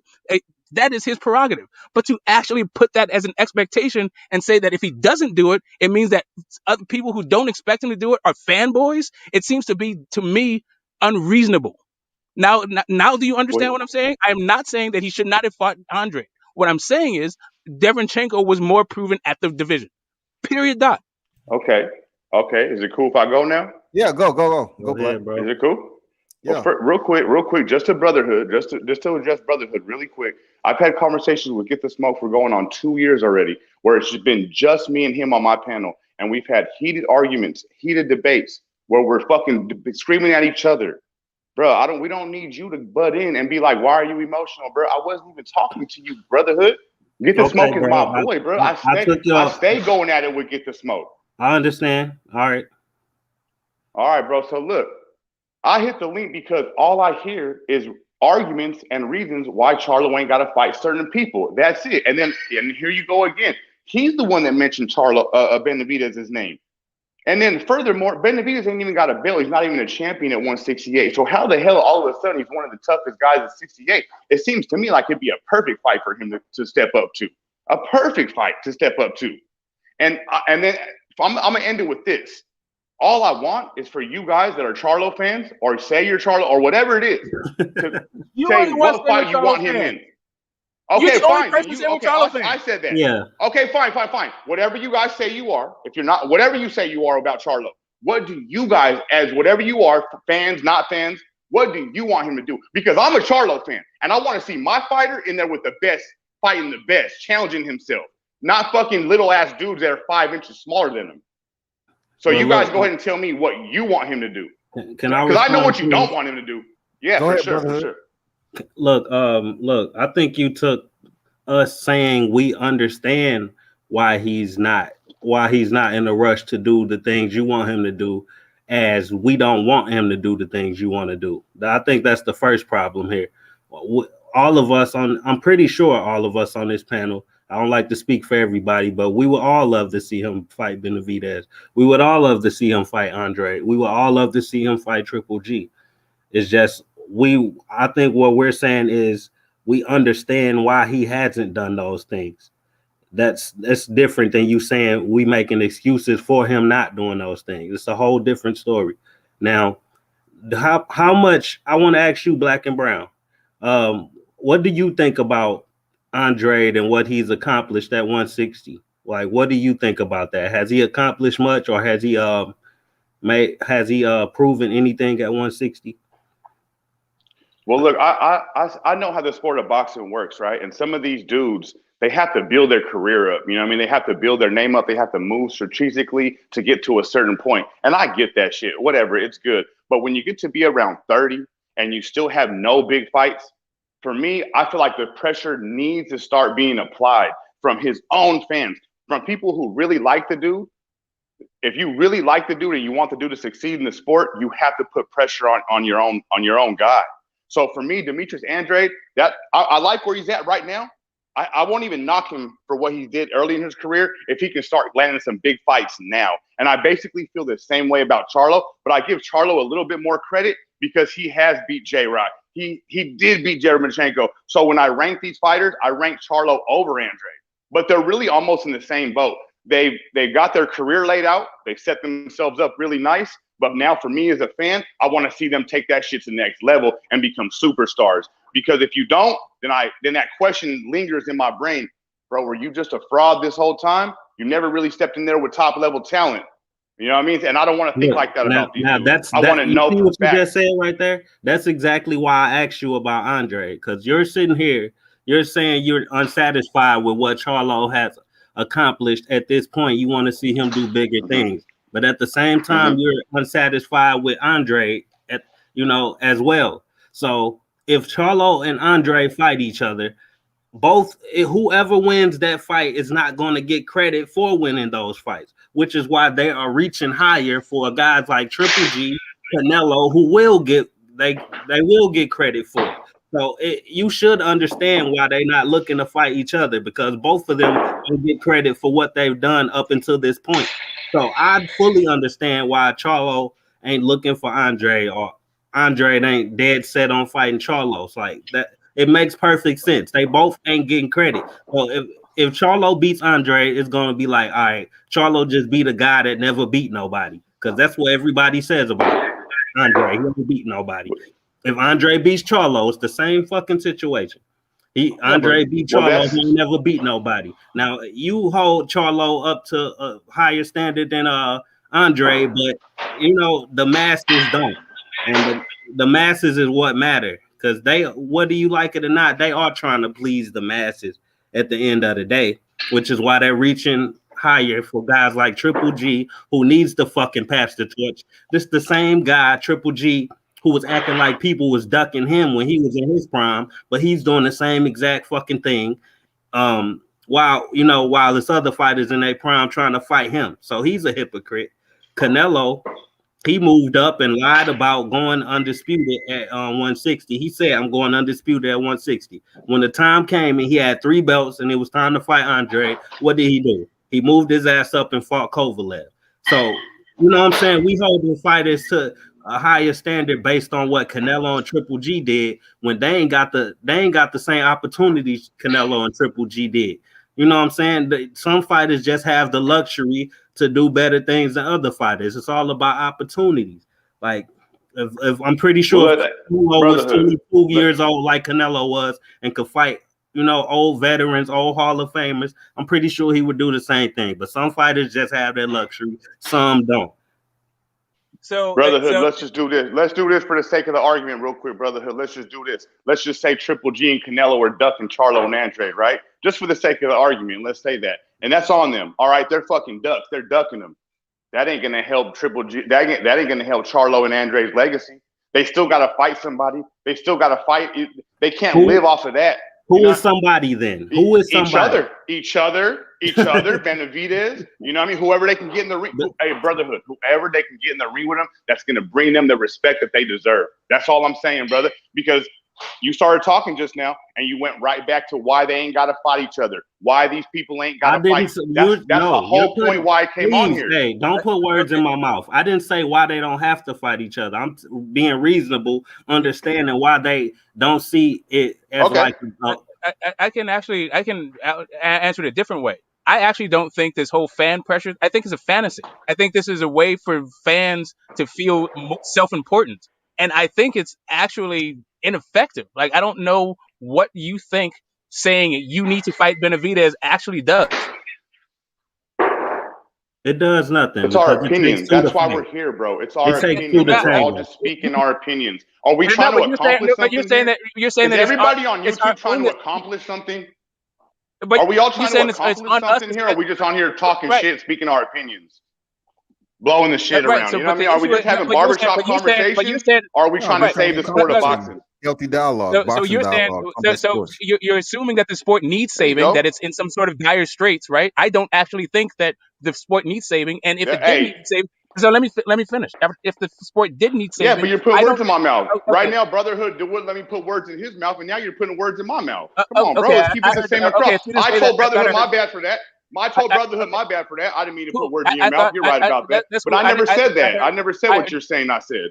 Okay, if you didn't say that the sport needs saving, right? If you didn't say that, that's I what I didn't say thought I nothing heard. close to that. I didn't say Okay, cool. nothing All even right, fine, close fine. to That's that. cool. That's cool. I heard that, right? So that's that. So we can just throw that out there. My point Well, you're is, hearing what you want to hear, what you I'm accuse not me of doing. okay, black and brown, whatever. It's just that's what I heard. If you didn't say it, cool.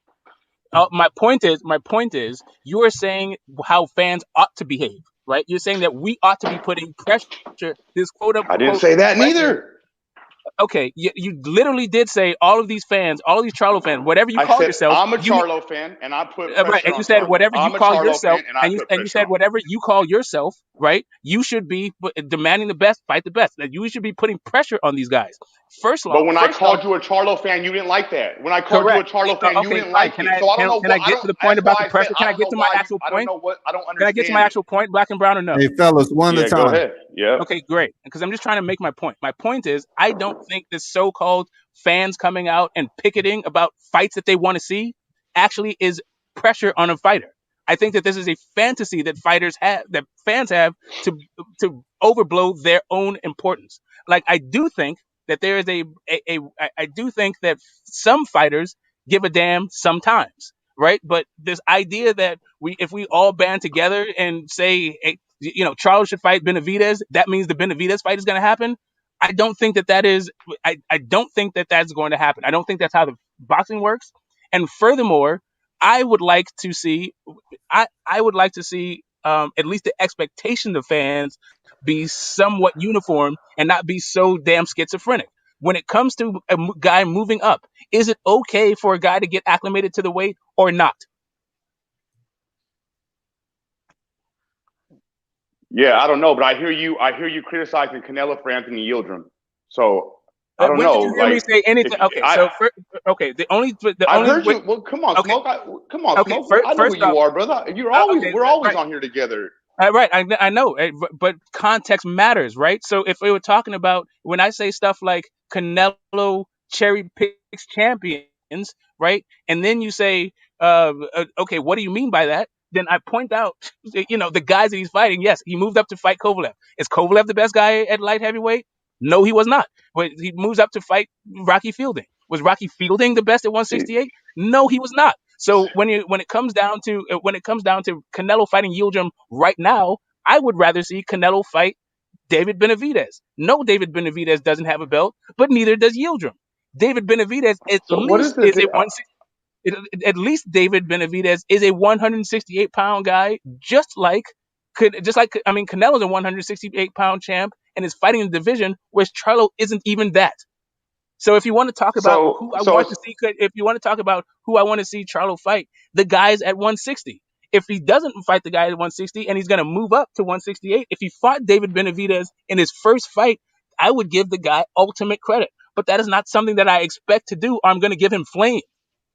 Hey, pause for a so it's second. okay Pause to for a second. critique. Hey, Black, pause for a second. Hey, Mhm. Mark Nash, appreciate you. WCS, they putting in work. Mark Nash breaking beats. Appreciate the super chat, my brother. You can jump on the panel if you want to. Go ahead and cook, Black. Hey, could I just So step it's out real okay. quick? Just So say, man. it's okay to critique. It's okay. I'm gonna just say this one thing. I'm gonna let you guys go. It's okay to critique Canelo's career, but it's not okay to critique Charlo's. Like I don't get that. Go ahead, HLD. No, I just want to say I got to step out here for a while, so I'm gonna just say, hey, thanks, Scotty. Appreciate you giving me the platform for a little while, guys. God bless, man, and keep it cooking. Hey, God bless HLD. Salute, man. Appreciate you pulling up, bro.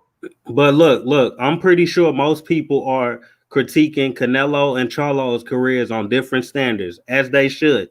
Canelo is looked at as the best in boxing, period. number one pound for pound. Is Charlo anywhere near the fucking top 10 pound for pound? No. So we're not gonna expect him to do the same type of things Canelo needs to do at this point in his career. Now, Black and Brown, if at 160, the Charlo and Andre, let's just say we focusing on those two. Outside of Triple G, who would you give credit for both of them beating? You know what I'm saying? Like outside of Triple G, who should Charlo beat to get your respect, and who should Andre beat to get your respect? Well, this is the thing about that division. It's a weak division. So you gotta move strategically and find your opponents. The opponents are there, but if you're gonna make excuses why you can't move up, then you're not gonna find the opponents because you have to move up. You have to move around those weight classes. You just have to. So that's just exactly what it is. That's what I'm saying. So both of these fighters can't do much at 160 to satisfy you. Period. You gotta keep fighting. You can't just sit there and wait for Canelo. You gotta keep fighting. If Canelo's gonna duck you, if Canelo's gonna duck you, then you gotta stay active. You gotta keep fighting, brother. You can't live off the Derevchenko fight for 2 years. Wait. Let's get in perspective. I didn't say anything about Canelo. I'm talking about strictly 160 and Triple G being out of the picture because he looks like he don't want to fight either of them. Now, Charlo and Andre, outside of Triple G, who should they both fight to get your respect? Is it only fighting only each other? That's the only fight or if they that would satisfy us. Or get Triple G in the ring. Or get Triple G in the ring. One of them. It's two of them. Right? You asked me a question about two fighters. I just say outside of Triple G. Outside Triple G, each other. So it's only two rounds. Liam Williams. Okay, that's gonna happen. That's gonna happen. Jaime Munguia. Jaime Munguia is rated number one at WBC. That might happen. I'm just throwing names out there that I'll give him respect for. Look at bro. I'm not a hater, and I'm not too hard on these dudes. I will give these dudes credit for almost anything they do. I'm trying to give Devin Haney credit for beating Jorge Linares. I'll give these dudes credit, but I need the action. I need to see this shit. I can't give him credit because Canelo's ducking him.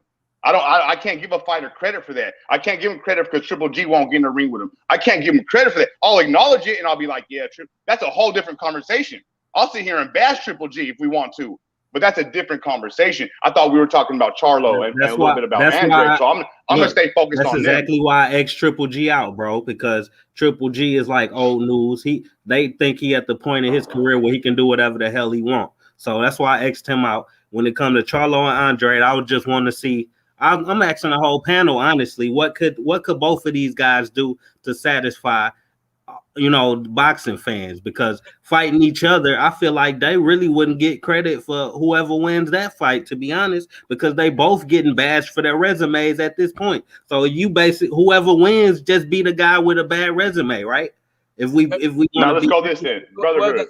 Let's do this, brotherhood. Let's do this. Let's go just for now, right? Just for the beginning of 21, right? The first half of 21, I'll take Liam Williams for Demetrius Andrade and Chris Eubanks for Jamal Charlo. And we both know them dudes are not A-level fighters. They're both probably B-minus level fighters. And I'll give them both respect and credit for those fights early in this year. But they can't take that respect into 2022. Every year, you got to challenge yourself again and again. And if it's going to be B-level fighters because that's all there is for you, well, then you got to do that shit every year, not once every 2 years. Oh, okay, now look. I think they already doing what you asking for, to be honest. Liam Williams and Andre is done. That's a finished deal, right? Andre, real quick. It's like 10 seconds. That's already done. That's Andre's number one contender, Liam Williams. That's who we fighting. Andre's not contender. Hold on. Charlo's number one contender was Sergey Derevchenko. Like, technically, they fighting the best contenders they could possibly fight in their division. That's who right under their belt, number one. So I don't see what else. All right. So, but moving forward, right? You're not going to rematch Derevchenko. Nobody's trying to see that fight. But I'm just saying, to me, if you're going to go Munguia, Eubank Jr., Murata, I wouldn't be mad at if Charlo fought all three of those guys, like I'm not very impressed by it. I expect him to win all those fights. I don't know how impressive it is, but I'm not necessarily mad at it. I would rather him go and fought any of the guys that the champs just fought, right? The Smith, if he moved up and fought Smith, if he moved up to fight Fielding, if he moved up to fight Durrell, and then fought one of the champs after that, I'm fine with that. If he moved up and fought one of the champs at his first fight, I'm also super impressed with that. But I'm like the idea that like I am looking forward to him cleaning out a weak division.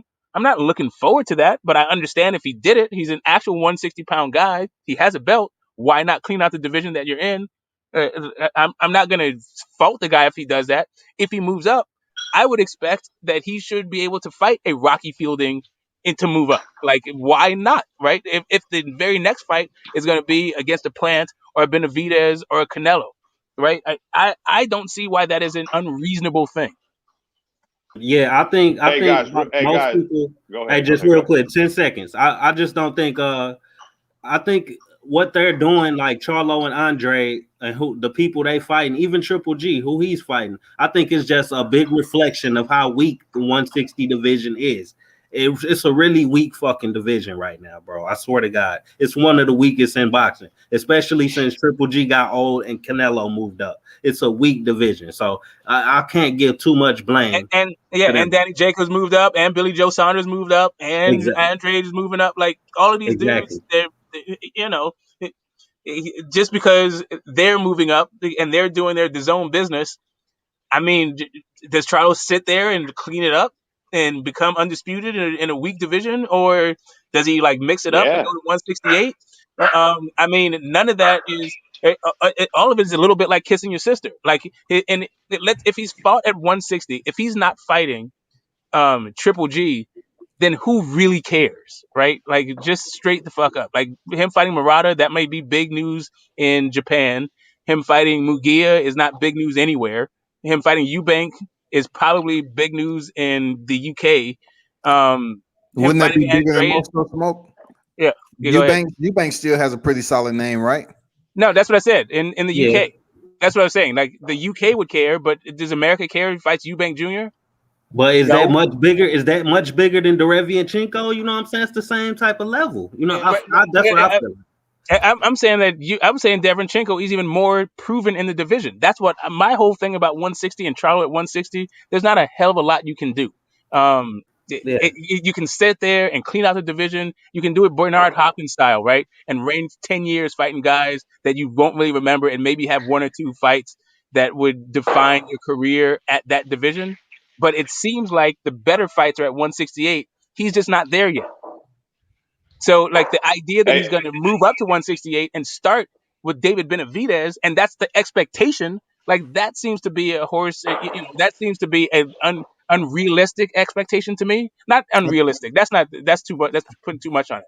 I feel like that's a bit unfair of an expectation, right? So like that's going to be your first step up fight. Like David Benavidez is some walk in the park that's a tune up your acclimation fight to a new division. That seems to be kind of weird standard for me. But but whatever, fans have their own thing. I'm just anyway. Sorry, go ahead. There's a point that I wanted to make, but I can't remember what it is. Maybe I'll remember.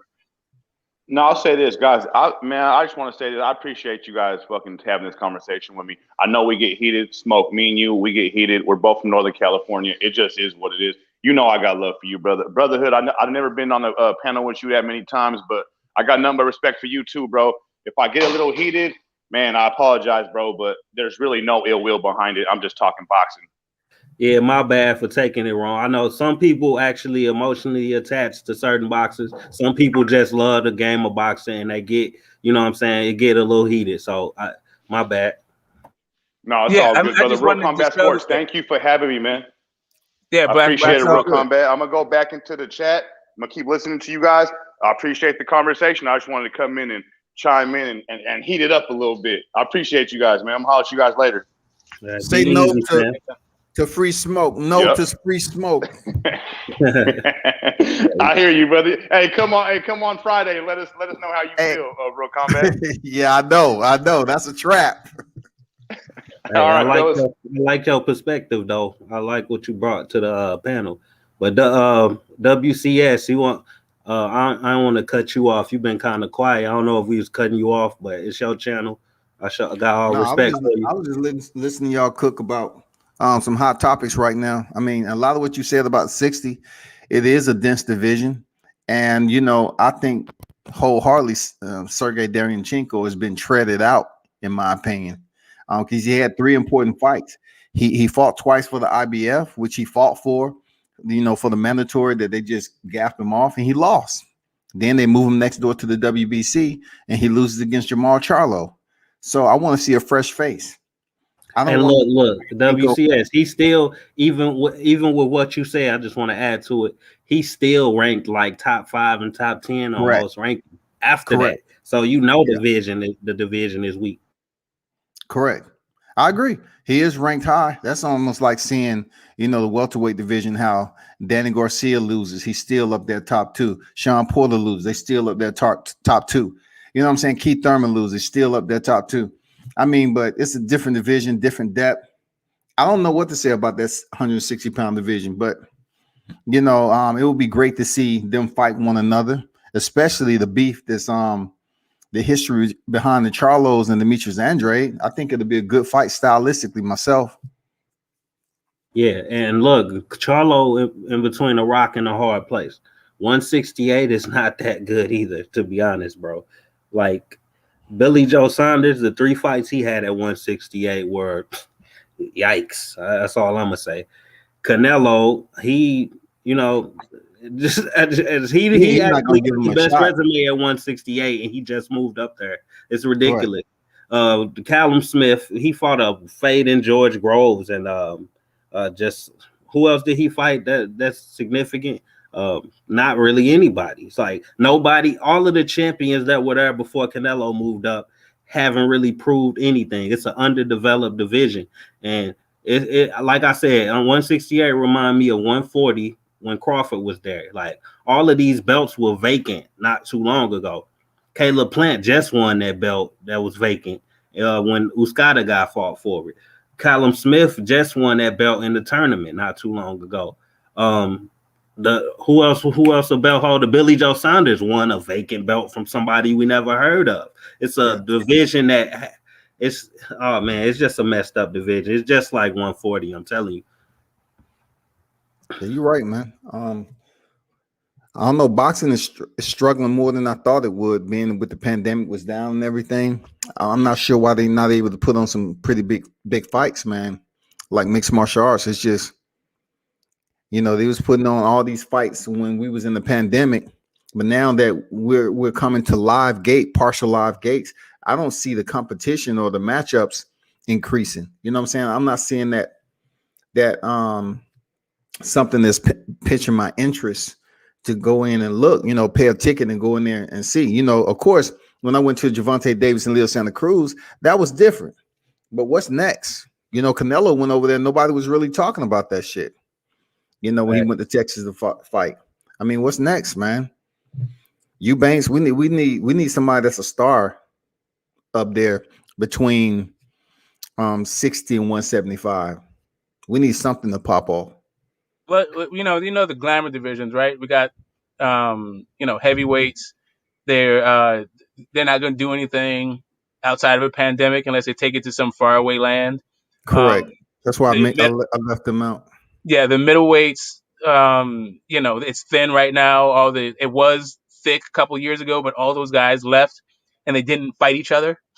So it just like took all of the air out of like nobody actually increased their marketability. Like Canelo. Wait, what division you talking about? I'm sorry. Middleweight, 160. Okay.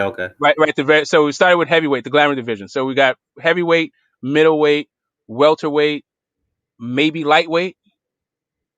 Lightweight has to be in there, man. It's a lot of right. So that's what I'm saying. Like, so those are the glamour divisions.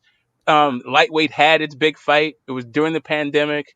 They say that it did good numbers on streaming, but you can't really verify those numbers. It did your basic numbers that any like Terrence Crawford or what Loma fight did, like 2 million views. That's basically what those guys always get. So it's not like even that fight of that magnitude moved the needle very much. And sports in general, like the NBA finals were down, the Super Bowl was down. Like sports has not come back from the pandemic. So boxing to me isn't. I don't know that boxing shouldn't necessarily outperform the average. Although I think we did see some good fights that got some decent numbers at this point. I don't know when it's going to come back, but I expect Spence is going to fight and it'll be good. Bud Porter should be good. When they heavyweights do finally get around to it, there's a bunch of fights in there that are talked about being close to being done that are good, like whether or not it's a trilogy or undisputed. So That should be good. let me ask you this, Smoke, Brotherhood, about that Spence. I mean, not Spence, Terrence Crawford and Porter. What does he look to gain off that? Being that Porter has lost to some big names, the Kell Brooks, the Keith Thurmans, Errol Spences. If Terrence Crawford goes in here and does it different, let's just say he's able to stop him or look more impressive than any other recent guys, especially Errol Spence. Does it increase his Wall Street any as far as negotiating, heading into there with a possible fight with Errol Spence, if he looks much better than anyone else has with Sean Porter? Is Wall Street? No. Like he's got to put some numbers. He's got to put butts in seats for his Wall Street. So what is he looking to gain out this fight though? Just a quarter field? Because isn't he in a position where he should fight someone that's going to provide him a little bit of leverage going in there with Errol Spence as far as this negotiation process? So you know what I'm saying? If he's unable to pick up that WBA title, don't he need something? That's why you have a lot of fighters that's fighting common opponents. You know what I'm saying? The Kell Brooks shit. Now he's fighting Sean Porter, two opponents that Errol Spence has been in there with already. Yeah, see, I think when you fight a common opponent, you got a chance to do things that the other opponents never did to the same fighter, especially when it comes to a Sean Porter, because most people have a tough fight with him, right? Now, Kell Brook, I wouldn't say he beat Sean Porter, in a wide decision. It was still pretty close too. All of his fights he lost was close. I'd say that. Now Crawford, he got the chance to do something that nobody ever did, which is knock Porter out. He could just straight up sweep Porter, 11 rounds to 1, 12 rounds to 0. He could do that. That's impressive. It's a few things he could do. And this is also the highest ranked opponent at welterweight he would have been fighting regardless of what he does. So and it's different dimensions. Like Porter, Crawford never fought an elite pressure fighter like Porter. Crawford never fought an elite guy that has stamina like Porter. He ain't never fought a guy with a work rate like Porter. So he could be answering a lot of questions. At the same time, he could end up pulling something off that we never seen anybody do versus Porter. So it's a lot attached to that fight. All right. Well, hey, to answer your question, I think in a different way. Let's say I think that arguably Keith Thurman may have more cachet, right? Maybe he has a better record. He's already beat Porter, all of that stuff. Let's say he fought Thurman instead of Porter, right? And knocked Thurman out. Stop Thurman for the first guy to knock him cold, all of that stuff. I think that would be more of a boost to his stock. But at the same time, if Errol fights Ugas and has 3 belts going into that, it doesn't matter if he knocks out Porter or Thurman when it comes to the negotiation part. I agree. I don't know, because Keith Thurman, in my opinion, is people ain't gonna look at this right when I say this, but I think he's still on the same level as Spence as far as accomplishments. They've accomplished pretty much the same thing at welterweight, right? Correct. 2 belts. Keith Thurman just lost to he just has a loss. That's the difference. Spence doesn't have a loss, but also Spence never fought somebody like Pacquiao, technically. So you can't really hold that against Thurman. So if Crawford was to make a statement against Thurman, somebody who already beat Porter, you know what I'm saying? that'd be even a bigger statement than fighting Sean Porter. So that's another step up for me if he knocked out a Thurman. Like, nah, now we talking about 50-50. You know what I'm saying? Now we talking Crawford. I'll be off your case, Crawford. I hope if Crawford listening, I'm off your case. You beat somebody like Thurman. Yeah, but what happens? What happens if after he does that, or while he's doing that, Spence beats Ugas? Now, see, that's not really the biggest, statement. I mean, It's just you're it's talking about like one he of got a those champion Canelo again. type statements. Like, yeah, you beat him, he was a champion, but at the same time, like 4 other people already beat him, so it's not a big statement. Now, if Spence knocks Ugas out, then we evening things up a little bit because he never been knocked out. You see what I'm saying? It just Okay, so depends what happens. But another Ugas received both his titles via Vesputin, popping positive, and then he was emailed the other belt. So I don't give too much value, if Spence goes in there and disperse him, because he is like that second tier fighter compared to the Spence. Period. Spence should go in there. Look what Porter did. Porter looked bad against Ugas, but it wasn't the fact that Porter turned up and gave us similar performance like he did with Danny Garcia and Errol Spence, but man, Ugas is going to be one of these guys that doesn't get any respect, especially on how he received his titles just now. He really needs to fight somebody outside of Errol Spence and really give a good account of himself. We need to see him in there with a solid, competition and see him cook, man. So just to stick to the umbrella, to the topic of the Wall Street, his stock going up, his negotiating power, right? Let's say that instead of Porter, Crawford fought Thurman and knocked him out, but he did it on regular TV, whereas Spence fought Ugas on pay-per-view and got the third belt in like a 12-round decision, right? Like one guy won in spectacular fashion, but on regular TV to a guy who has similar accomplishments, but is years removed from his best, right? So how would that in your mind? Would you still be like 50-50? You want to go ahead? I don't think it'll be 50-50. I mean, because look, I always think about how Keith Thurman looked against Pacquiao. I gotta, try to make a solid guess on where Keith Thurman's mindset is right now, because I just felt like he gave his belt up. He could have made it a more of a challenge with Pacquiao, but eating ice cream before a fight and everything, it kind of pissed me off a little bit, because I like Keith Thurman, but I don't think unless Terrence Crawford knocks him out, it won't provide him any more leverage going in there to negotiate. If Spence picks up that third title, I think it's a done deal. He picks up the third strap, shit, Terrence Crawford in for trouble at the negotiation table. Yeah, I think third strap and pay-per-view, that's it. I don't think Terrence Crawford has a pay-per-view fight on the horizon. Yeah, that's why I didn't bring it up. We know who's on pay-per-view, PPV, and who's not. So that's why I didn't bring it up. And that's messed up, because even Bob Arum said, I don't think Porter and Thurman are pay-per-view fights, but Spence is. Now, you just playing yourself, bro, because I think you put Crawford and Thurman on pay-per-view, that'll do good numbers for Crawford finally.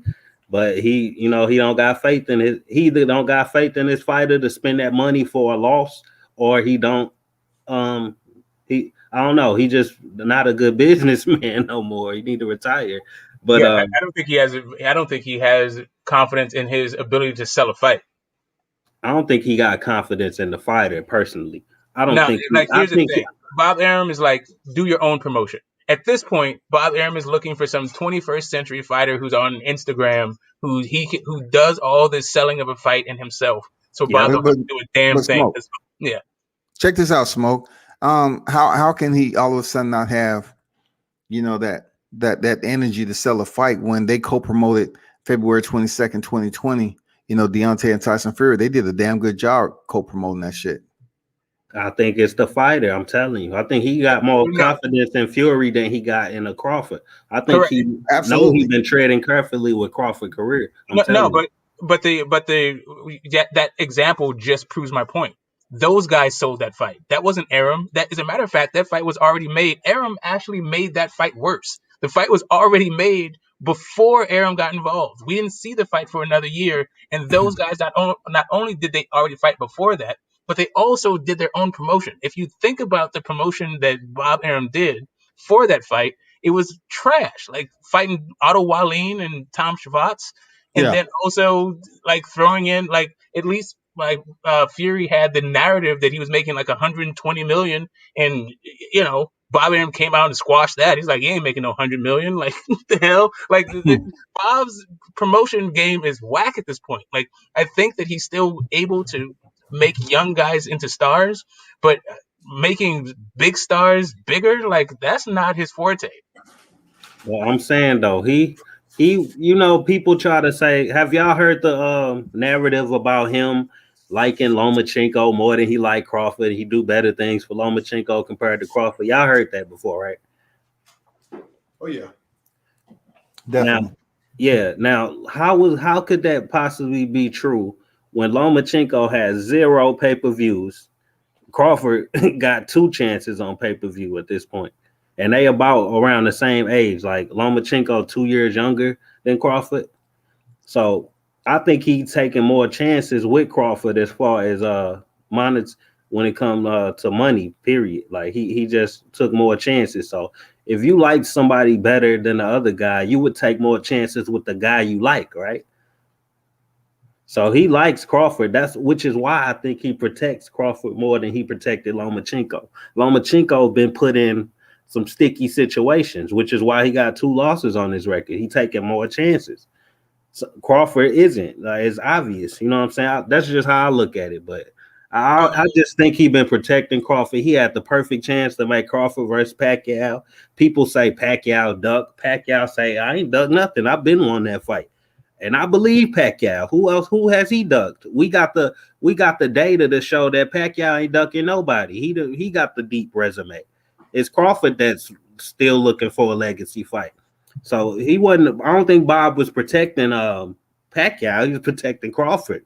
I think he wanted the younger guy to, reach higher heights than Pacquiao ever did, but that ain't happened that way. And now I don't understand, man. Like, So here's the thing from what my perspective is on Bob. Bob does not actually understand the value of a fight, and he does not know how to maximize a fighter's earning potential, which is why all those guys left and made bigger money once they left. I think it's just a straight dollars and cents thing. Bob Arum is cashing, network checks. He's not actually growing the pie through his own promotion and getting his back end on it that way. He's just a spent force in my mind. Like the idea that he is going to have the energy in order to bring like some promotional talent and the promotional heft to the welterweight division. Like he's talking about like how all of his premier marquee fighters don't make him money. That's what that dude is on. Like, how are you going to get a glamour division like the welterweight division? Like, how are you going to have the correct mindset and the correct vision to even be able to promote a Bud versus Thurman fight? but it ain't even that, bro. Like, I think he lying. I think he knows that Crawford versus Thurman would do pretty good numbers, but it's the risk of getting that belt taken over to PBC when he likes to keep that WBO belt in house. Now it's a pattern. It's not. I'm not just pulling this out my ass. It's a pattern. I know you're not brotherhood, but the pattern starts here. Here's something that you're missing from the pattern. He let Mayweather go because he didn't think that him versus Oscar De La Hoya was worth $20 million. He was trying to get him to fight Margarito for $8 million.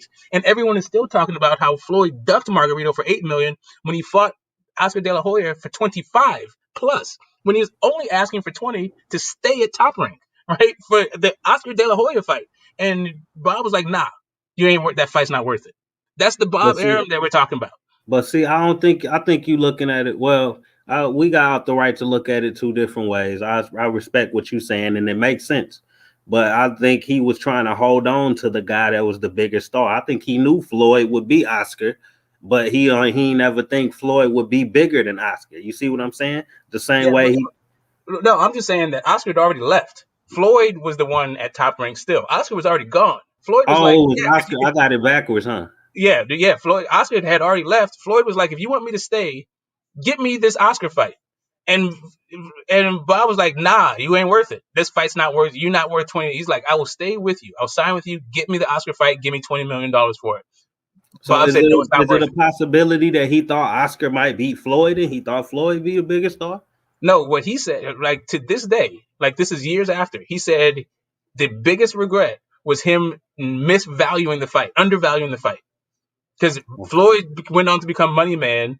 That fight made Floyd more than $20 million. He was like, the same way he's saying somebody else can go broke fighting Porter is the same thing he told Floyd when it came to Oscar. You not worth it. Good luck to you. Get the hell out my office. I think you could be right, Smoke. Maybe I've miscalculated. But one thing I do know is that he like to keep them belts in house. If he see you going on a decline and you ain't about to make no more money for him, he gonna get the next guy the belt. For example, Navarrete move up from 122 to 126. He picks up Shakur Stevenson, vacated WBO belt at 126. Shakur Stevenson move up to 130. He about to do the same damn thing with Jamel Herring and Frampton winner, or Burchell versus Valdez winner, all in house, right? You go up to 135. He kept it in house. Lopez versus Lomachenko. Whoever wins, they still on my promotion. Go up to 140. You got all the belts on the line. Whoever wins, well, I guess, yeah, they both top rank. Whoever wins, still on my promotion. Now, why would I risk Crawford to get his belt taken all the way to PBC when I could just wait until one of my 140 guys move up, just like I've been doing in the other 4 divisions I just named, for them to beat Crawford, and I keep the same belt in house instead of having to go across the street to try to win the belt. You know what I'm saying? So I think he just following that same pattern. We're gonna have somebody move up and keep the belt in house. So I think that's his format, but maybe it's something deeper to it. I just caught on to that whole. I don't think it's an either or. I think it's both. I think Margarito's an in-house fight. Oscar wasn't. Okay. Right? Okay. I'm not. I'm not going to eat your lunch over that one. It could very well be in-house. When they were in-house, they weren't at the same. They weren't in the same part of their career. Like Oscar had done a lot more, right? So it could we just adding to each other point. Yeah, but also the in-house fights that didn't happen, like Bud versus Pacquiao, didn't happen when it was in-house. But see, I think it was because he wanted Crawford. I think he knew Crawford. Pacquiao was on his way away from Top Rank. I think he was on his last fight of his contract. You see what I'm saying? So that Jeff Horn fight was strategic. Like, I'm gonna have him rob you, and Jeff Horn gonna come over here and make Crawford my new champion. And it's a younger guy than Pacquiao. I don't want to. You said he don't like paying big money. He don't like taking them business risks. He would have had to pay Pacquiao a whole lot of money to fight Crawford. You know what I'm saying? So Okay, you right. Yeah, did you just to segue into this? This is like hot off the press from this morning. Did you see the press release from Pacquiao's team talking about he wants $40 million for Bud? Yeah. And people up here saying he deserved all that, just because of 8th division champion and all that. But I don't know in these times, man. I don't know if he deserved $40 million. Yeah, this is the one time I don't agree with Pacquiao. Okay, so let me ask you this: much less back in the day. He asked for like 20 to 25 back in the day. Now it's 40. Okay. Like he wants $40 million to face who? I know we ain't talking about Ryan Garcia. To face Bud. Yeah. To face Bud. Yeah. Now see, and that's the Bob Arum. I understand. So he's supposed to get $40 million. Bud getting what? 3.5? 10. 75-25 split. Okay. So that on a $50 million fight, or $50 million purses, right? But if Bud knocks out Pacquiao, now you're talking about that stock when it comes to the Spence fight, even with the third belt. Correct. Yep. Yeah, there's definitely heavy leveraging points going on right there. 2 and 2. I mean, we ain't gonna damn sit up here and go off seniority of the sanctioned bodies, but that'll look much better, man. You think it's a 50-50 fight if Terrence Crawford pick up that second belt? No, it won't. It wouldn't be a second belt. It would just be a Hall of Famer, right? It'd be Hall of Famer and a cachet. Like everybody knows Pacquiao, and it's probably going to be pay-per-view. Look, he's just in recess though. Recess mean he ain't totally abandoned. Yeah, You know but what the I'm saying? belt, but Ugas got the belt, so he's just like, what is that? That's a Yeah. status. It's It's the kind of same. like, okay, so Pacquiao already has a history of this, right? So the Pacquiao Hatton fight wasn't actually for a belt; it was for the ring belt and the IBO. But he still gets credit for being a 140-pound champ. That's how Pacquiao rolls. So like Pacquiao's in his own lane, doing his own thing, and everybody just goes along with it. Like So if he wanted he's 40 champ. million, that black smoke, if he wanted 40 million for a fight, why become a champion in recess and provide Ugas the opportunity to fight? I mean, Ugas is already interim champion before then. You just want to give him the belt so he can consider himself a world champion. That's not the way you do it. He's not going to get any respect in boxing just from sending it via email. You know what I'm saying? So they should have just kept Pac as a champion and then potentially set up a fight. If you want to get 40 million, set up the fight. WBA versus WBO. PPV. I mean, I'm here. I'm with it, but there seems to be, if on the outside looking in, there seems to be some reluctance on Pacquiao's part to actually defend that belt. Right? It seems like Pacquiao is willing to Absolutely, because he's defend. coming up on a year in July. Yeah, I mean, what 2019? I thought was the last time he Yeah, fought. more than he coming up on 2 years No, in August. he fought. He fought his last fight, man. Yeah, that's 2019. Yeah, Thurman was We're in August 2021, baby. 2019. Yeah, like it's been a year and a half already. Damn near. Yes, Oh, a no, year and a half on the nose already. I know I ain't tripping like So that. I know I ain't tripping like yeah, that. like so. I mean, yeah, Hell no. like that's the same thing. See, Thurman got a year and 10 God months, damn. right, without getting stripped. Well, I guess shit. My old age. So it That shit was seems 2019. to me, Damn. What the yeah, fuck? no, that's It's terrible, yeah. right, bro? The You lose pandemic track threw of a somebody. monkey wrench in the whole thing. Wow. Yeah, it's been a minute for Pacquiao, but Pacquiao is working off his cachet. So the idea, I think, Terrence Crawford can still, if he knocked out Pacquiao, right? People have knocked out Pacquiao before, but Pacquiao still, I think it would definitely be a pay-per-view. It would probably be Terrence Crawford's most successful pay-per-view, and it would be another Hall of Famer. So not only does Terrence, and I think it would put him over the Hall of Fame threshold. If you think that Terrence Crawford is on the bubble for being a Hall of Famer right now, if he were to knock out Pacquiao, he would definitely be in the Hall of Fame, right? So you got a guy who has a successful pay-per-view at this point. He's got some good names on his resume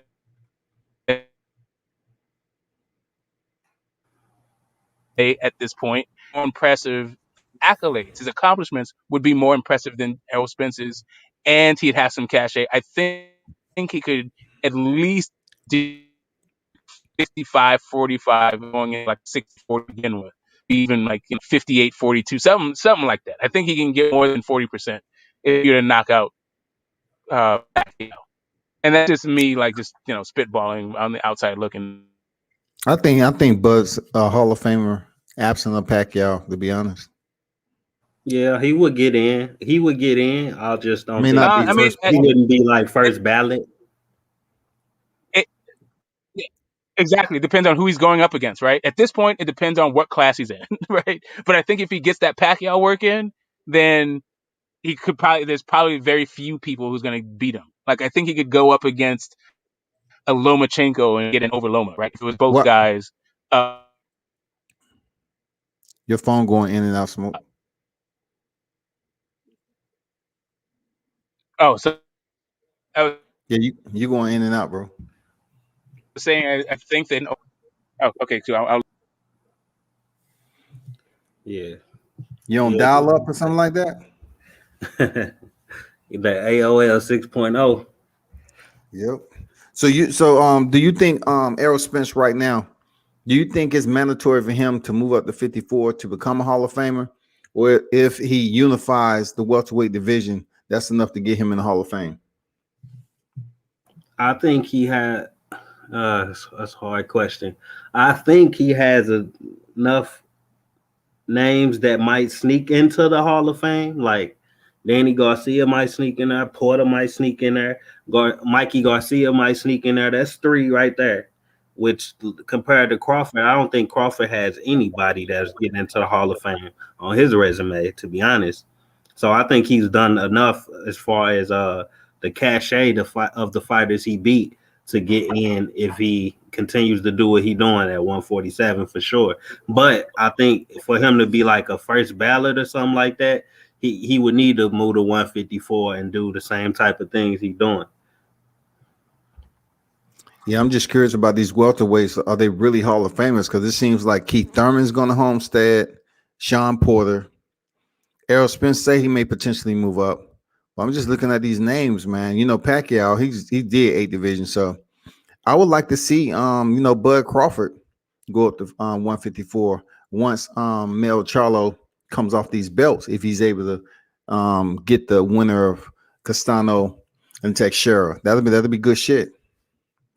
Yeah, I think I try to look at it like, are these guys better than Arturo Gatti? You know what I'm saying? Like Sean Porter, Danny Garcia, Mikey Garcia, are they worth getting in the Hall of Fame compared to Arturo Gatti? And I believe all 3 of them are. So what about Kell Brook?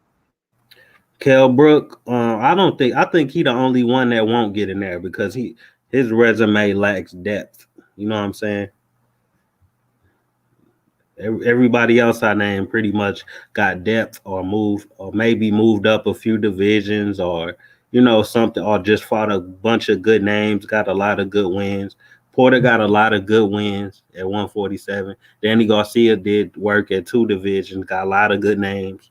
Mikey Garcia moved up 4 division champ, got a few decent names. This is what I'm saying though, brotherhood. Like, okay, what criteria we basing the Hall of Fame off of? Because Danny Garcia, he never defeated the champion at welterweight. He fought Robert Guerrero for the vacant, and then it was taken by Keith Thurman after 1 defense. But then you look at Terrence Crawford, he had one of the weakest unifications ever, but he does have an undisputed on his record, and he's a 3 division champion. So which one matters more? You know what I'm saying? It's hard. Like I think Danny Garcia beating Matisse at the time, and Zab Judah, and who else he beat down there? He beat Lamont Peterson at a catch weight. He beat Amir Khan in his prime. Those 4 names just right there. That hold a lot of weight compared to guys like Postol and Ndongo. Like Postol and Ndongo, I try to look at it like this: like, were those 2 guys pound for pound top 10, let alone top 50? You know what I'm saying? Compared to the guys I just named. So I'm not trying to like take credit away. Like, accomplishments are accomplishments, but we all know what fighters hold weight and which ones don't. Yeah. So I think it's phenomenal, but Bob, when I just see the quote that's up there, and it seems like it's going back to what I was saying. I'm just quoting Bob. Bob had the opportunity to at least be co-promoter of Floyd Mayweather versus Oscar De La Hoya. He said he undervalued that fight, and as a result, he also lost Floyd Mayweather as being his head promoter. He got out of the Floyd Mayweather business as a promoter. I think that is a serious blunder on a huge stain on his ability to value a fight now. Maybe at some point in his career. I'm not saying he's never been able to value a fight, but that whole idea about Loma versus Tio, to me, like this, the idea that he's doing, giving Porter $1 million and not renegotiating with Thurman, to me, it seems like the guy has lost his touch. Okay. Hey, I gotta ask, Mark. I see Mark Nash comment. He's saying Postal was undefeated and Dongo was undefeated. You know what I'm saying? We understand that. But Ocampo was undefeated. So you know what I'm saying? It's like how he was undefeated. We want to take that. Wherever he came from. Tom Fox was undefeated. Yeah, like we can't take that too far. Now, let's say you said Crawford should get in over Lomachenko. Okay, Gary Russell Jr. was undefeated. Now let's compare the three names that was undefeated and unified: Ndongo, Postol, and Gary Russell Jr. What name do you think holds more weight in boxing, regardless of who had however many belts? You know what I'm saying, or whatever, however you want to look at it. Yeah, so just Gary Russell Jr.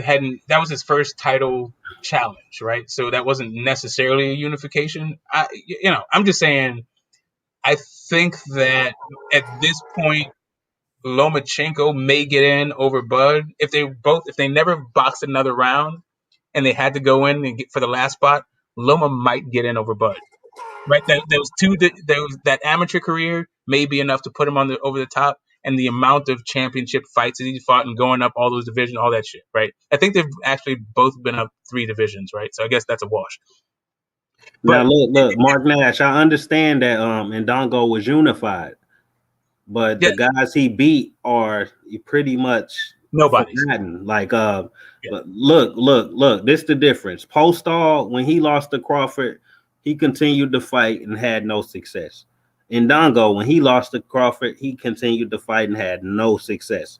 When Lomachenko beat Gary Russell Jr., yeah, he lost, but he continued to have success. That's the difference, which shows you who was the real deal and who wasn't. Gary Russell Jr. is the longest reigning champion in boxing, which, that just proves a lot right there. Hasn't been beat ever since. Wait a minute, but there's an asterisk to that. The guy during that long reign fought 5 times. I mean, how many times have Postol and Ndongo fought since then? Oh, okay, no, all right. But I'm just like, I'm with you on Ndongo. I think Ndongo was on the back end of his career. I think Postol was actually his best fight, his most accomplished fighter, his highest rated fighter at the time. All of that. I think Ndongo was a much better, Postol is probably the best win in Terrence Crawford's entire career, right? But it might even be Horn or Khan. No, because Khan was already knocked out, disgraced, and washed up. Like nobody thought. Like Khan was a shell of his, the heat that Khan had when he was going into even the Peterson fight. Forget like after Bradis, right? The Peterson or even the Danny Garcia fight. Like that Khan was long gone. Like he'd already been posterized by a bunch of. He was fighting Billy Dibbs at that point, right? But Smoke, can you say this about any of the fighters that Crawford beat? Most of the fighters he beat, they lost to him and had no success afterwards. So not only did Crawford beat them, but other guys that were ranked or touted way lower than Crawford beat the same guys. And people you can't just like paint everybody with the same brush and say, well, Crawford beat them and he broke him. He just wasn't the same fighter because he fought Crawford. Like, no, that don't apply to everybody. Maybe these guys just weren't the goods in the first place. They just happen to have a belt, or they just happen to be undefeated when he fought them. Now it just so happens that the guy that Lomachenko beat continued to have success. Like, you don't think Postal looked good against when he stepped in there against Ramirez? It's more like Ramirez looked like dog shit. I mean, not dog shit, but like no urgency, uninspired. And he was look good against Taylor too, but he still he didn't win that fight. But it's not like Loma so zero fans. credit It's goes not to like Postal. Loma, like the people that Loma fights are going to become these world beaters either. Like Linares was on a long run as a champ, but he didn't really Luke Campbell was his most significant win, right? So even though he was a long running champion at 135, he wasn't considered the best guy at 135. And it's not like he did anything after the Loma fight. So it's not like Loma opponents are going on to set the world on fire. Hold on, Smoke. You say it's not like he did anything at 135. He was one belt away from being unified, bro. One belt. What are you talking about? He was one belt away.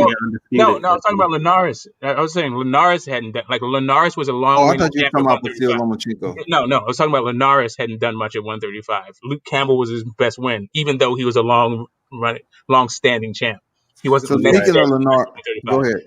right? But the other point is that it's not like Loma's opponents. Once Loma fights him, it's not like those guys are going on to do a bunch of stuff. Mariagas of the world, like really, all you got is Gary Russell Jr. But that was Gary Russell Jr.'s very first title even challenge, right? And Nicholas Walters, I don't think has fought since that fight with Yeah, Lomachenko. I mean, he was on the couch for a year and a half before that. Like he was, I don't know, maybe not a year and a half, but over a year. And then that was the only fight he had. Like, Walters to me was functionally retired. And they just got him off the shelf, and he's a good name. Look, I think a That's lot also of the at guys 130, that right? both of them beat have a lot of asterisks next to their name. I don't think of both of their resumes to be like, I don't look at them as being great resumes, but I'm saying if there's one person who continued to be one of the greatest fighters in their division after Lomachenko beat them, it's got to be Gary Russell Jr. I can't say the same about Right. Terrence Crawford. I can't say the same about any of Terrence Crawford's opponents. None of them. Right. I guess the best one would probably be Gamboa. He didn't even continue to be great after that. Like, no, I mean, like, I'm not, let's say I should stop that. I ain't even gonna hold on to that same point, but yeah, I guess you're right. Maybe Gamboa. People say Jeff Horn Nah, beat Pacquiao, but I can't, it's that hard was for me to but not that was look at before that he as a fought him, rivalry. right? That was before he fought him, and that was like kind of a controversial thing and all that stuff. Yeah, Jeff that's Horn what didn't I'm do saying. anything after That's that one fight. of the asterisks I was talking about. Like, it's these guys' resumes, man. These top ranked fighters, bro. I'm sorry, like, I don't know why it's always like this. It's how they play the game, right? It's these accomplishments, and the accomplishments, they have historical value, but in today's boxing game, what does that really get you? Like I was just having a conversation on another panel before here where we're talking about Charlo versus Castano. Like, what is Charlo gonna get after if he beats Castano? Is he gonna are people gonna put him on the pound for pound list even being undisputed? Um, He better be, man. Like, he should be at like 9 or 10 if they continue to keep Gennady Golovkin at 7, 8. Then one is Francisco Estrada, who's on there. in a way, Then they keep Arthur Beterbiev over there, at number 10. I think Charlo should get in there right like 7 or 8, man. yeah, that's fair. Cause look at how many. I mean, damn, it's gonna be tough, They had man. Usyk at like number two, number three, off of like What? Jordan Hell code, like no. when he was undisputed. That's what I'm Because just saying. most of the cats that's in the top 4 have multi championship belts though, multi I mean, division. I get you. I'm just saying that like it seems that undisputed doesn't carry the same weight for guys, right? It seems like there's something else going on than just undisputed. Like maybe fans like you, the YTBC community, may be putting this some sort of value to undisputed, but I think even in the YTBC, it's selective value. Like it didn't seem to be all of this energy about Wilder Ruiz becoming undisputed than there is for Fury AJ being undisputed. Exactly. It's a lot of it is eye test. So like Wilder ain't got no skills. We don't care if he beat Ruiz. Like, look at him. You know what I'm saying? Look at him in the ring. And He then don't with look that like same he narrative wanna- you just used, Deontay Wilder defeats the same guy that they've been talking all this shit about. He get put on a magazine and tossed on the pound for pound list. That's just wild, man.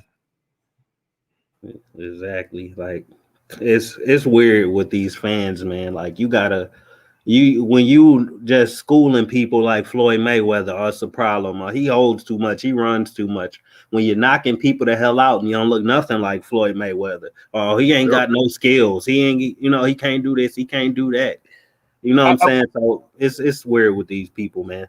Yeah, I would expect that the winner of Spence Crawford, if they fought in the next 9 months, 10 to a year, and they both look good in their next fight, I'd expect that the winner of that would be arguably number 1 or 2. Like people may still put Canelo up there, but I think if it is Bud, if Bud beats Spence, Bud may have what it takes to overtake this whole Canelo thing. Maybe. I don't know if Spence will be able to, but I think that that's a glamour division, and that would be helpful. But I think, I don't know. It just seems that Undisputed is like real selective depending on who the actual fighters are involved in the Undisputed fight. That's it. Like, not all Undisputed fights aren't equal. Hey, Mark Nash, see, you got something there. If Kavalauskas start cleaning out the division after Crawford, you know what I'm saying? That's something that could change my mind in the future. But he got to do it first. A lot of these other fighters have, like that Spence beat, already done a lot, you know what I'm saying? And still got a lot of capabilities, you know what I'm saying? So Okay. we just got to see it. Kavalauskas is solid, but come on, man. Like, I feel like a bunch of these top ranked guys, they get into these hard fights with guys who they shouldn't be in hard fights with. And for whatever reason, there's this fan base that now wants everybody to prove that these guys are really good, right? Like, Green Machine, nobody's checking for Green Machine. Like, they weren't checking for him before the Bud fight. And now it seems like because Bud got dropped, everybody needs to fight Green Machine. But you don't give his O any credit? I give him the same credit. Okay, like, if he had that O against competition, like, first off, I think Ray Robinson got robbed, right? So his O No, we ain't talking about Ray Robinson getting robbed. We just talking about that undefeated that Crawford took. Right, but right. So to me, having an O only means something when it comes to the competition and also what you look like against the competition. So when you look at a Jeff Horn who also had an O, yeah, I understand, and you look at his competition has a name on it, like a Pacquiao. I also look at the fight and see that I don't actually think that Jeff Horn is that good a fighter, and it's actually borne out by every other fight that he fought, not named Pacquiao. Yeah, see, it got to be context. Like when you look at Crawford's resume, it could look good from a distance. Like, damn, he was undefeated. He was undefeated. He was undefeated. He beat Pacquiao. He was undefeated. He was undefeated. He was a champion. He was unified champion. Like, it looked good on the surface, but when you look at the fights and look at the context and what they did, but leading up to the Crawford fights, it's like, oh, what the hell is going on? You know what I'm saying? And that's just how it is with Crawford resume. Like, I feel bad bashing his resume so much, but I'm just trying to be real as I possibly can, man. Some of this. He's 3-2. He's 3-2, man. Since moving to the welterweight, when it comes to undefeated records versus opponents that had one or two losses on their resume, he did everything he's supposed to do to those soft touches. If people want to look at him like that, he got him up out of there. Yeah, but look. Ocampo didn't do much before he fought Earl Spence and became his mandatory, just like Kavalauskas did, right? Now, maybe Kavalauskas had a few better names. He had a David Avenesian. He had a Ray Robinson on his resume. And then he fought Crawford. So he a little better than Ocampo. But the selling point is they was both undefeated when Spence beat Ocampo and Kavalauskas beat Crawford beat Kavalauskas. So it's like, how much credit should I give to both of them?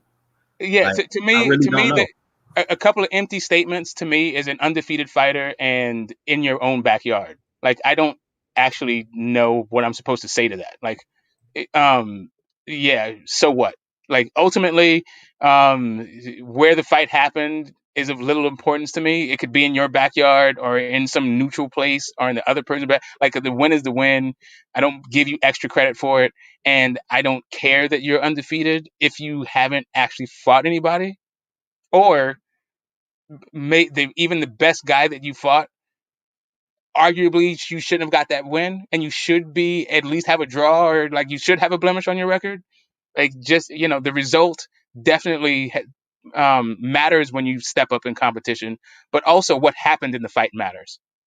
Right. Hey, look, World Combat. Let's look at it like this. You see, Teofimo Lopez beat a few guys that wasn't, getting a lot of clout. Like Comey, people was underrating Comey resume, even though he did some good things before he fought Teo. Then Nakatani, they was like, who the hell is Nakatani? You know what I'm saying? Like, we ain't, who is this guy? We ain't giving him no credit for that. You turn around and Nakatani knocks out Felix Verdejo.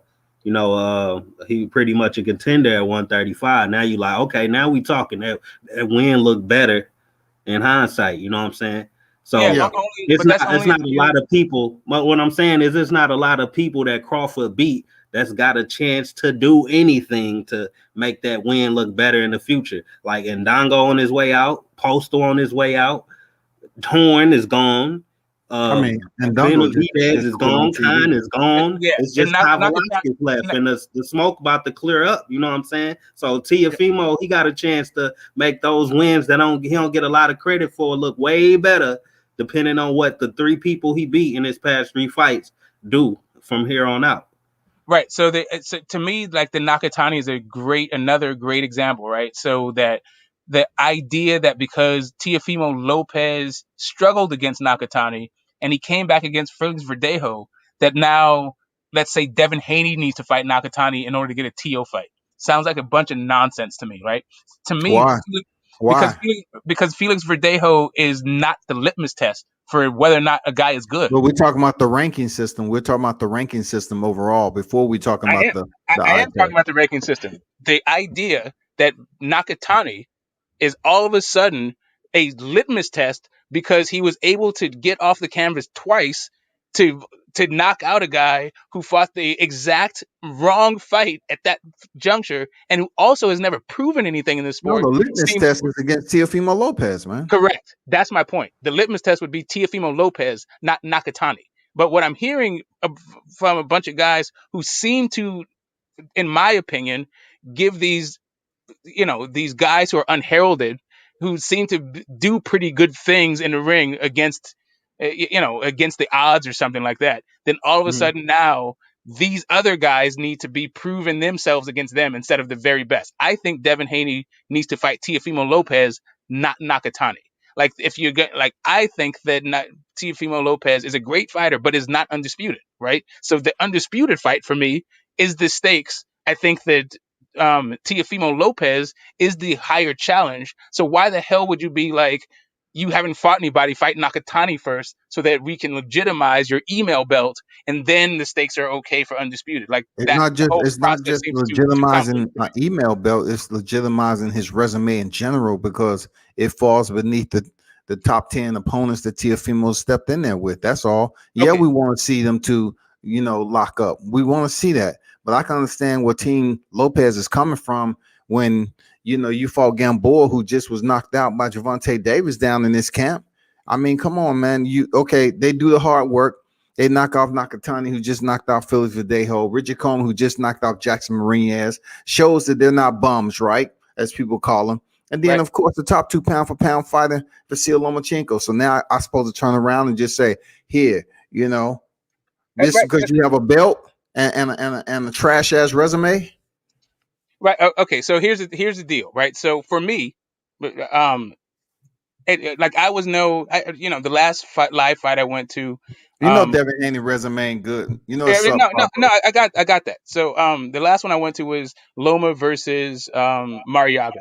And Ray Beltran was on the undercard of that fight, right? And I've seen Ray Beltran fight in real life. That's the point I'm trying to make.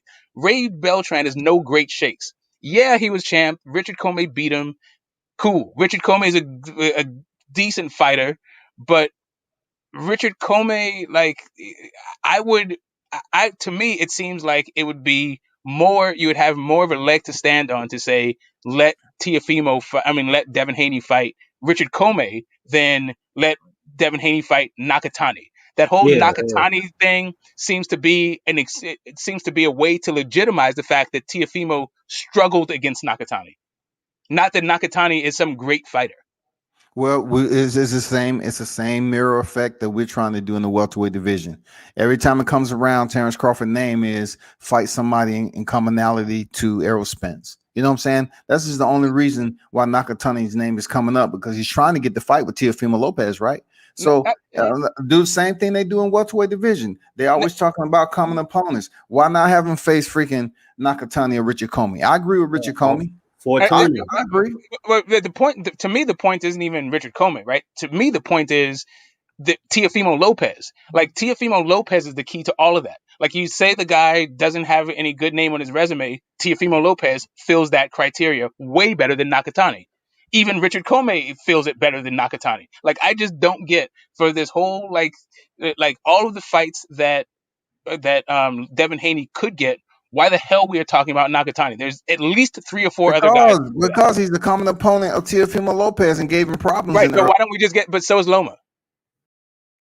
I understand what you're saying, Smoke. It's better names for him to fight. Lomachenko. Right? This whole Nakatani thing it just seems like, hey, let's shore up the whole narrative that I was Teofimo Lopez putting struggles names against out there. Nakatani. I was placing Right? names out there that may potentially be accessible. You know what I'm saying? I don't think Lomachenko is going to be accessible for Devin Haney unless he really wants it. I haven't heard no banter out there about this shit, man. All right. So the other part is that when it comes to Terrence Crawford, it's the way that Bob Arum promotes. I don't know if you remember this, but there was a time when Bob was like, okay, if Terrence Crawford Pacquiao fight falls through, then we're looking at Ugas, Thurman, and Porter. And if that doesn't happen, then Kell Brook. And when I heard that, I knew exactly who the fight was going to be.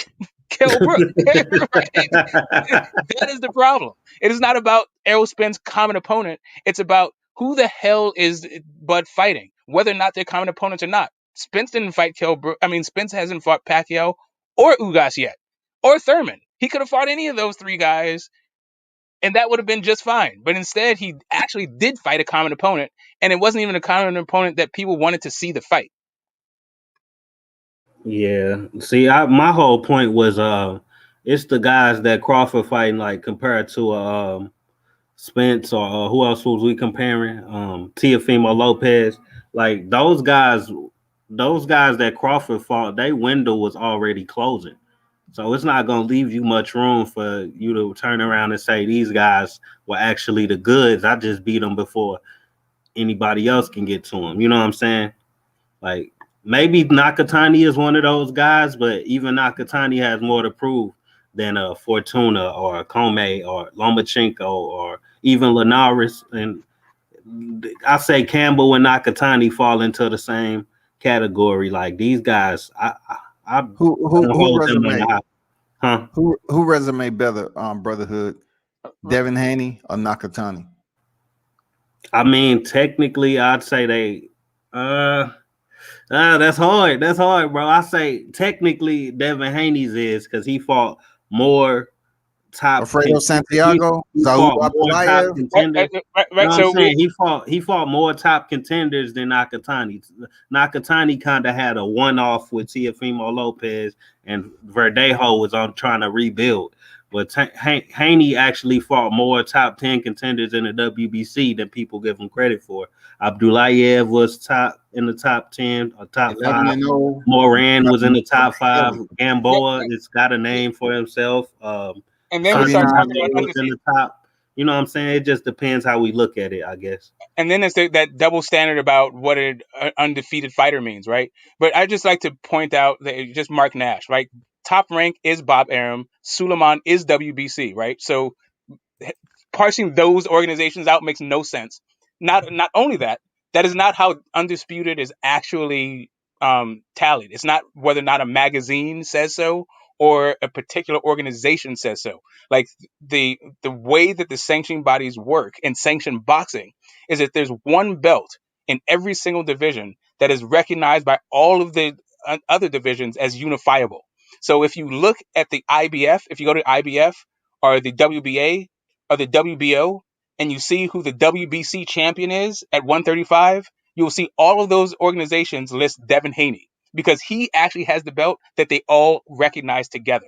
So Suleiman can come out here and create confusion, but it's just Suleiman doing it. Publications can come out here and create confusion, but it's just them selling publications. It doesn't actually change what the meaning of undisputed is or how you become undisputed.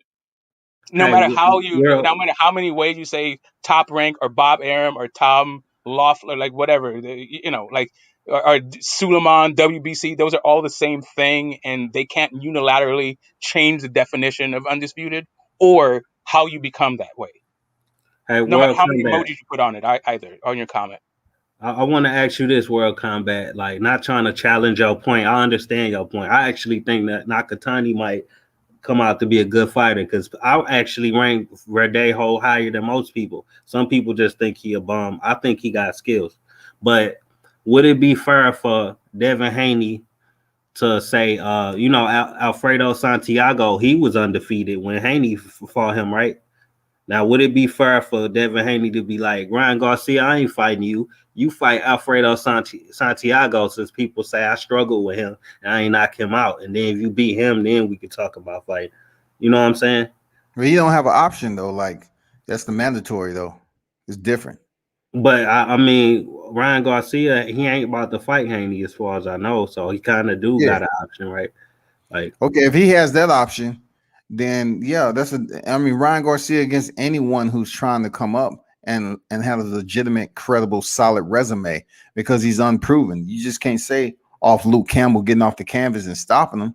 I mean, Luke Campbell is that second place guy. He's cool with it. He's cool. You know what I'm saying? If he wasn't cool with it, Ryan Garcia would have stood up. He would have been right there in his square and try to go in for the kill, but he didn't. He backed up to the ropes. So, or how about what if Devin Haney told Riley Ramirez the same thing? Like, fight Santiago. I bet he beat you. You beat him, then I'll fight you. Like, is that fair either? Hey man, it all depends, man. Like right now with Devin Haney, he wants the big name, of course. He wants the money fight. He wants the crown fight with T.O. But I just look at his resume and see, Alfredo Santiago's 12-0, man. And his first fight over here in the States, and Zaul Abdullayev, they fought for the damn not elimination, but the interim title when they was told that they wasn't going to have an eliminator fight. So they chose to fight for the interim. He was 11-0. No one knew who he was. Shit, no one. And he lost. So I don't know, man. That's what I'm saying, though. Nobody knew who Nakatani was. So it's kind of, I just look at it as the same situation. Like, was Nakatani, he was a mandatory, though, right? Nakatani was ranked above Teofimo Lopez, man, in the IBF when he went over there. That's why he had to face him for eliminator. Yeah, that was eliminator for the Comey fight. But Nakatani was ranked higher than Tio. But let's look at Devin Haney's situation. Abdullayev was ranked right next to Haney. If Haney was number 3 ranked, I believe. No, he was number 2 ranked, and Abdullayev was number 3. Now, who was number 1? Luke Campbell. Luke Campbell decided to fall into that petition fight that Lomachenko trapped him into. Well, he know he wasn't gonna win. So if there was any contenders left, it was just Haney and Abdullayev at the top. So Haney was supposed to fight Campbell for the vacant belt until Lomachenko stepped in. So it's like, I don't know. It's just hard for me to look at it like much different. It's just that's the thing. We got to see what these fighters do in the future. You know what I'm saying? That's the only thing that determines it. Let's just say if Devin Haney would have been able to fight Luke Campbell for the vacant WBC title, would have placed him in any other position than he is now if the franchise belt was basically inserted into Lomachenko?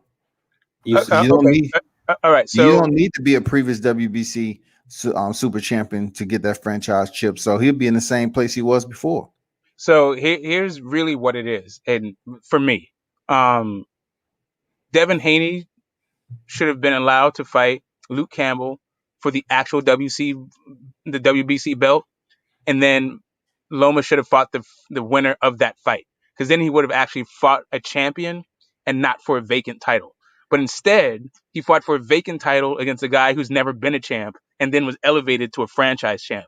So it's not as though Loma beat the best in the WBC. He didn't even compete in the WBC. He was like a champ from some other thing. Like,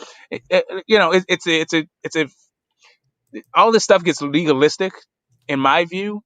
And the idea that Nakatani is in this conversation to clear this sort of thing up for the best at 135, to me, seems to be a legitimate an effort to legitimize the fact that Teofimo struggled against him.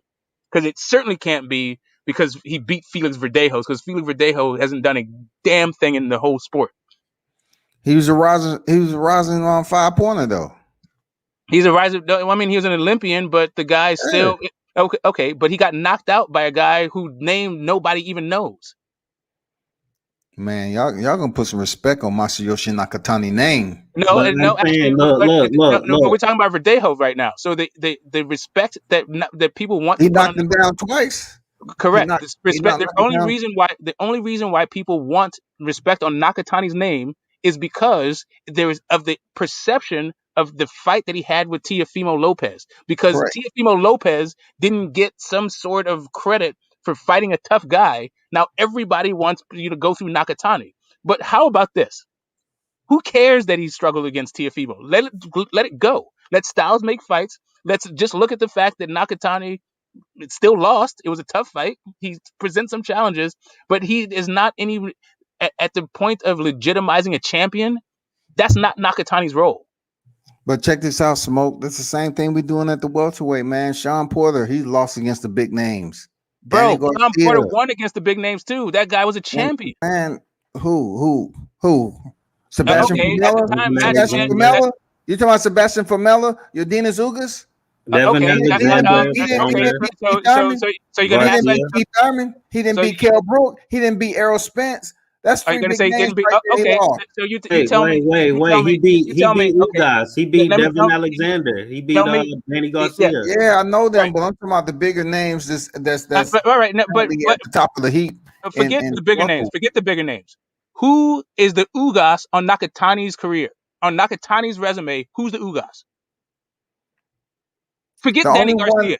no, the only one that can come close to Ugas right now in his status is Teofimo. And at the point that he fought Teofimo, It wasn't. Teofimo wasn't It's not even one. proven at that point.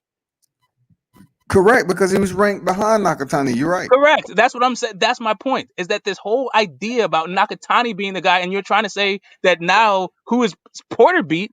Like that is the kind of thing I'm talking about. That is I'm just saying. absolutely a ridiculous a comparison. Porter at that point had already beat who's the Andre Berto on the, forget Ugas. Who's the Andre Berto?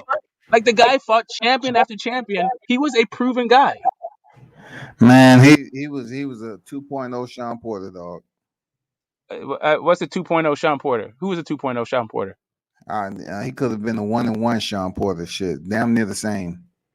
I mean, Berto gave you some energy with the right style. That is phenomenal. My question is Victor Ortiz and all the other shit. I got it. Who on Nakatani's resume is even on that level? That's what I'm saying though. Like that's what my whole point was with the window. He got a window to where he maybe could do the same things. That's why it's better to fight fighters that's got a bigger window to where they can still accomplish some stuff and not just get beat up by everybody else that they fought. That was my whole problem with Crawford resume. These dudes' windows is closing. Nakatani still got a chance to prove a lot. You know what I'm saying? With just same way Porter learn some fucking defense. Nakatani gonna learn some defense if he plan on staying in the game long. He already had received somewhat like a head injury against Tio, came back to my surprise, and then he takes punishment against Felix Verdejo. So he might not even be in the sport that long. Yeah, you're right. He got a orbital bone injury versus Verdejo, right? Yep, something like that. Yeah, but I'm just saying. All I'm saying is like, when it comes to proving Devin Haney's 135 email champion legitimized, like come on, Verdejo, I mean, can't just sweep that on the rug, Smoke. You can't sweep that shit on the rug. You know why I sweep it on the rug? Because you know why, bro? Because I don't rate Verdejo and Nakatani. Like guys having tough fights, to me that doesn't mean that all of a sudden now he's a player in the division. Like yes, Green Machine knocked down Terrence Crawford before he got stopped. Right, by Terrence Crawford. I don't now need to see Green Machine versus Keith Thurman or Porter or Danny Garcia or Ugas or even Omar Figueroa. like what are we talking about here? Like these guys. That's what I'm saying though, Smoke. Like Felix Verdejo has a large window so for him to change our minds. That's the good part about it. That's he's still young too, ain't he? Well, no, hell yeah, he young as hell. That's the difference. Okay. You're pointing out the difference between the guys Teofimo and Nakatani beat compared to a Crawford. That's like I don't know exactly what point I'm making with that, but it had to be relevant to what we saying because that's the difference. That's just the big difference for me. And how much credit does Lozada you know, Anthony Lozada, Fortuna just beat the hell out of him. He the same guy that beat up Verdejo too. So Yeah. you know what I'm saying? Should we be giving Fortuna more credit than he got for beating Lozada? Like I don't Yeah, know. It's a lot of ways to look at it. yeah. I mean, that fight was just straight track. Like to me, I felt like Gamboa could beat that Rosado, right? Like I know, like everybody says Gamboa is like a shot fighter and washed up.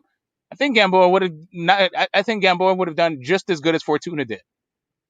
So now, why the hell? Like, You might be right. You might be right. I don't know. Dion, that's you? You know it. What's going on, my brother? Hey man, look, man, I had to come on in, man. I was just trying to sit back and listen, man, but we can't praise Mean Machine for knocking down Crawford, but then now we come back and now we shitting on Nakatani. How we gonna do this? I mean, we ain't we're praising. gonna shit on both I of don't them. think we praising Mean Machine for doing that. We kind of putting them in the same boat, like they both Yes. ain't did shit, and they Correct. but they both got windows to prove something different to us, you know.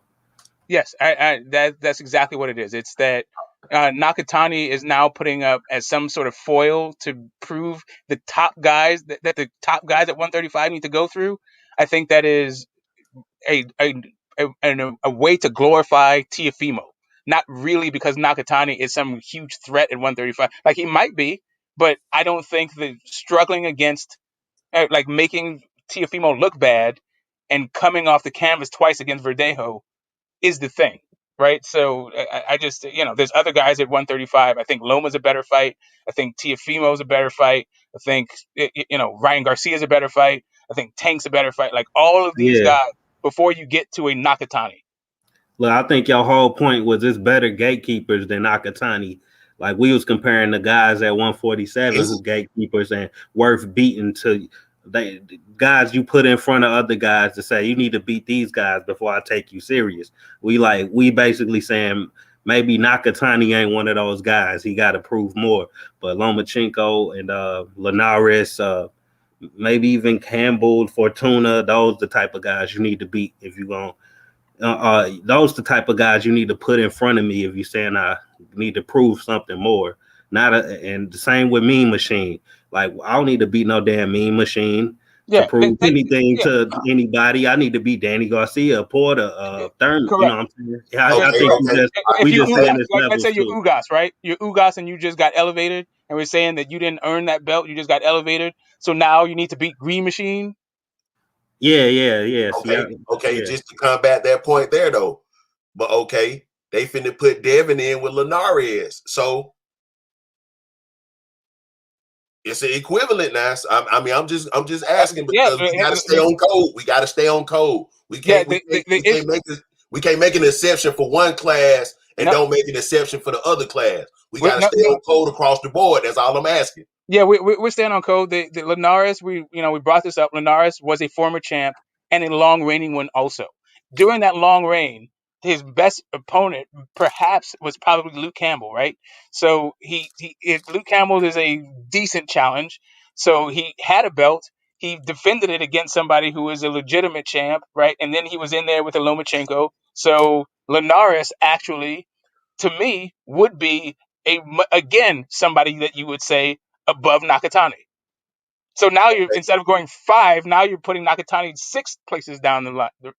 And when it comes to legitimizing Devin Haney, I got you. Okay. Now, I heard a comment earlier where they were giving credit to Gamboa since Crawford, but we all know Gamboa's been a punching bag since Crawford. Gamboa's got some wins though, right? So I think the context was has a guy come back and done something in his career after fighting him, and we're saying that Postal and Gamboa maybe the guys that did something after they fought Bud. Meanwhile, you gotta tell me what Gamboa did since Bud. You got to tell me what Gamboa did since Bud because I don't see it. All I seen was him. I was in Atlanta when he got punched out by Tank, and I seen Devin just outclass him. So I need to know what Gamboa has done since Crawford. Right. So the really, it's what has Gamboa done versus every other guy that Crawford fought did, right? So it's not like Ricky Burns came back and did something. It's not like Ndongo came back and did something, right? So we're just saying that the best guy. I'm sorry. We're just compare. It's just a comparison of Terrence Crawford's opponents that he beat. What did they do afterwards? The guys who did the best after they fought Terrence Crawford was probably Postal and probably Gamboa. Now look, the difference between Gamboa and Postal. Well, Postal been in fights where he was in those fights and kind of made them close. So you got to give him some credit because we give Porter the same credit for being in close fights with the best guys too. So let's be fair. Yeah, thank you. Okay, go ahead. Okay, so but Postal ain't did a lot like Porter at the same time. Like you know what I'm saying? Like yeah, Porter did a lot before he got beat and after he got beat. So we just giving him the same credit for keeping the fights close. That's the best we can do. We basically reaching at this point. You know what I'm saying? And you made Gamboa, he didn't. You made my point. You made my point. Yeah. Now Gamboa. Go ahead. I'm just saying that, like, if you look at Errol Spence's opponents, right? Chris Algieri came back, had a couple fights. He hasn't really done anything, but he came back and got some victories. Kell Brook came back. He moved up in weight. He got a couple victories. Didn't really do anything, but he still got some wins afterwards. Peterson was washed. He just got knocked out for the rest of his career. Ocampo, who the hell is even tracking what that guy has done? I don't even know if he fought again since that fight. Porter got the Formella win. And then really, who else have we got? Mikey Garcia. Mikey only fought one time since then. He did get the victory against Jesse Vargas. So it's just really like looking at the guys, what after they fought their we're looking at Spence and Budge. And Loma, actually, was it the guys? Like, what did their opponents accomplish after they fought him? And we're just identifying that Gary Russell Jr. was the most accomplished opponent from all those three guys after he fought Loma, right? Yeah, and look, Ndongo was technically the most accomplished guy Crawford ever fought. He was the only unified champion. No. Now I'm saying, wait, I'm only saying this because Crawford put so much weight on his belt collecting that we got to keep the same energy when it comes to looking at his opponents, right? Now he that's the same reason he say he A-side versus Spence and stuff, right? I was undisputed. I beat this guy, I beat that guy that had a belt. I beat undefeated guys. Now in Ndongo, he was the only unified champ Crawford beat, and he's the most accomplished guy he beat. Like, if we want to be technical, but at the same time, he suffered like 2-3 knockout losses since then too. Yep. So you know what I'm saying? So it's like it just depends how we looking at the stuff, man. Like, what's your opinion, D? Well, this is just me, man. I just feel like we just gotta stay on code, and because like it just seemed like just take last night. So if you want to look at it, who has the best? Who has beat the most accomplished people at 135? If you want to look at it, okay. Tio beat Loma and Komei, and Komei looked good last night.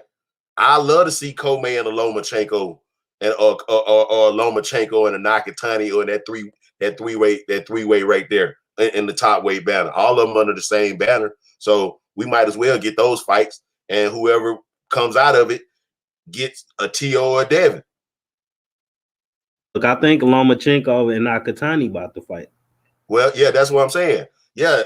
So okay, Lomachenko gets Nakatani, then he gets Komei, and then now he could get a rematch with Tio or Devin. Right. Or Tank. See, that's good. That would be great right there for Tio. It's like the guy I just destroyed. You know what I'm saying? I took 3 of his belts. He came back and beat 2 top, high level contenders, And that you already Paris, equal. The same yeah, thing. but The see, same. that was my whole. I feel My you, bad. but that was the same criticism that we were talking about Lomachenko a year ago when we was talking about he was fighting all of Jorge Linares' leftovers. That's what I'm saying. We got to stay on code. Wait, what you? Oh, you saying Campbell and Crowler? Yeah. Yeah, that's what I'm saying. You know, Lomachenko fought his way up to the top fighting Jorge Linares' leftovers. That's all I'm saying. We just got to stay on code on how we do this. It's not that your points are invalid. All I'm saying is we can't make concessions for one fighter, but not acknowledge the same thing happened for the other fighter we were just praising a year ago. That was one belt away from undisputed. That's all. That's the only thing that I'm saying. I think we all stand on code. Let's say Lomachenko beat Linares leftovers and to stay at the top of the division. He beat Tank leftovers, Pedraza to stay at the top of the division. But Spence did the same thing by beating Thurman's leftovers. But we hold Lomachenko. We were saying we hold Lomachenko over Crawford, and we hold Spence over Crawford. So we kind of are keeping the same energy. You know what I'm saying? I feel okay. I mean, that's all I'm saying. That's all I'm checking. Because I I heard. Because see, I had to jump on because I didn't like the Masayoshi Nakatani slander that I was hearing, and I heard Scotty was by itself, so I had to jump on to even it out. I don't want to speak for Smoke, but I think if Nakatani did more, like I said, he got a big window to do more. That's why I'm giving him. I'm not just gonna count him out. I see his window ain't closed yet. He got a chance to prove everybody wrong. If Smoke, I'm pretty sure if Smoke seeing him beat a few top contenders, he'll change his mind about what he said. So I don't think we completely just exit them out. You know what I'm saying? I got you. He has some more to his career. He just need to stop taking punishment, man, because that dude ain't gonna be around long. Yeah. So, okay. What's the word? What's the word on Robert Easter Jr.? I see he's still at 35. Why he's not trying to get in the mix with this?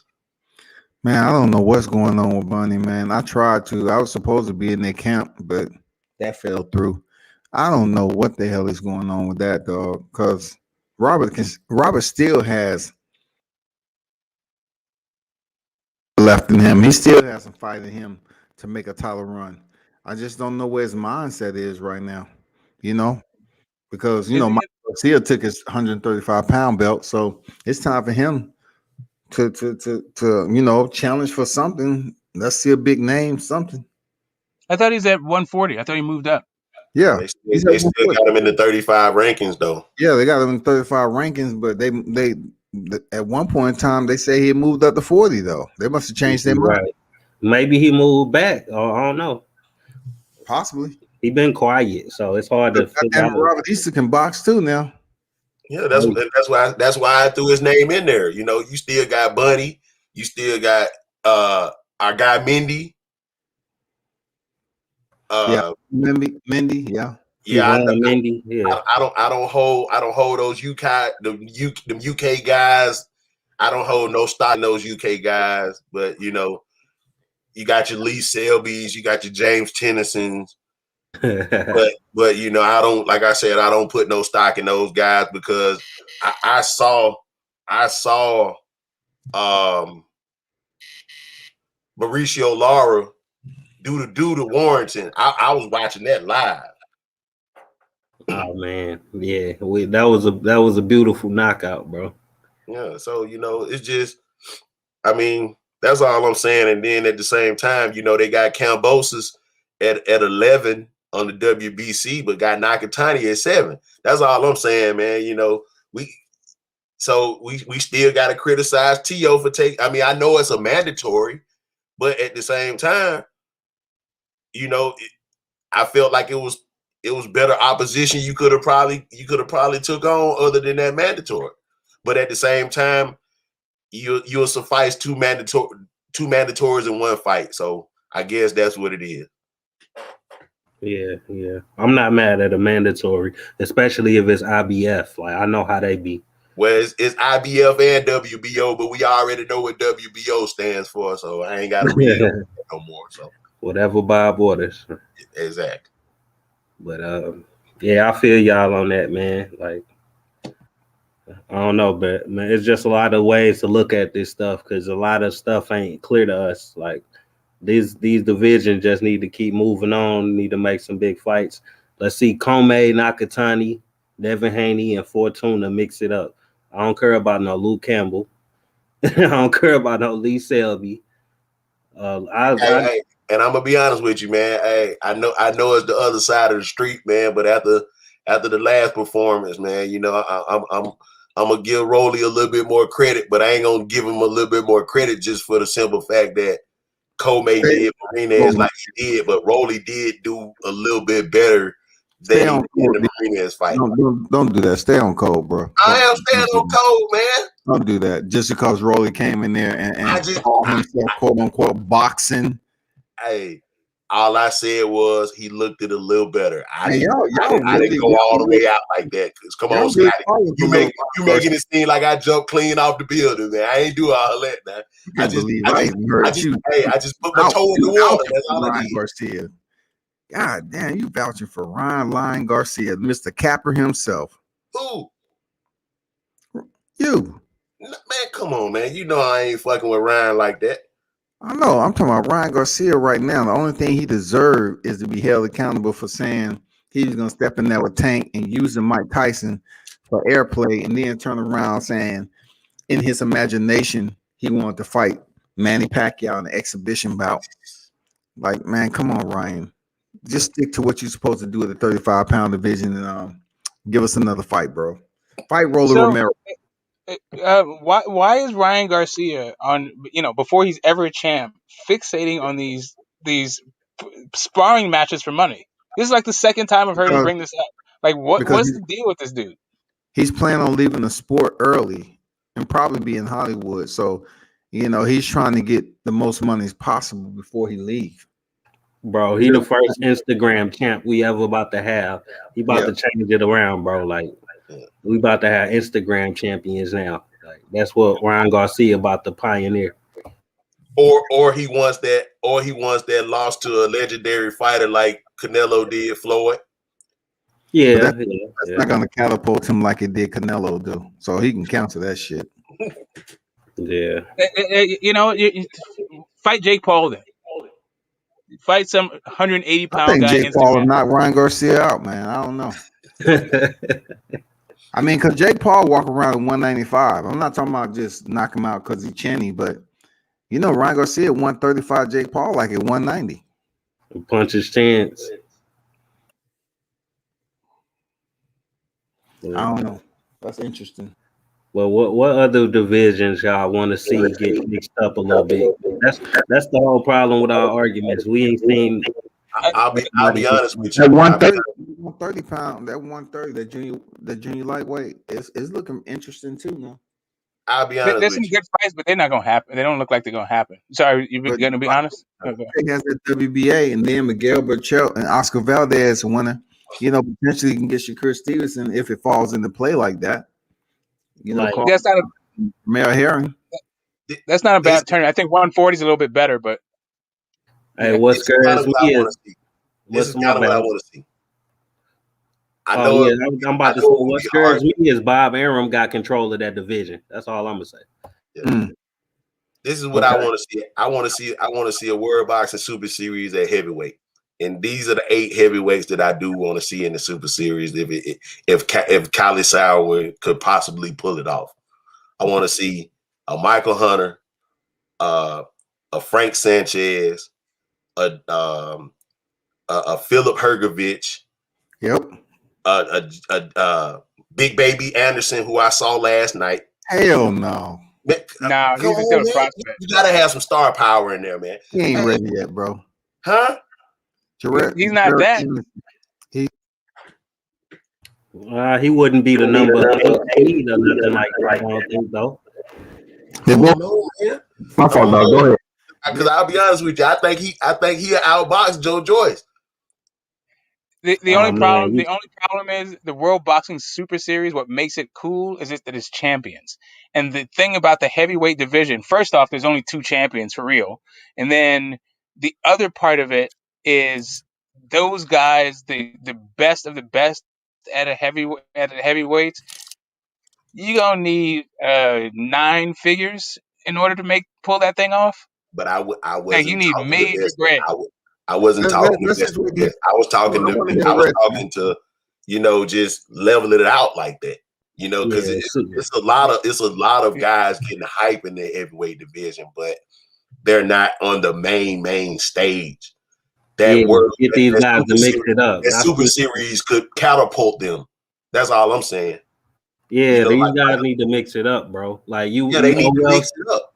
you need Joe Joyce in there. Yeah, you FA need a Joe Ajagba. Joyce, you need a Tony Yoka, all Yoka, those guys. Ajagba. Who else? Yeah, You talking about okay, but you guys are talking about the future of the division, like mixing it up right now in order to be what the best of the future of the division. It's not as though the winner of this fight, like if you put in all of these guys who are on the verge of, who aren't really supposed to be the shit for another 5 years, right? For real, between 2 and 5 years. What does that get you? Like I would, it's this weird. We're in this weird space where you got the Dillian Whites, the Povetkins, the Ortizes, the Ruizes, the Joseph Parkers, who still haven't mixed it up. Parker can get in there too. Shit, I mean, he's still Dillian young. White fought Parker and Povetkin, right? But it's not like everybody fought everybody. I mean, that's the point, man. To trim the fat, bro. Make these fools mix it up, because these motherfuckers be what you call it, bro? When you marinating the fight, they be marinating fights that ain't even worth marinating. Like, God damn it, you seen Joe Joyce and Dubois get in the ring. Like, we need more of these prospects fighting prospects, or contender versus contender, so we can trim the fat. You know what I'm saying? Like, so we know what to look I'm forward talking to. about challengers though. Before you start putting a tournament with prospects together, what about the challengers who are not even mixing it up? Well, that's what we think. These guys is damn near on the verge of being like contenders. So if that's what you mean, But Joe I'm Joyce is saying 35 years old. Like, Michael Hunter, he ain't like got too much longer. I don't know how old he is, maybe 32, 33. No, yeah, he's not a prospect. He's not a prey. Regardless of how old he is, he's not a prospect. Like Hrgovic is old. He's like 28, but I feel like Hrgovic is a prospect still, right? Not Big Baby, but he is Big Baby. But Jared Miller, Jared. Jared Miller is a straight prospect. Daniel Dubois is an injured, perhaps damaged prospect. Joe Joyce, I think he's a polished guy. He's still looking. He's like on the verge. I don't know. He's not a prospect. F.A. Ajagba. Probably not a prospect, but are they? They're contenders, either the prospect or contender level. But the challengers, what I'm saying is like we still need to see Ruiz fight Ortiz. We still need to see Ruiz fight White. We still need to see Ortiz fight Povetkin. We still need to see the challengers, the guys who actually fought for belts, fight each other to see who's like the 5th or 4th best heavyweight. Do you think F.A. Jogba ready for Deontay Wilder? He's calling him out. No. He Okay. let I can't remember who he let drop him, but Nobody he ain't getting up for No, Kalazi dropped his ass. Yeah, Kalazi dropped his bald ass. head dude. Yeah, come on. I mean, But it look, really. all of the dudes we named is on the fast track anyway. Exactly. That's thank you. Okay, so but my question is, where did you put? Is Robert Helenius part of that tournament? Yeah, he can get in there. Yeah.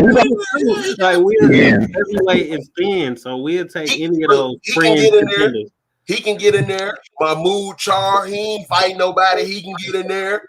A Trevor Bryan. I don't put too much stock into that win. It was a good fight, but I don't put too much stock into that win that he beat Romain Stavern 2 or 3 weeks ago. But these guys are holding trinkets. They might as well mix it up. Fuck it. Kyle Naki, he can get in there. Kyle Naki, Caballel Charles Martin, right? Huh? Charles I didn't Martin, even, yeah. I Charles didn't even say Martin didn't anything get in about Charles there. Martin, right? That's Yeah, the problem. That's the whole that's all I'm problem saying. with the whole weight division, bro. All of these fringe contenders is not mixing it up. That's why we don't know who the hell is good when it comes to like when we get past Fury, Joshua, and Wilder. We don't know who the hell is good. Exactly. Right. That's I what mean, Yeah, maybe after Ruiz and Ortiz too, Dillian White. You know, like after that, yeah, that's after what I'm these saying. two I want to names, see we the don't know who the challengers. hell is good. I mean, Yeah, that's what I I'm saying. I feel want it. to see the challengers mix it up. I want to see those guys. Like I want to see the Ortizes, Ruizes, Charles Martins, Povetkins. Um, that level of competition work its way out, so we can see who is the fourth best guy. I see what you're saying. I see. That's I not mean, bad either. That's not bad. but I feel that, but you can have all three. You have the top tier guys, then you got the contenders, and then you got the uptake prospects. We just named almost 20 guys right there. Yeah, like It's, unproven, it's weird how basically. it's weird how thick the division is, but the reason why we're saying it's thick is because these guys haven't fought. As soon as one of these dudes fight, like White fighting But you Povetkin, gotta shook weed the it out. whole thing up.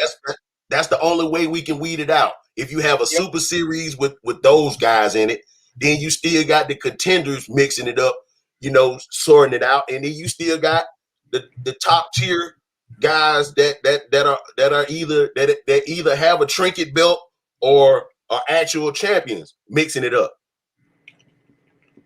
You see what I'm saying? That's all I'm saying. It's deep enough to where you can do all three.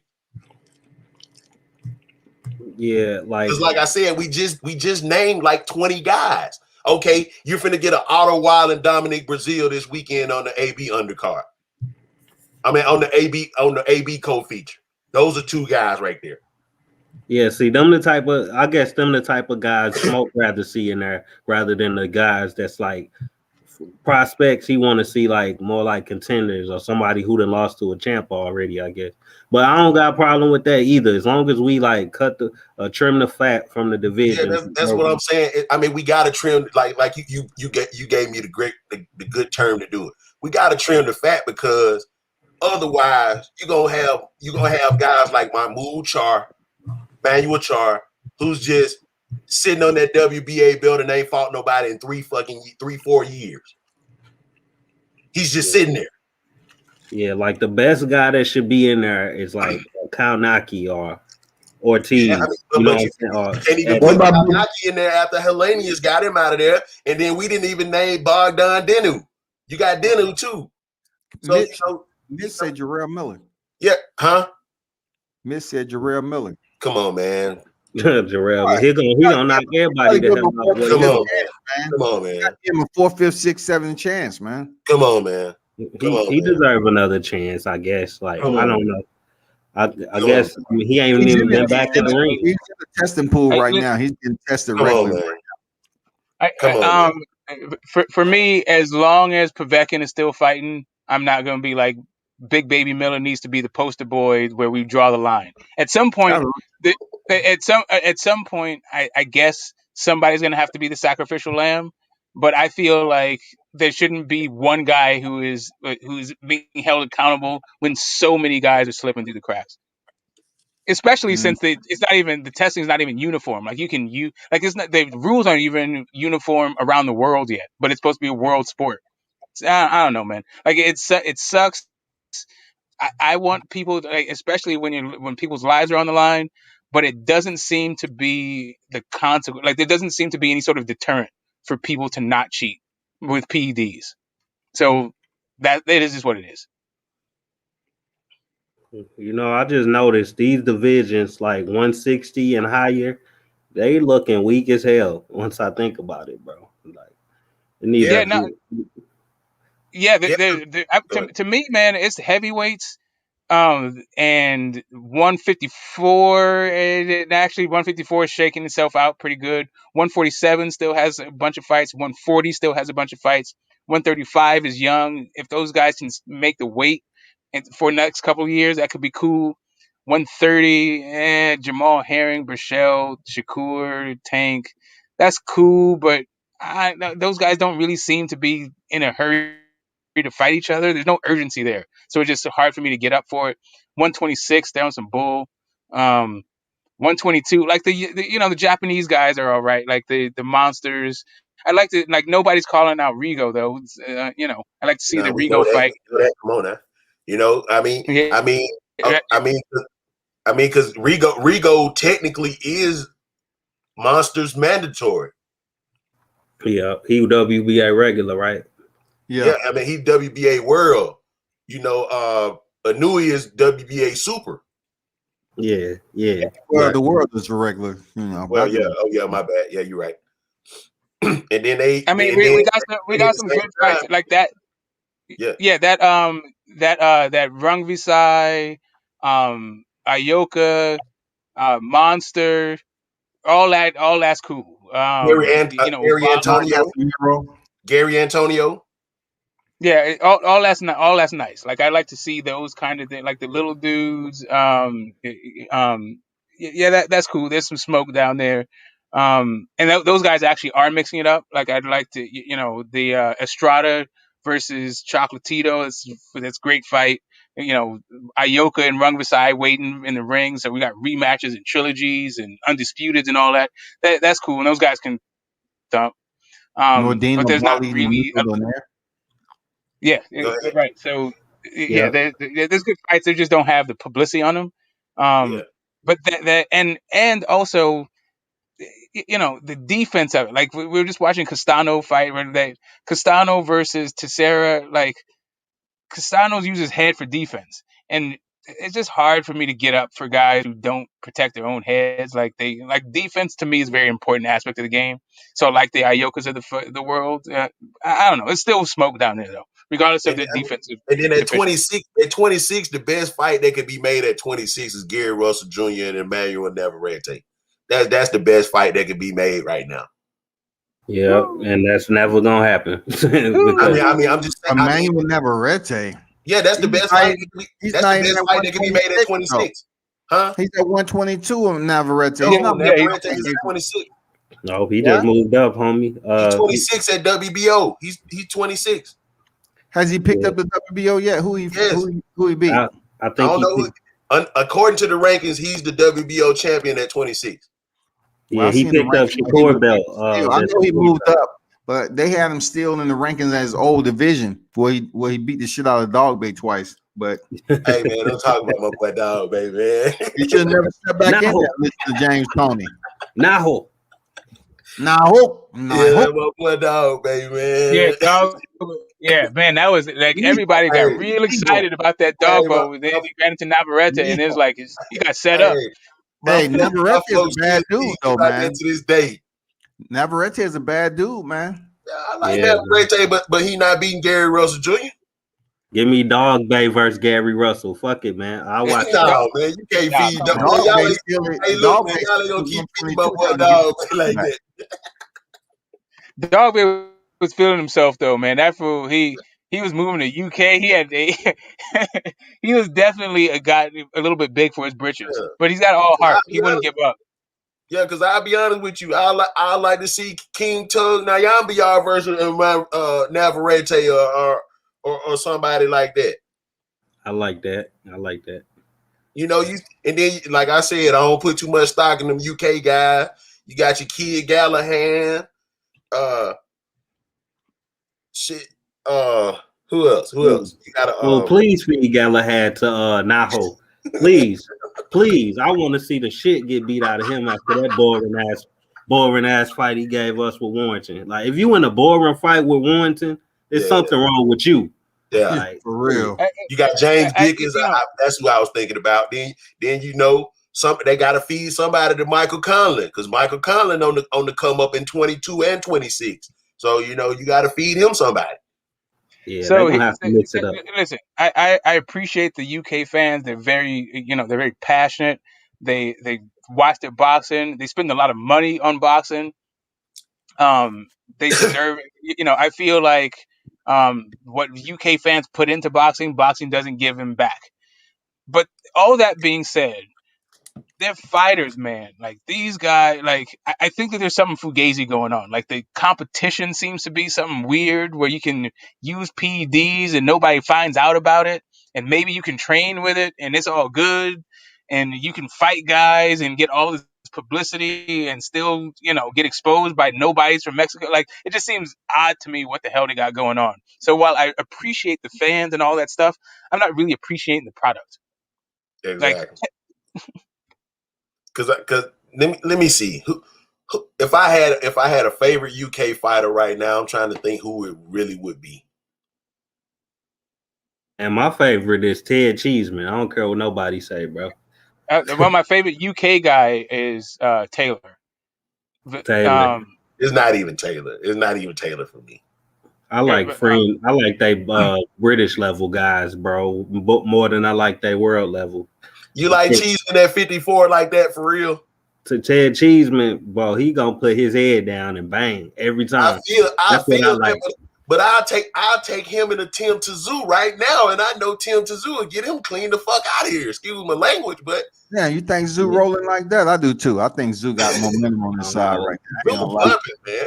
He got the spirit of his father with it.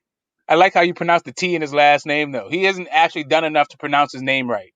Tszyu. That's what he is. Man, look. It's just Tim Tszyu. Tszyu. I don't know if y'all caught the Jeff Horn fight. I don't know how much stock y'all put in the Horn, but he classed Horn.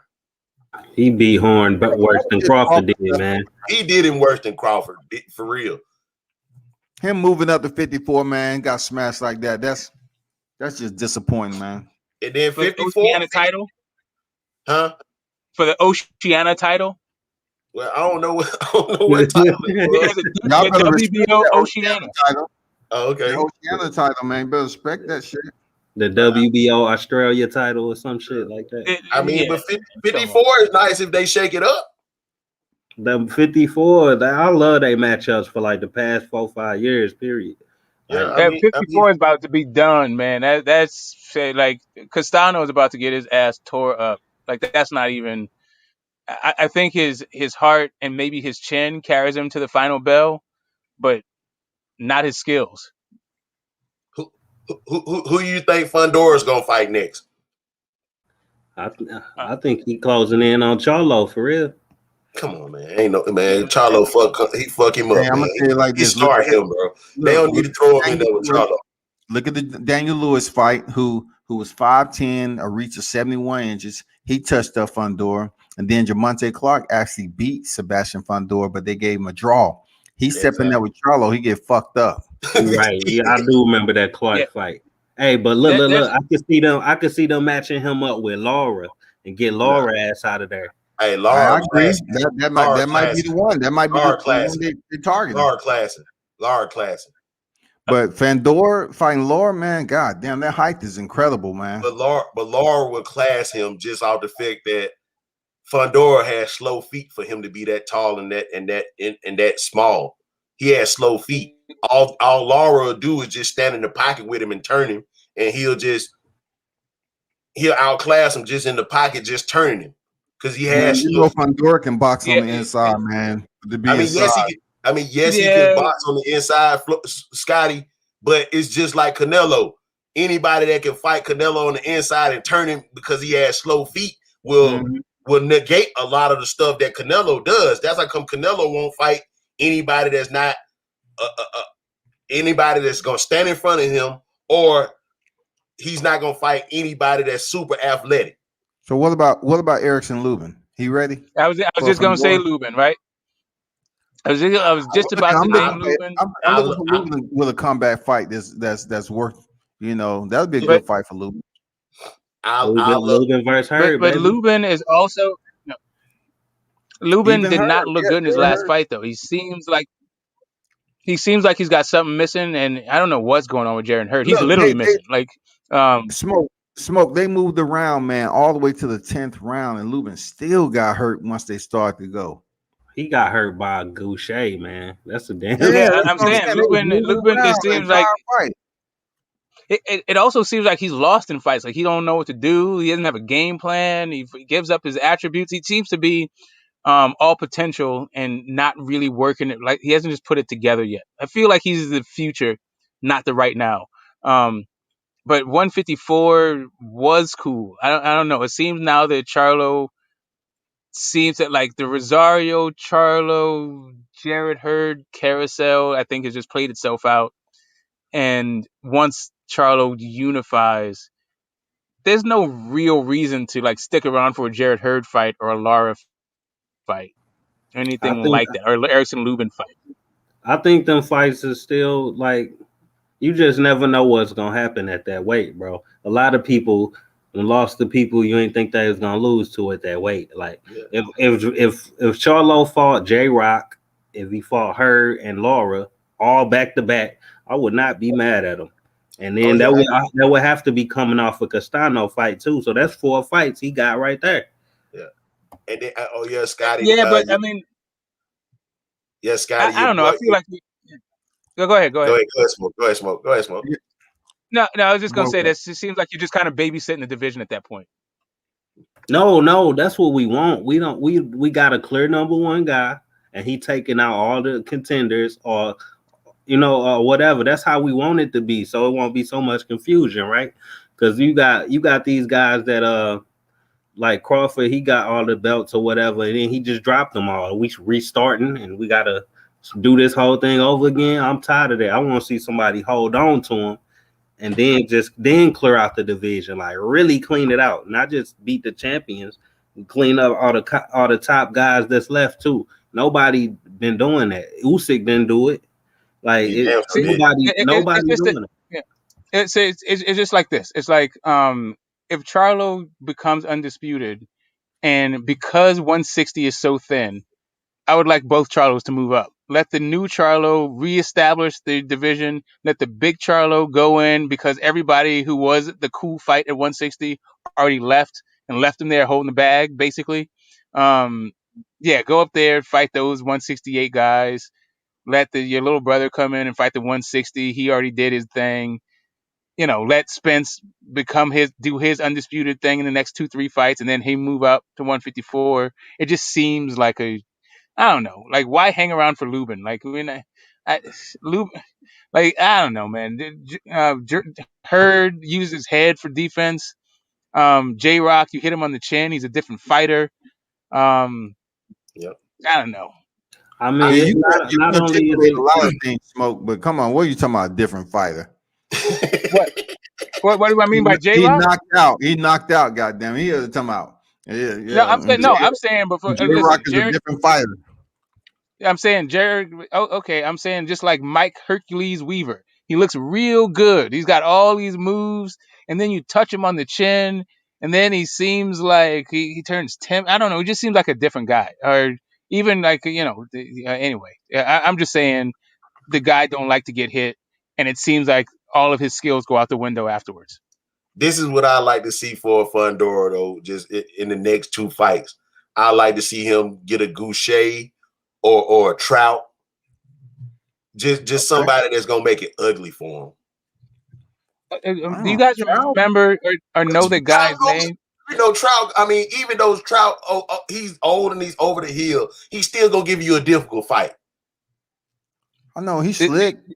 That's what I'm saying.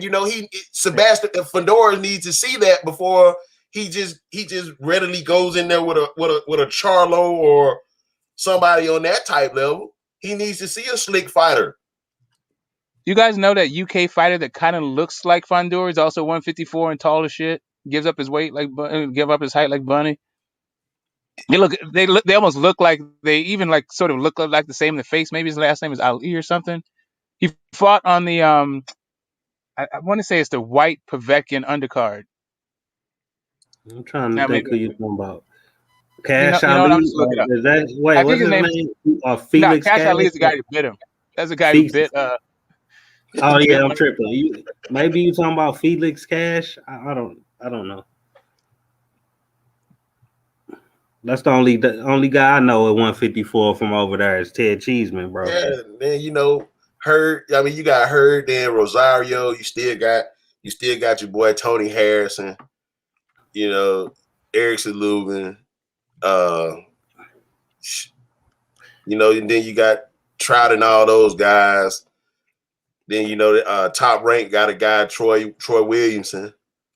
You got Conwell too. Conway, yeah. Charles Conwell out of Soul City Yeah, Boxing. Charles Caldwell. Yeah.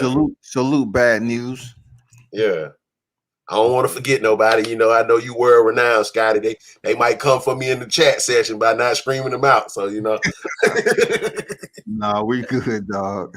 I like that division, man. I think they got a deep division over there. Like you said, you guys still got Texiera around, Adames, Conwell, Harrison, Hurt, Lubin, Laura, Rosario still around. Yeah, your boy Cheeseman. Lubin, my boy Cheeseman. Yeah, you know what? Who y'all taking between Teixeira and Castano? Huh? Teixeira Castano for the WBO at 150. Castano just won. Yeah. They fought yesterday. I wasn't even paying attention. I was at work, man. I know you was working. Yeah, Castano won yesterday. He beat Teixeira. Okay, so goddamn. Yeah. Okay. Yeah, he the champ. Yeah, you got the belt. That's what I was saying about the Charlo, right? The Charlo Castano fight. Yeah, that's gonna be undisputed. Al gonna go and make that happen. And hey, Scotty, I know you was looking for him. You said you didn't know where he was. He done moved up to 54. Your boy Carlos Ocampo. Oh, is that right? Yeah. He owe me gas money.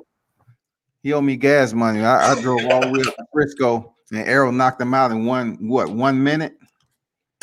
Even Earl was mad. He was like, "What the fuck?" Nah, bro. Nah. Come on, man. Like there's certain guy. Like, if you get messed up like that looked like that hurt. Like that shot that Errol Spence hit him with. Like you did what you needed to do. You went in there. You did your best. You got hurt real bad. Leave that man alone. Let him go on about his business. He didn't belong at 147, bro. You see his face at the goddamn weigh-in? I mean, he looked like Slender Man, bro. It was terrible. That was some issues. Maybe his nutritionist, man. Maybe he didn't have one or something. I don't know. Yeah, man. And I'll be honest with you too, man. Another fight I want to see is in a different division, though, man. I really want to see Jaime in there with Derevyanchenko. I want to see Jaime tested at 60, man, because those guys they throwing Jaime in there with, man. If he doesn't get Triple G, I need to see him with a Derevyanchenko. I like that fight. I still get Derevyanchenko his props for how he fought Charlo, even though Charlo had him winning the fight, though. Oh my God, had that motherfucker leaking. Cause or go ahead and feed Murata to him, man. I need to see him. I need to see him versus a Derevyanchenko or Murata. Eubank, Sarafa, somebody, man. I need to see him versus somebody, man.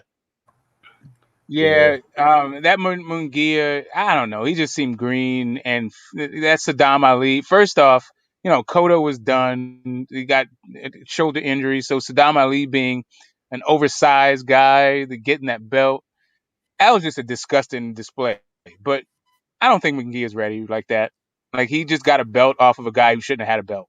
Really was what the deal is. Yeah, he got beat up a few times at one. Yeah, man, he got beat up. Like it was strong on robbery how they did Dennis Hogan, though. Hell yeah. That's why I didn't mind Charlo fighting Hogan. Mm-hmm. That was strong. Yep. And then your boy Figgin Boots moved down to 60 after Caleb Plant gave him that boxing lesson. Yeah, he was a little soft around the midsection when he came in that fight too. So I don't know if it was a short notice, whatever, but so like if we're talking about like Charlo versus Plant, all right, now I think you got some action there, right? Like if you want to move up and fight Plant, I think that's a different fight than moving up to fight David Benavidez. No, it's not. I think Plant, man, will give Charlo serious problems the way he boxes. I think so too, but I think he has a much better chance of just moving up in weight and fighting a Plant than moving up in weight and fighting the Benavidez straight out the box. Well, so you trying to say Caleb Plant is a tune-up? No, I'm saying that Caleb Plant ain't that active, right? He's not that big a dude, and he's not that active a fighter, right? So he got box though, man. He's slick, man. That's what I'm saying. That's what I'm saying. He's a slicker with it, right? So it's a different kind of fight, and something that I would be like, yeah, go fight Plant. Plant's got a belt. He's not going to be this massive dude that throws a ton of shots your way, and you ain't even fought any at the weight yet. And that's I'll be honest with you, bro. I'll be honest with you. If Charlo moves up to 68 and needs a tune-up, go ahead and feed Jacobs to him, man. You know, shit, fuck it. They've been talking noise for 3-4 years. I agree, man. I agree. Jacob need a cash out fight. Fuck it. Go ahead and make it happen. Yeah, they did meet in the hallway. The M's. Yeah. Yeah, go ahead and it give him a came at the perfect time. Yeah, he talked all that trash and left. Yeah. After how he looked Rosado, bro, he gonna get his ass knocked out. I don't care what nobody. Well, he looking to cash out anyway. Right. That's cool. So but I'd rather now see you're him talking versus about like Uzgadagi. Like what's his name? Who? Uzgada guy or whatever his name is. Uzgadagi. Yeah. Man, I don't want to see him in there with Uzgadagi. He class. Lion Thompson just beat the shit out of Uzgadagi. Yeah, me and Scotty was at that fight in Atlanta, man. Yeah. Thompson, he fucked Uzgadagi up. Who? Was that Joe Smith? Thompson. No, Thompson. Lionel Thompson. He was that was on the Tank Gamboa undercard. I can give you the exact date. It was December the 28th, 2019. That's the dude Berlanga just beat, right? Lionel Thompson from Floyd Gym, right? Yeah, that's crazy, bro. I didn't even know that fight happened. Yeah, that was on Tank undercard. Damn, y'all just updated me on some. Never mind. I'll take that back. Yeah, and then 68 doesn't look bad. I want to see Morrell in there with somebody. David Morrell Jr. I want to see him in there with somebody. Oh, that's what I think Bob is going to end up putting him and Berlanga in there at one point in time. How long you talking about that? How long you thinking about that? It's post-pandemic. First of all, how many months is Berlanga ready before he steps up with that? Steps up to start facing stiff competition. Well, number one is nobody on the top ranks is nobody on the top ranks banner that's gonna command a fight to where he's gonna step up. So he's gonna have to eventually cross the street. However you look at it. Top rank doesn't have any fighters. What you gonna throw him in there with a John Ryder? You gonna throw him in there with a Calvin Smith? Because everybody else, everybody else at 68. You got Benavidez at PBC. Yildirim finna fight Canelo, so we can go and scratch him out the way. You got Darrell. You got Daniel Jacobs. You got Ronald Ellis, Vladimir Shishkin. Don't nobody want to see Gabe Rosado no more. No offense to him, but I don't want to knock nobody's hustle or nothing because that's how you feed your family. But we really don't want to see you anymore. We don't want to see. He didn't bleed last outing though. He didn't bleed against Jacobs. He didn't bleed, but he didn't bleed. So he's been working on something, keeping his distance. Okay. If he's gonna fight, put him on the zone with a Caleb Truax or somebody that we know, that just showing up just for the check. Well, Jake Paul or something. God damn. That division trash. I'm telling you, bro. Yeah. That's like the worst division in the fucking in boxing right now. Which 168? Yeah. Hell yeah, man. I'm sorry, guys. Like, listen, we spent a lot of time talking about 168 tonight. We didn't mention cruiserweight at all. Who the fuck want to talk about cruiserweight? Yeah, exactly. You want to talk about worst division? Yeah, I think I can name 5 guys in that whole division. What you got? You got Tabiti, you got Mubaku, Breedis, Rayak Prior, Vertical. I think that's how you say it. And Dion Glowacki and Okoli. That's all I know after that. Yeah, and I think Okoli finna move up to the Bridgerweight. Man, both of them divisions equally trash. Well, let's put it that way. Only thing that's changing it is Canelo. I feel like 168 has yeah. Well, 168 has some, it's all the 160 guys who haven't fought yet. So we haven't seen Is Andre 160 or 168, or is he fighting a WWE guy? Like, we don't know. Like, he about to fight Williams. I think he trolling, bro. Or he heard Williams was with MCK Global. He ain't about to take that chance. You know, or Centeno Jr. or something, or Toriano Johnson. Yeah, you know, Oscar throw him that bone with Toriano Johnson. Well, they already fought though, so. Man, he just got his face split open by Munguia, bro. He gonna be out for a minute. That's one thing. And one thing I gotta, you gotta appreciate by Munguia. That dude got heart. He throws a lot of shots, and his family just seems relatable. Like, grandma took her teeth out at the fight. Yeah, I like the guy. I can't lie. He just seems to have some huge holes in his game for the top guys at the big weights. And they talking about putting him in there with Triple G. Yeah. I hope he knocked Triple G out. And then 75 is equally trash. I don't put too much stock in the 75, man. Ain't nobody there trying to fight nobody, man. Ain't nobody there trying to fight nobody at 75. So right. So if you were to ask me, like, the same way that you say, like, that, I guess Black and Brown was up here saying that Charlo should fight David Benavidez, is, for me, that kind of challenge for Canelo would be him going up and fighting Beterbiev, right? Like, I just don't expect that. Like, if he does it, it's cool, but I don't know. Like, at a certain, like, man, I don't know. But it's all good. Like, let Canelo be Canelo. Let be at 168. That's the problem. I got to cut you off. No. My point is, I don't need for Canelo to be the best light heavyweight, right? If the guy's gonna fight at super middle, then knock everybody out at super middle. I'm not gonna be like, oh, but if you really want to challenge yourself, fight Beterbiev or Bivol. I mean, this is all I'm saying. How much are we gonna keep advocating Canelo to run? We got to stop that. No, I'm not giving him no more passes. You know this. That's what I'm saying. We got to stop that because it's smoke out there for him at 60 and 68 and 75. If he's won belts at all three of those classes, he needs to be fighting the best at all those classes. He don't need to be fighting no Abner Yildirim. Somebody that Daniel Jacobs got out of there, Chris Eubank Jr. got out of there, and Callum Smith got out of there. Well, I don't need to see you fight Abner Yildirim. No, I don't need to see him fight Yildirim either.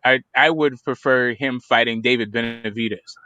If it's just about the WBC, like, yeah, he lost his belt on the scales, but I still want to see that fight. Yeah, he lost to cocaine, but yeah, I still want to see the fight.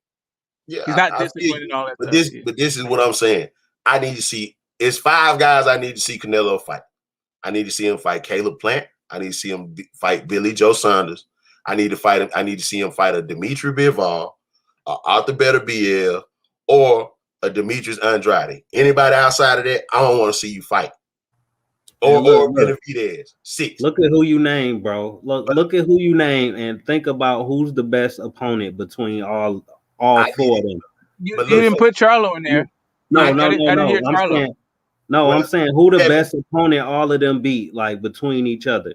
It's terrible, bro. Like, George Groves might be the best guy that somebody beat between all the people you name. Like, wait. I like that Vosdick win. Vosdick Knight Stevenson in the middle next week. I feel you, but this is what I need. This is what I need to get off though. Okay, everybody likes the Nick Pick Floyd resume, but at the same time, they had a belt. Yeah, you're right. They had a belt. Everybody liked the Nick Pick Floyd resume, but they had a belt. You fighting somebody that just off the couch, finna get a payday, just basically just placeholding. I don't need to see you fight them guys. He should have stayed his ass at 175, man, and no excuses. I don't care how small you think you are or whatever. Because look, Canelo said when he fought Kovalev, he said, I'm fighting Kovalev because I think he's the best in the division. So he really said that, y'all. It's on Boxing Scene. Yeah. Look it up. He said that. Now you ain't got no excuses to not fight anybody else if you think you fought the best at 175. So you moving down to 168 is cherry land. Like you should have stayed your ass up there and Oh, really all right. challenged yourself after that statement. Okay. Yeah. I don't know about the Kovalev being the best, right? You can say that all you want, but who are you really fooling? Like, there's certain guy like Roy Jones going up to beat John Ruiz and becoming heavyweight champ. I'm not expecting Roy Jones to then fight Mike Tyson or Lennox Lewis. I'm just not doing it, right? If he does it, kudos to him. But really, I feel like he had business at 160 and 168. And he's not really at 175. That's not where he campaigned. He had one fight there. Don't lie to me then. You know what I'm saying? Oh, no, they're going to lie to you. Nah, brotherhood, they're going to lie to you. They definitely going to lie to you. They're going to try to shove what they're going to polish that turd, man. They're going to sell you like that was the best thing of generations. Like, definitely they're going to do that.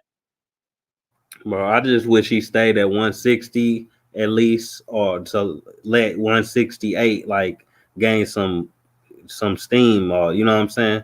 You know what I'm trying to say? Like none of like it's top heavy. Like look at Plant could do a lot more in his career. Benavidez could do a lot more. Like I said, if you look at all the guys that's champions there, Benavidez was a champion. Billy Joe, Plant, and Smith. Between all four of them I just named, I'd say the best win that any of them have is Smith over Groves, and that's a damn shame because that was like a retirement fight, bro. So this division, like I said, is undeveloped. All right, so the best fight is probably Plant versus Uzcategui, or maybe Benavidez versus Durrell. I mean, Groves' fight was good, but Groves was like he was injured in that fight, right? He wasn't the same guy. Like he had a cool career, but not just the same guy.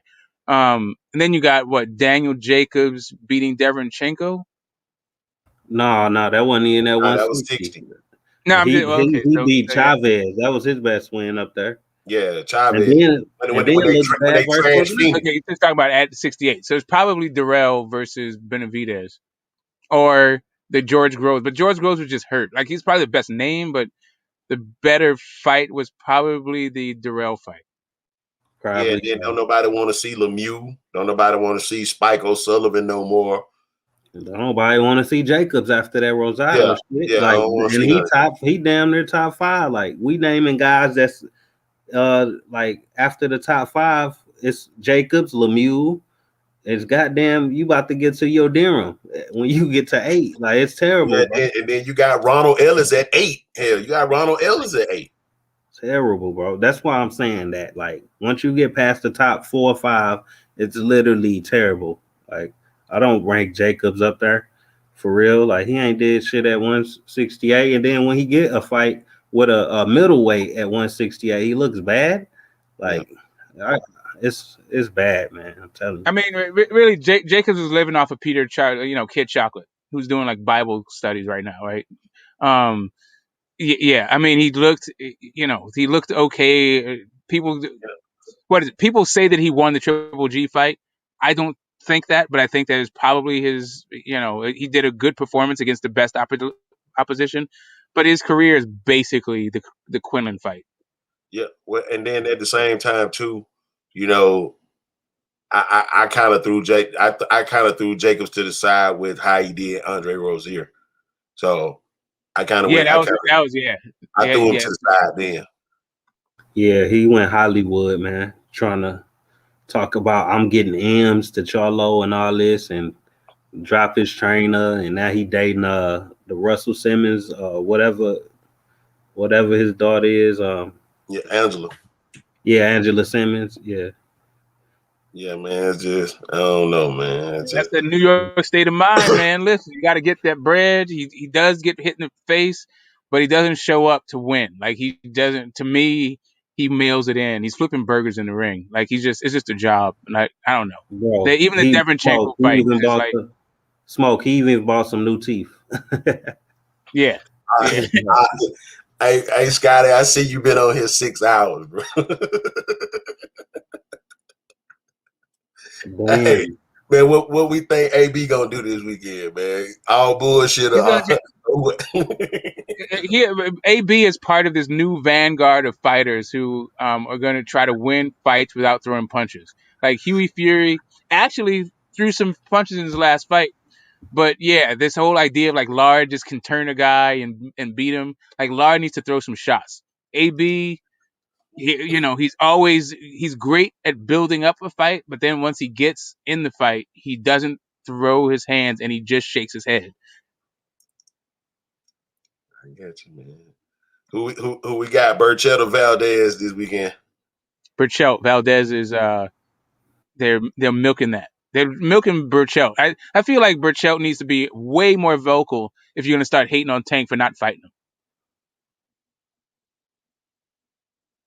I got Valdez, man. I think he gonna put hands on Burchell. I don't like Burchell like that, man. I just want to see Valdez win. I think he better for boxing. Burchell been stagnant. Yeah. Yeah, I just don't trust that Valdez fight, that COVID fight.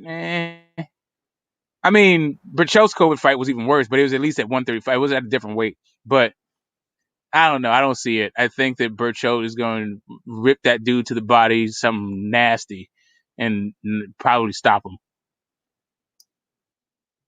Yeah, we got a card. We got a card Wednesday night on Showtime. And we got a card Friday night. Well, Friday evening. One of those UK ESPN Plus cards. Oh, okay. One of them Frank Warren cards, huh? Yeah, you already know it. And then you got your two cards on Saturday. You got Okay, not Flores bad. Jr. Got Gabe Flores Jr. You got Elvis Rodriguez Jr. welterweight on the ESPN, and then you got Adrian Broner and Otto Weiland. You got David Avanesian versus Josh Kelly Saturday too. You know what? Robert Easter is fighting actually this weekend at 140. He fighting on what Broner card? on the card. He's gonna be on AB's card. Yep. Yeah, and also we got Billy. the return of Otto Wallen and the return of Dominic Brazil. I got Yeah. Wallen. I got Brazil by I knocking. got Wallen. I got Let's Wallen. get it. I got Wallen, man. Hey, man. Hey, look, man. The Albie sure cut ain't been hitting since. All right, so You can't be hating on the light skin. wait, listen, them light skinned dudes think they'll make a comeback. Don't just count them out. I was okay. It was the Daniel Dubois undercard I was talking about, that 154 guy, Hamza Shiraz. I don't know if you guys remember that. Brazil ain't gonna be the one to bring him back, man. Rolly might help him out, but it ain't Dominic Brazil. Won't be him. Man, Wallen ain't about to do nothing, man. Man, Wallen coming back. I'm trying to see who I want to see Wallen with after this. Shoot. Don't throw him in with Ortiz then. I ain't gonna do him like that.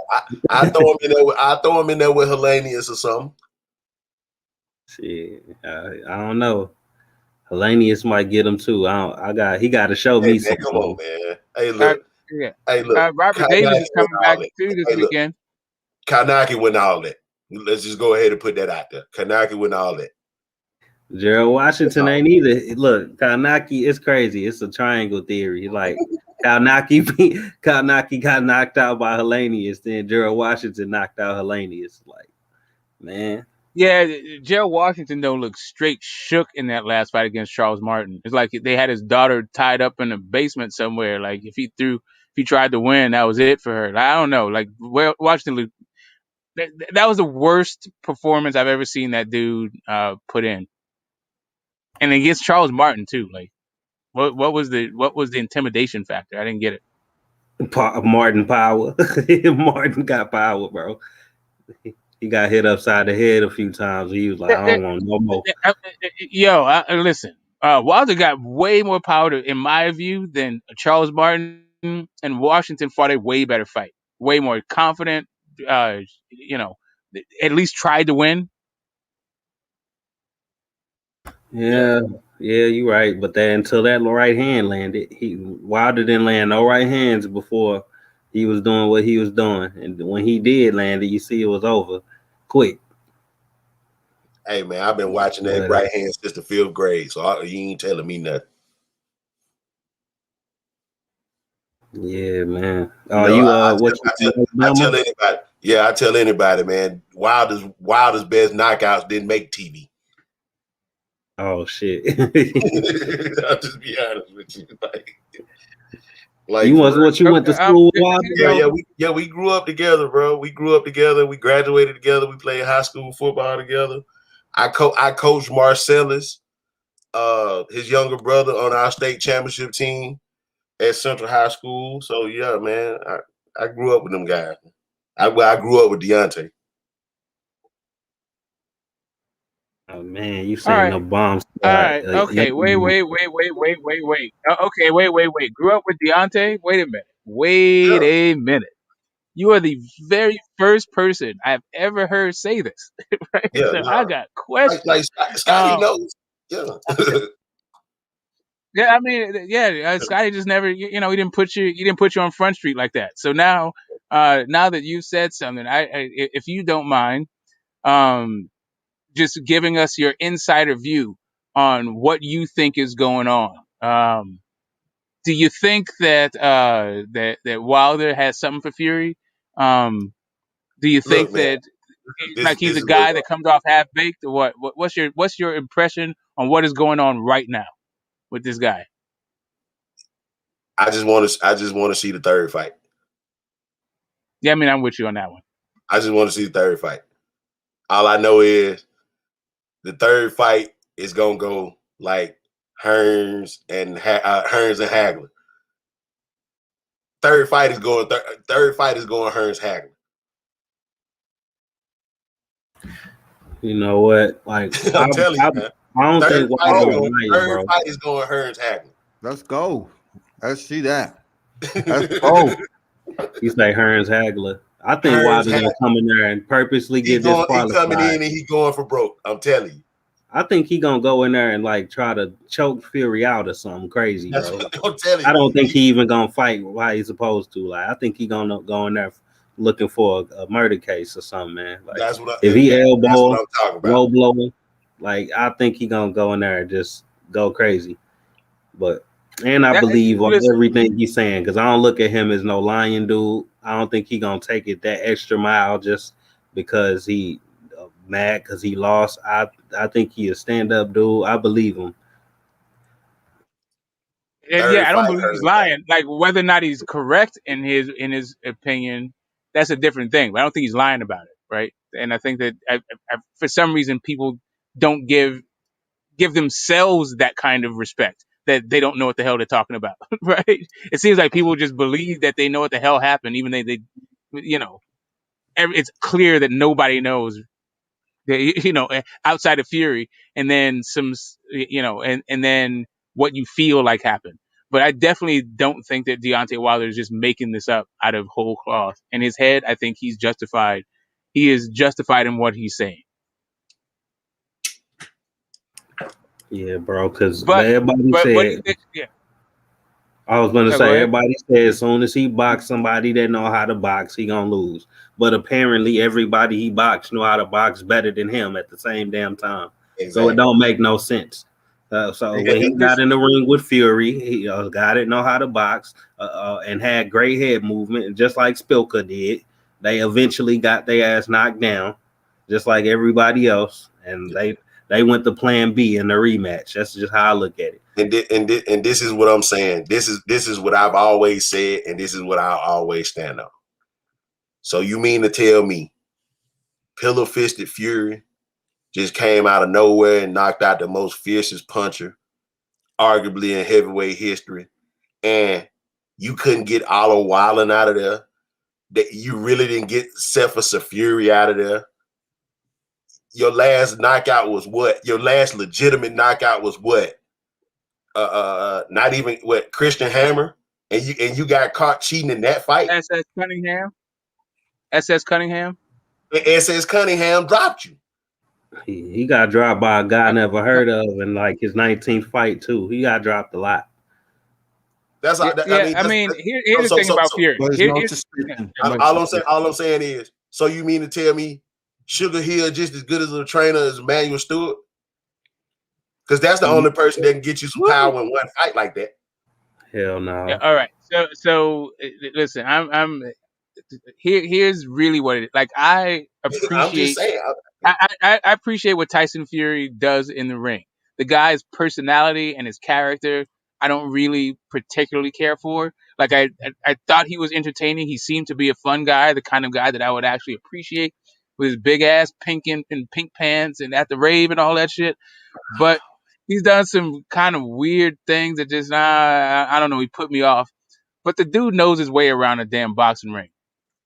I'm not going to be like the guy that's like Wilder's washed up because he can't beat Fury. I think that Wilder still should have the opportunity to prove that he's the second best heavyweight, just because he can't, if he can get past Fury and not get past Fury. It's just my take on it. But just like real quick, the guy that AB is fighting is like a Puerto Rican dude. It's like 14 fights, 14-0 with 10 knockouts. You know, and Puerto Ricans can crack a little bit. Hey.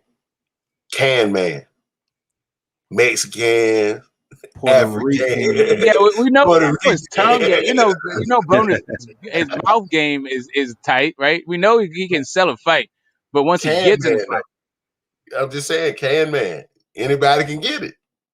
Man, he beat Jesse Vargas too. Since we talking about Can Man, he beat that Mexican and didn't get the win. But anyway, that was a pretty good night of boxing. You know what? But still, even the best part of that fight was shut that soft shit up. It was still the build up. It was still him like going at Leonard Ellerby. You ain't for me. Get off it. Like, it's, like AB is all about the build up. Bro, y'all remember Jesse Vargas with that Hitman suit on, bro? That shit was funny as hell. I remember that disgusting ass back knee. Like, what the hell was going on with Jesse Vargas's back in that fight? You sure right. I remember that too. Hey man, we got some good weekends coming up though. In all honesty, the next 3 weekends is gonna be pretty decent. Yeah, this last weekend was better than anybody expected for sure. And you say we got Wednesday, Friday, and Saturday. You got Wednesday, Friday, Saturday. Then next week you got 3 cards. You got an ESPN Plus card from Kazakhstan, and then you got the Canelo card, and then you have the Jamel Herring card Frampton. That's on the 27th. What fight next Saturday? I forgot. It's Broner card and what else? You got Broner card and Burchell. Yeah, okay, yeah. You got Burchell Valdez. That's what I want to see. And then Robbie Davis is coming back, right? The guy got kicked off a Top Rank for being too controversial. Well, he must have had to say something that was just outright offensive, because you got some characters in boxing though now. It was some internal UK thing. Like, I don't even really get what the offense was, but apparently it makes a lot of sense to people in England. But yeah, I don't know. Robbie Davis was all right. Who was that? Was it the Josh Taylor fight he fought against? I think that was his loss. But dude was all right. He's I haven't seen him fight in a while. I'm kind of interested to see what he does. But these past weekend fights, man, I'm not gonna lie. I enjoyed watching that Mexican dude Lara beat the holy shit out of Warrington. He didn't know what to do. He didn't know when to fight. Like, what the hell is going on with these guys in their defense? And then look, go ahead. Yeah, go ahead. And no, I was just gonna say this. What we didn't say is Fabiola, who I think is also like actually pretty good out of the UK, right? I want to see the dude do some more, but that's another good prospect. Yeah, and then Eddie Hearn has already activated an immediate rematch for Warrington. Why are you gonna put that man right back in there like that? I wouldn't want to fight for Eddie Hearn. I wouldn't want to fight for Eddie Hearn, and you gonna throw me right back in there. And then on March the 6th, you got Pavek and Dillian White rematch. And then your boy Ted Cheeseman back. When is Cheeseman back? March the 6th. Okay, now we talking, man. That's what I want to see, bro. You got Fabio Wardley and Eric Molina on an 8-round heavyweight. Okay, Michael Fabio McGinson. versus Eric Molina, right? Yeah, uh-huh. And then you got a Chris Congo versus Michael McKisson. You got some heat coming up. Okay. I like what we got going for February. Yeah, March gonna be pretty decent. You got Juan Francisco Estrada versus Chocolatito. Carissa versus Marie Dakar. That's March the 5th. And then you got Yeah. the Breakers McCaskill rematch on the 13th too. Okay. Yeah. Women's boxing finna crank up. I'm about to go Povetkin versus White next month, right? Huh? Povetkin versus White too. Yeah, that's on the 6th. God damn, we loaded. Yeah. You finna be rolling now. You gonna have good cards every weekend now. January was dry, man. I was mad. January was real dry. But I guess they wanted to let football get out the way so the dates get open up. Yeah, you're right. Yeah, you gotta let those dates open up. Because you're gonna have Virgil Ortiz and Maurice Hooker on March the 20th. So and then on the same March the 20th, you're gonna have Better BF back. When was that Errol Garcia fight? Was that December or was that January? I don't remember. That was December, I think. Yeah, that was December. Errol was in December. Yeah, January one. Yeah, January didn't hit on nothing. And then like March the 20th, you got Lawrence Okoli versus Krzysztof Glowatsky. You gotta have that Joe Smith versus what's dude name? That gotta be rescheduled soon. Yeah. So we probably get that soon. It's gonna be lit, man. Yeah, the first quarter of the year gonna be pretty decent. Tommy Fury. I guess, man. Tommy Fury. Yeah. I guess. Check his glove. Check all right. So I'm thinking that's World Combat in the white hoodie, right there with Roy Jones. I don't really recognize anybody else. Yeah. That's you right there, World Combat, right? Yeah, you got Michael Williams right there, man. And the white guy beside me, man, he's an amateur, man. He's a very talented amateur Roy's working with right now called Andrew Murphy. Come on, bro. Like I'm looking at this. You don't need to be involved in no kind of free smoke sessions. Like let the no, man. Like, hey, let no.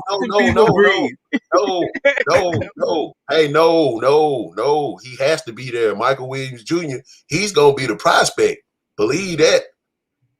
Young man bumping now. Don't say that. I'm talking about free smoke on panels on YouTube. Like let the little kids express themselves and emote and act crazy. Come on, man. We be on your grown man. You obviously in the game mixing it up. Let these free smoke things be what they are. I mean, I feel you on that, but sometimes some of the panels have some good topics. Sometimes. Yeah. It's fun. I ain't gonna lie. I mean, I just got back, matter of fact, not too long ago, about 7 hours ago. But yeah, that's why I was like, man, I can't believe Roy Jones is a good person, man. Man, I ain't gonna mention no names, but I went live and shit, man. We at the restaurant and another channel tried to hit Michael Williams Jr. Dad up to come on live with Roy. He ain't gonna do it. He could have been better off hitting me up, because if Roy at the table eating, man, he ain't gonna do none of that shit. No. Especially if he don't know you. But he cool people though. Oh yeah, very. Is that the guy who's calling out Devin Haney? Yeah. Yeah. I seen his dad do an interview. He pretty cool. Yeah, his dad man went to prison for killing a dude and got out, somehow got his record expunged. Law enforcement, fugitive recovery. Yeah, he don't play. Dude is he about it. But yeah, Mike just went down there to Alabama and got his 15th win.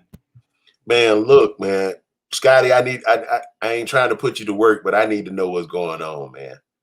Money Powell has fell off the face of the earth. Where is my guy? Jesus I'll Christ. tell you. I'm glad you asked about Money Powell. This is what it is. Look. This is what happens when you down in the regional area and you don't want to ask nobody about nothing, right? So Money Powell took his first loss against who? Von Alexander. Von Alexander. So if they would have asked me, I would have said, "Hey, hold up. You sure you want that fight? Because that guy right there is a rugged fight. It's a real rugged fight. Yeah, rugged. That's Devin Alexander's brother, right? So yeah. He was supposed to have been better than Devin. He got locked up for armed robbery, and not only that, he assaulted a law enforcement officer. So he got what 10 years, something like that, 10, 11 years, if that. He's a rough, rugged dude, man. And he was too much for money. He ended up giving Money his first loss. I would have told him, "No, don't take that fight." Because did he fight Beck the Bully, or was it or did he fight Yildirim? Von Alexander. Who? Von Alexander. He beat that other dude, that Eddie Hearn prospect, I think, didn't he? Yeah, he did beat one of Eddie Hearn's prospects. What's his name? That light skinned dude, Anthony something. I forgot his name. He lost. The only reason he lost to Dennis Duggan was because him and his girl moved the apartment. They moved out of their apartment 3 days before that, and he didn't have enough money to hire movers, so he did it himself. Yeah. Oh. So he went in the ring. No, it was Beck the Mirror. Yeah, Beck the Bully. The guy who was supposed to. Yeah. Yeah, sorry, go ahead. Yeah. Mm-hmm. Oh, I'm tripping. I'm talking about Anthony Sands Jr. He beat him. Oh, yeah, you're talking about two. No, I'm talking. That's Marlon Sims. Too icy or so icy. So icy Sims. Yeah, that's a 126, but that's a different dude too. No, but Von Alexander, he lost to Bektemir, the guy that Kovalev was supposed to fight, but then he popped dirty. Yeah. Man, Kovalev full of shit. He need to retire, man. Yeah. I mean, hey, man, look, I'll be honest with you, man. I don't even want to talk about Kovalev, man. I don't got much to say. Y'all let me know when it's done, man. I don't even want to. Yeah, man. Once Yard lost to that dude, the regional fighter, that was it. Like, and that's the other thing. Like, you want to. Like, I like Canelo, right? It's not like I don't like the guy. Some people may not like Canelo, but it's just hard. Like, this is so many astros. Like, Kovalev. Come on, bro. You talk about Henry Armstrong was fighting Kovalev and Rocky Fielding and Daniel Jacobs.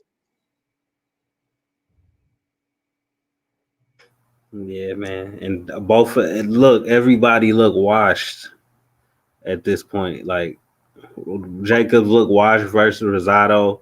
Kovalev is popping dirty. He say, "Fuck that. You got me fighting a young killer. I'm gonna even this shit up." Then what else?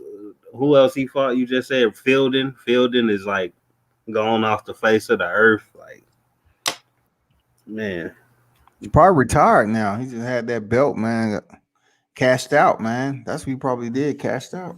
He was taking the knee with a smile on his face, bro. I knew he was getting paid. What y'all think about that? Kamaru Usman and Gilbert Burns. Y'all didn't follow the fight. Y'all didn't pay for the pay-per-view. I saw it. I was expecting a boring fight, but I'm glad he finally got dude up out of there. Like, that's the first good performance I've seen since Kobe Covington. I don't follow too much UFC, but like now I will watch him in the future. You know what I'm saying? After he turned me off with that master ball fight. Yeah, man. I never really supported him because he was just too boring. But since he's been a champion in the welterweight division, he's been doing what he's supposed to do, man. Yeah. So I hope he does get that fight with Jorge Masvidal, and that's gonna be nice. But Gilbert Burns, I expect him to last longer than that. He's a 4-time ADCC BJJ world champion, so he's been working on his hands, but also he has short arms. That quick question, World Combat. In those Brazilian Jiu-Jitsu tournaments, do they have Yeah, time limits?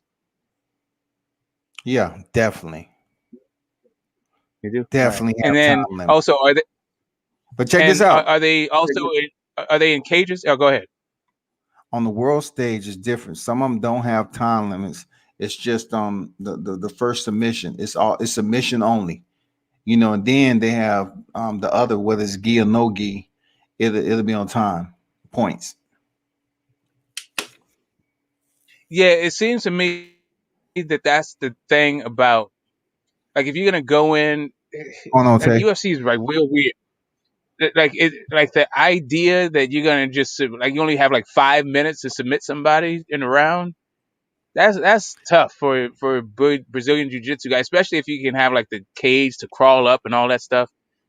I don't know. It seems like you definitely have to be more well-rounded. I like the idea of mixed martial arts, but I really liked it when it was guys who had mastered their own art and then were going up against other guys who had mastered their art.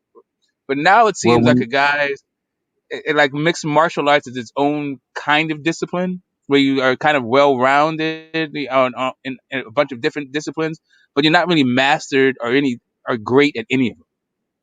And it seems like well, the guys that can be great, like the Brazilian Jiu-Jitsu guys, the rules don't favor them.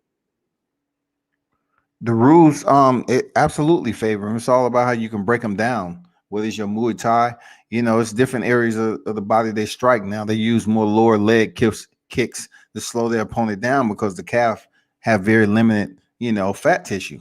You have muscle down there, so that shin to shin kick pretty much All right, slow. but that's Muay Thai. I'm saying that the time limit doesn't favor a Brazilian Jiu-Jitsu guy. Like if you are your master, if the art that you study, your best thing is Brazilian Jiu-Jitsu, the rules don't actually like that. It makes it a little bit tougher for you to be I good at that. Like disagree. you said, you have to be It a works leg out. kicker, you have to be a leg striker. It works out just fine because the jiu-jitsu guys, they come in there and they work on their hands. They work on their takedown defense. They just work on using other areas of their body to execute strikes. It does work because in MMA, you have to throw your punches different than you do in boxing.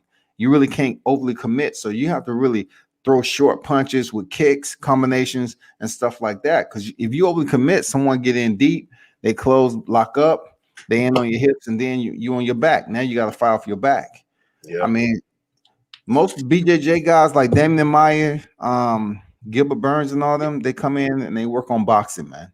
They work on boxing. Yeah, that's the point. That's my point. Is that even like if you take a Damian Maya, right? Let's say like you took Damian Maya and you had 15-minute rounds. Like I think that guy would be a lot more successful, right? But I think the fights might be a little bit more boring, right? I don't know. It just seems to me that these guys like Damian Maya is never going to be an elite level striker. He will always be an elite level Brazilian Jiu-Jitsu guy, though. He worked on his boxing. He's came a long ways, man. I have to give Damian his props, man. But he has ran into the wrong opponent and got dusted. But his striking with his hands has came a long way since entering. Because at first he just wanted to get in close and he'll never throw a strike just to shoot in on you and try to get you to the ground. He's legit BJJ world champion though, Damian Maya. He's a 2-time BJJ world champion, man. So he's legit. He's thorough. Yeah. He's efficient.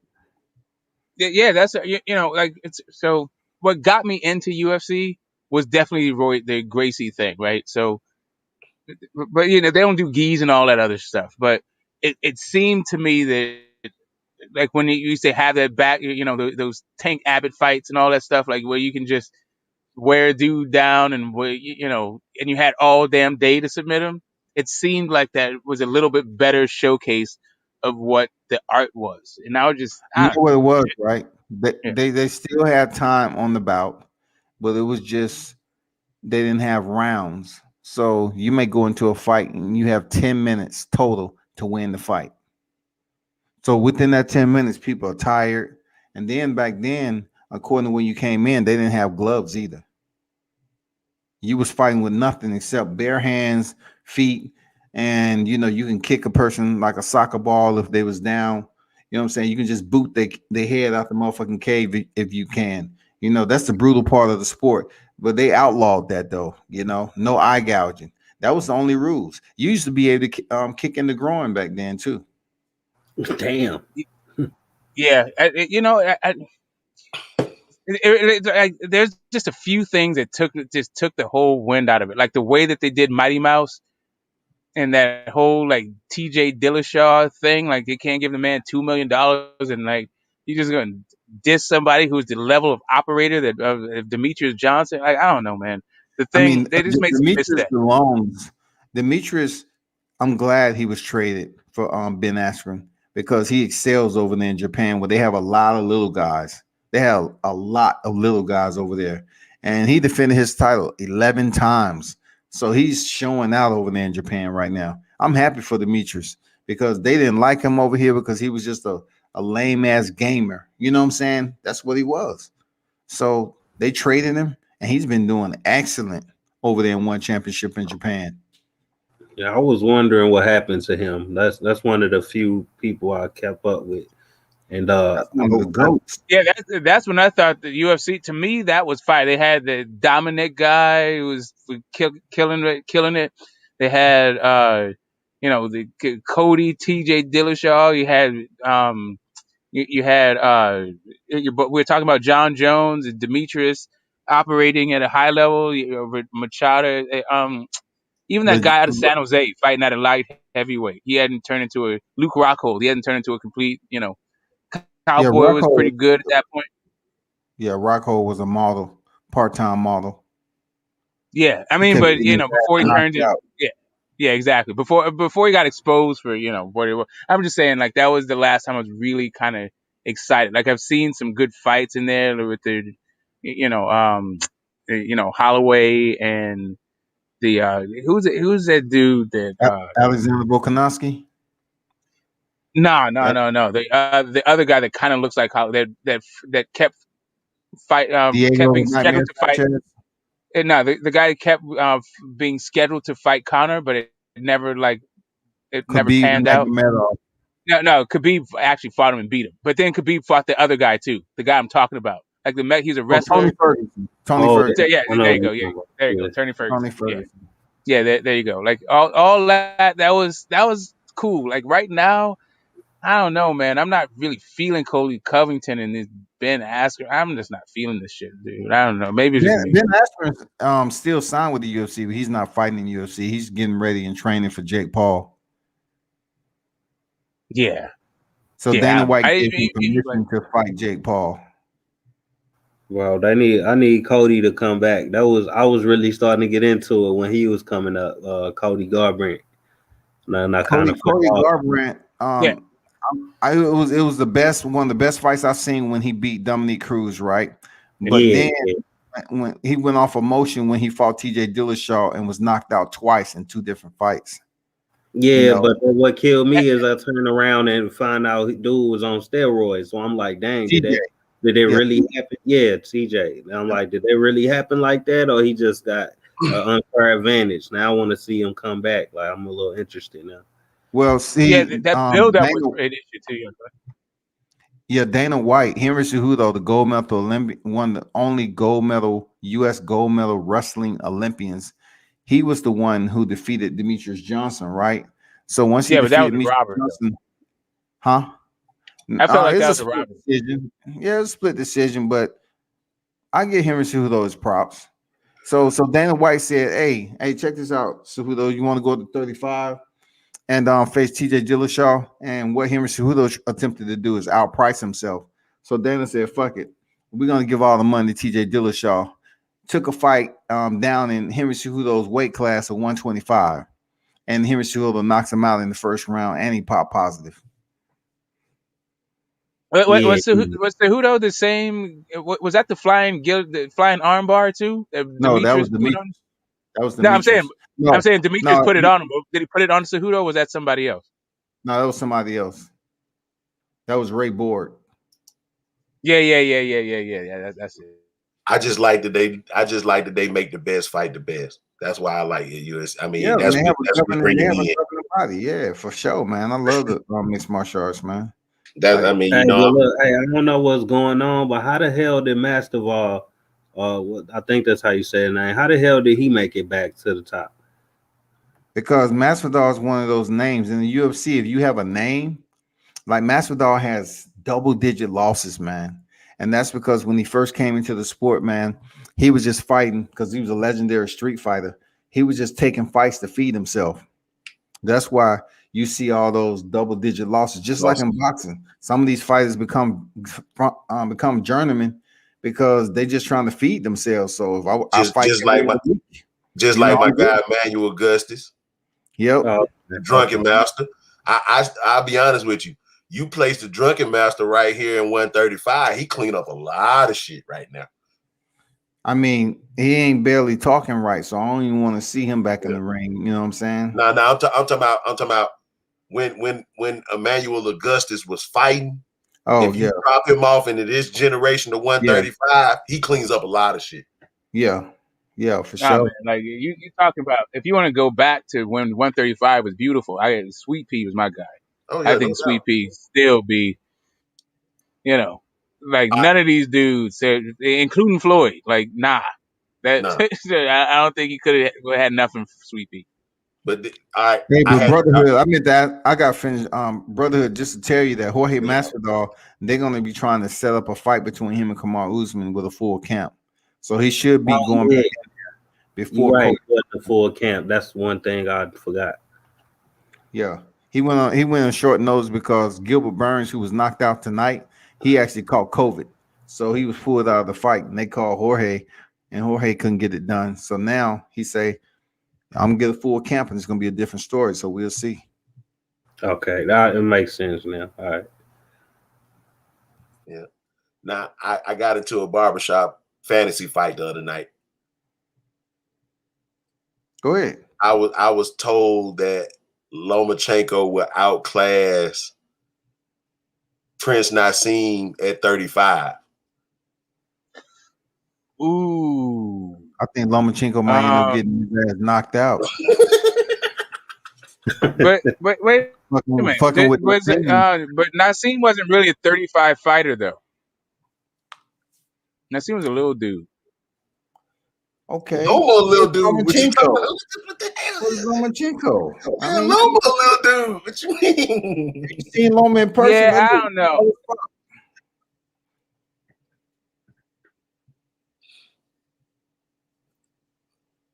I know Nas. That's a good fight. That's a good fight. That's a good fight. I don't know. I got to shade Loma on that one. I got to shade Loma. Like How? Yeah. Explain this to me. How to explain this to me? Okay, I'll explain it to you. Kevin Kelly, right? Good fighter. Good fighter. But yeah, I don't know. Like that. What? You start what? What are we talking about? I'm saying that Kevin Kelly fight before the Barrera fight. Like I think Barrera probably beats Loma also. So Barrera beating Nassim doesn't really inform me because I think Barrera probably gets Loma too, right? So now the question is, that was a close fight. There was like 3 knockdowns that ultimately got stopped. But Kevin Kelly, at that point of his career, was it the best version of himself? I don't think so. And that was a real close fight. Like Nassim was a little dude that dined out off of guys coming up. I think that Loma's skills are actually legit, whereas Prince Nassim dined out on a lot of small guys. He had good power, he had good reflexes, but his technical ability was just not there. Yeah, I don't know. I'm gonna have to go with Loma. It depends on which Loma, right? Depend like what weight are Hey, they hold fighting at? on. 126 Loma? Are we talking about 120? Well, okay, Like okay, which Loma? okay. All right, You're all saying right. Loma at 135, but it's not like Prince was the 135 guy. So you have to Well, go like to a lower weight class all right, where I okay. felt like Loma was actually more effective. All right. Loma at 30. Loma and Nas at 30.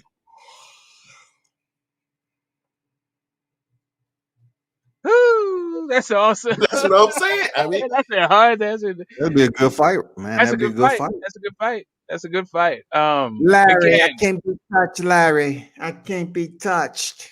I'm see, good, Larry. see I'm the greatest. all right. So the issue is we now have seen Loma go out like a complete chump.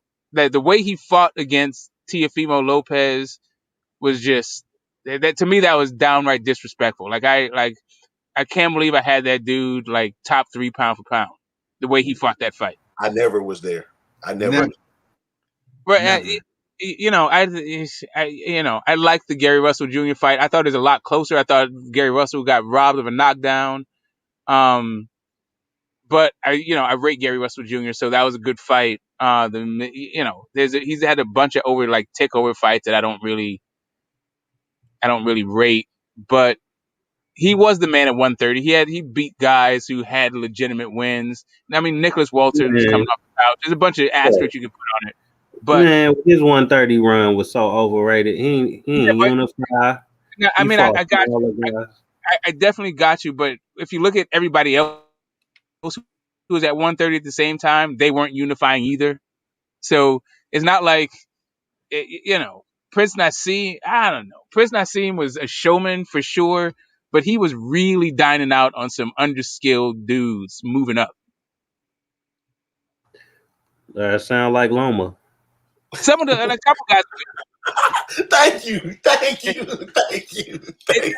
Okay, Nicholas Walters not an underskilled. Like, all right, so okay, so who we got? Who is? Let me look this up right quick because I don't. I mean, all right. Let's put Mariaga, Loma Jr. Mariaga, Pedraza at 30. Nah, he fought him at 135, but I thought he fought him at 30. Sosa, he fought Walters, he fought Rigo, he fought Mariaga, like he said, and who else he fight? Wait, I said Rigo already. Yeah, you said Rigo. I think that. Yeah, I said Roman Walters. Martinez, and he fought with Roman Martinez. So not that impressive, but probably enough to get him to be the number one guy at 130 at the time because none of those dudes was fighting each other, right? So let's just take a look at Prince Nassim. Because Barrera. I don't You know. got Barrera, Kevin Just Kelly. full disclosure, I wasn't a fan of Prince Nassim, like Nassim Hamed. Like that was the time where I thought UK fighters were all hype and no fucking ass, right? And but I looked for it. But he was a little bit fought an awful lot. Like he was a really active. Let me look at this dude. He did most. Tom Johnson was a good guy. Kevin Kelly was good. Yeah, it'd have to be at 130. And I think Nassim, yeah, that wasn't bad. Yeah, it's a good fight. I can't say it. I'd like to see it. I think Floyd whooped both of them. Oh, of course. Of course. I mean, it was a barbershop. It was a hypothetical barbershop fight that came up. And I just wanted to ask you all, man, because I know I got not seen by decapitation, by some shit from an angle that Loma's not gonna see. And everybody always claims that Loma has all the angles, but Nas threw some shit from some angles that it's not in the textbook. Man, at 130, I will say that Lomachenko probably has the best feet of anybody that Prince Nassim faced. Like he was fighting some stationary guys. He wasn't fighting guys who were completely, had a different sort of look or wrinkle or a different kind of style that they brought to the game. I don't know. That'd be a good but fight. I got a question for you. I got one for you. What about Costa Zoo and Sugar Shane at 140? nah, because I'll be honest with you. I'm not gonna say this in a disrespectful way. I just don't see no version of Shane Mosley outside of 35 because it's hard for you to put anybody versus Shane Mosley at 35 in there with him. Because Shane Mosley at 35 might be the best 135 pounder ever. Arguably. Yeah, I got some guy. Again, you talking about my guy Sweet Pea. I said And yeah, I arguably. think Sweet Pea got. Yeah.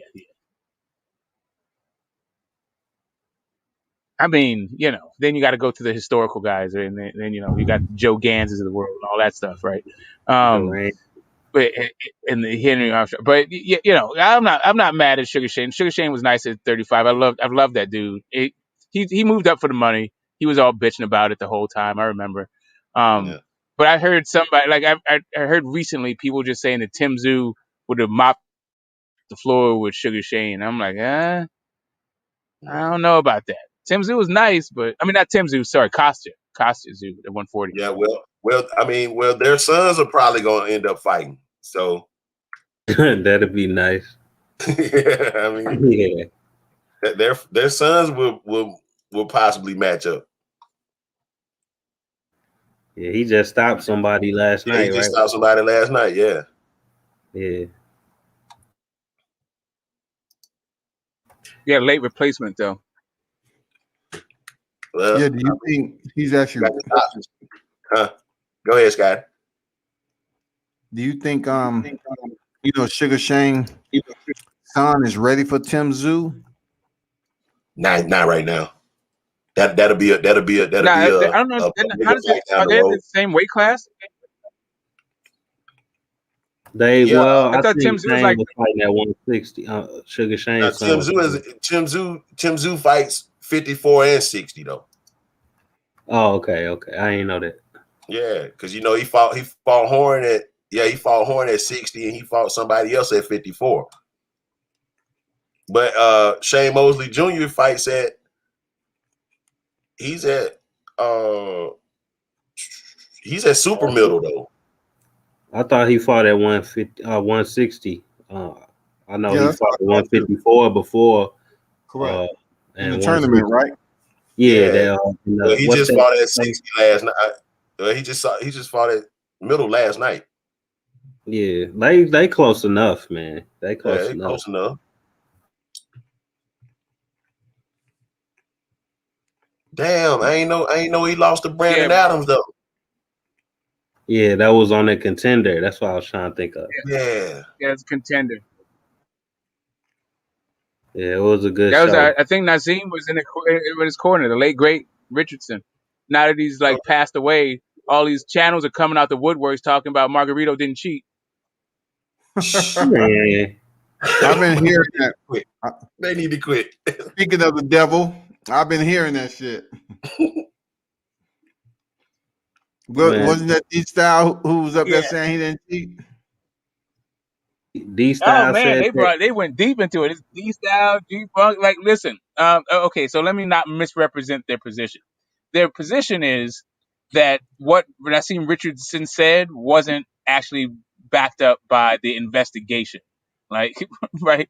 So it's really what was there bricks in his gloves, right? As Nassim said.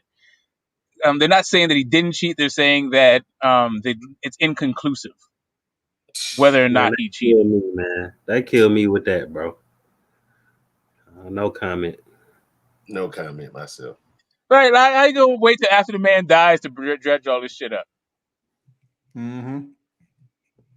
That's how they do, though. That's how they do. That's just disrespectful, goddamn. They could see a brick actually fall out his glove, and they'll still say some shit like that, man. They're like, a brick versus minuscule amounts. Like, how minuscule amounts of this kind of shit get in your gloves? What the fuck are we talking about? Is that a feature of the glove? Some That's the same hardening thing they do with substance? Canelo, bro. It was trace amounts in his urine. Like, come on, bro. Like, let's not reach just to act like, oh well, he didn't fully cheat. He just cheated a little bit. Like, wait, what are you talking about?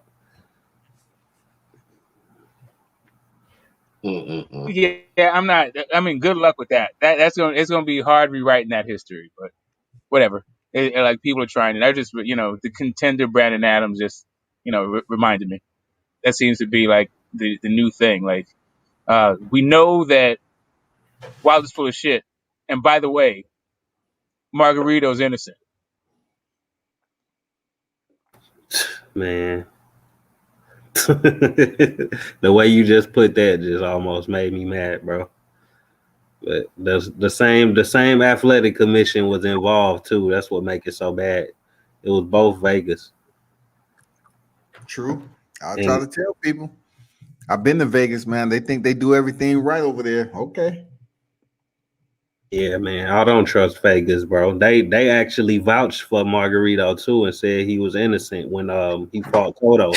And then afterwards you find out, Nassim found out he had some stuff in his glove. So Nevada ain't credible, man. I don't trust them. It's all about the money with them, man. Things can happen. Well, Vada and the BBC. Whatever, however they can flip the bets and make the most money. Yeah, talking about the BBLs. Oh my God, them guys are so. Yeah, because there's no way Dillian White's supposed to be fighting.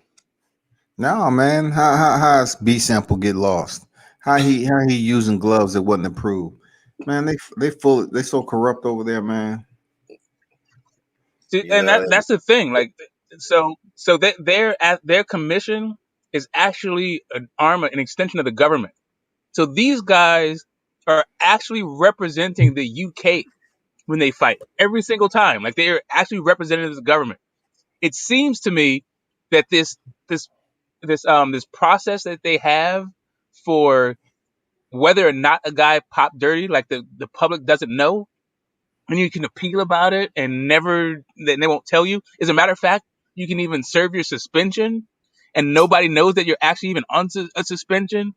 It's just fugazi to me, man. Like, I'm not trying to hear this whole rivalry until everybody's playing by the same set of rules. Yeah, and then at the same time too, all right, you have all these UK guys who have, suspicious drug offenses around them. You got Anthony Joshua with the testosterone. You got Tyson Fury with whatever, all the shit that he's been popped for with the BBB with the British Box Control. And then you have Dillian White with the glove and the B sample. God damn, but y'all steady pushing these guys up, talk about Wilder needs to fight these guys. God damn. Can he get a clean guy? All right, for once in his life. That's all I'm saying. Can he get a clean guy? That's all we want. That's all we asking for, a clean guy. Hell, Anthony Joshua comes over here and get his ass whooped. He won't fight on US soil no more.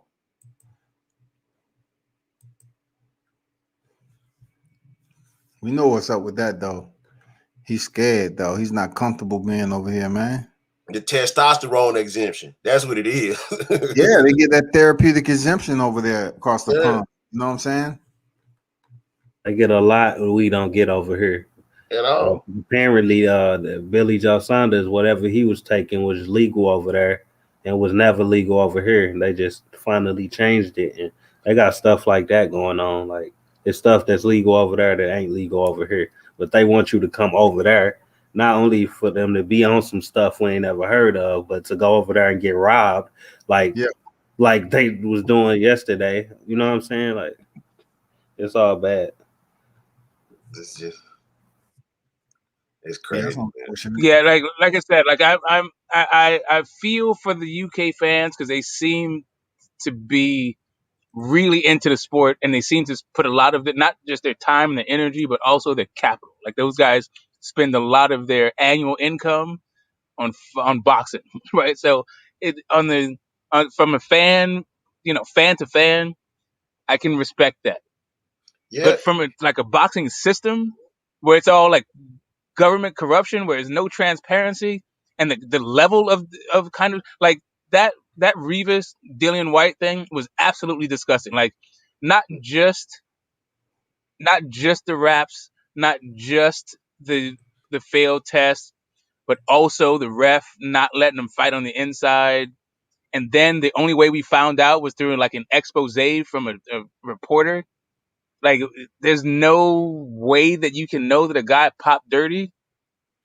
Like, what the hell is that? Like, what? I don't know. I'm not feeling it. That's it. and then Carefoot just disappeared off the face of the earth. Yeah, they say you better get your ass back over there and hide. We'll let you run your farm, but goddamn, don't bring your ass talking about we supposed to owe you money. Daniel Canahan stepped I in. mean, what kind of game is that anyway? Hey, that's probably who paid him a visit, to be honest. Shit. Daniel Canahan said, hey. Canahan stepped in. Mouth. But have all of you seen that documentary though? What now? Have you all seen I saw part of it, but man, I looked at it twice, man. I saw part of it. I turned it off. I'm not really into that whole like cocaine cowboys or cocaine kings or queens or whatever the hell. Like, it sounds like some real shady stuff, and I don't really want it in boxing. Well, the dad was like for real legit. Yeah, and then at the same time, like when I started watching it, a lot of stuff came to me because I think back to I really go all the way back to Fury Klitschko. And after I watched the documentary, I went back and watched that fight specifically.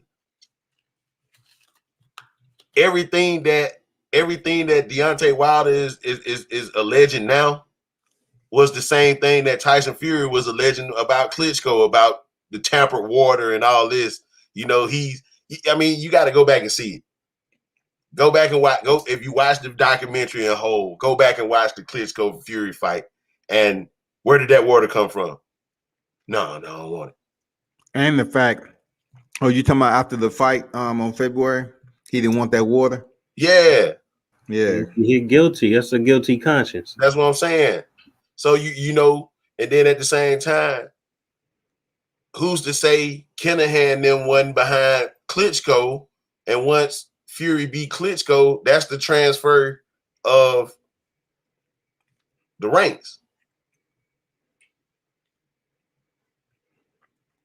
You got a new cash cow now, but the only thing about Fury is you're not maximizing your capital off Fury like you did Klitschko, because Klitschko reigned for 10 years. Fury hasn't defended a title he's had now time.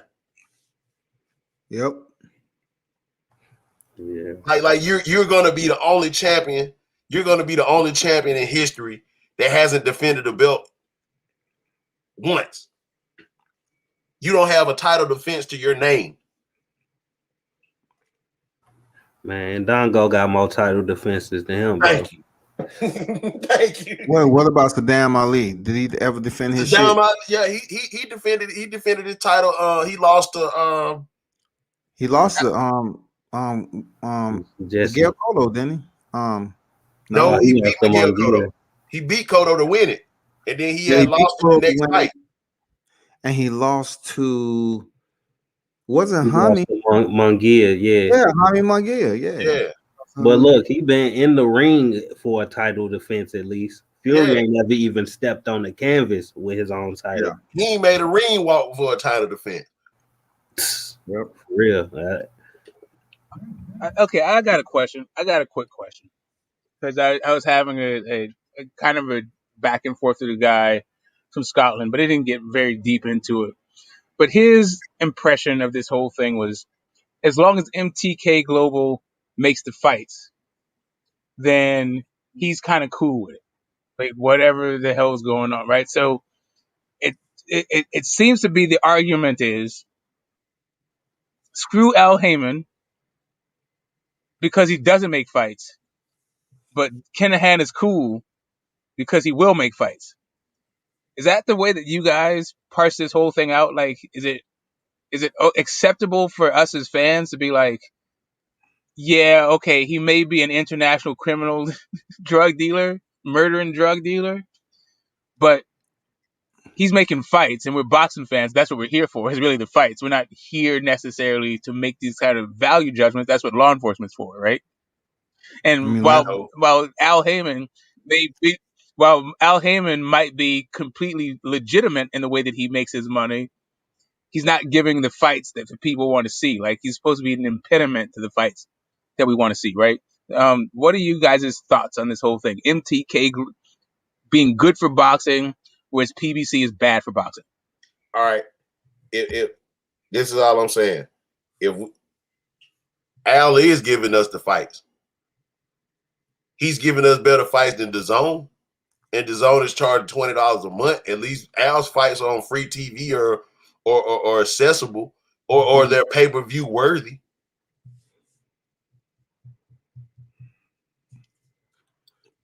Hell, got Okay, Mauricio, all right. Mauricio.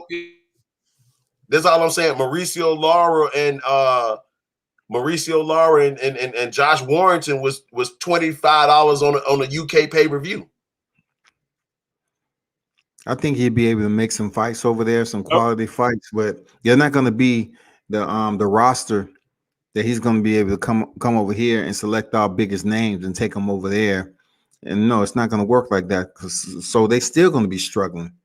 You know, whatever fights they're trying to make, if they happy with those fighters that's over that way, that's what you're going to be looking at. But I don't see him putting up money to come scoop up some of our champions because most everybody's signing somebody. Yep. And then at the same time, okay, I feel like it's gonna be, even if you do make Fury Joshua. I mean, I know you still have to fight Wilder, but let's just say hypothetically, you make Fury Joshua over in the UK. That's a 60, 70 million dollar shortfall, as if the fight would be over here in Vegas. They talking about having Saudi Arabia, huh? They talking about having them in the sand. They talking about going back over there. Well, even if you do that, the UK still have a cap on their pay-per-views of $25. You can't charge no more than $25 on the pay-per-view over there. 25 pounds, which equals $30 pay-per-view. Mm-hmm. So that's still a $60 million shortfall.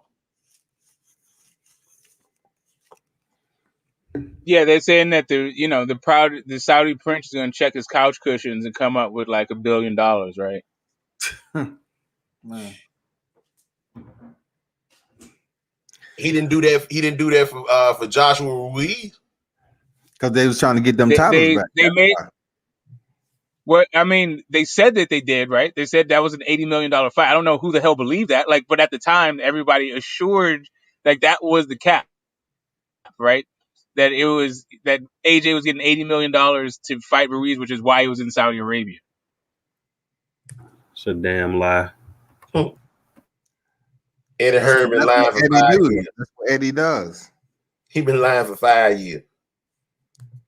And meanwhile, like AJ wasn't even the top earner that same year in the Forbes. Thank you. He was like, and nobody made $80 million either. Yeah, Fury made more fighting Wilder. You know, and I'll be honest with you. Also, I'll be glad when Matchroom whole stable gets knocked off, so he can go back into hiding because he's bad for boxing. If anybody is bad for boxing, who Kinahan? No, Eddie Hearn. Eddie Hearn. Yeah. He's bad for boxing, man. He's terrible for boxing.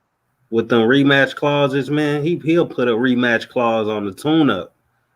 I'm telling you, he killed me with that, man. How you put a rematch on the tune-up, bro?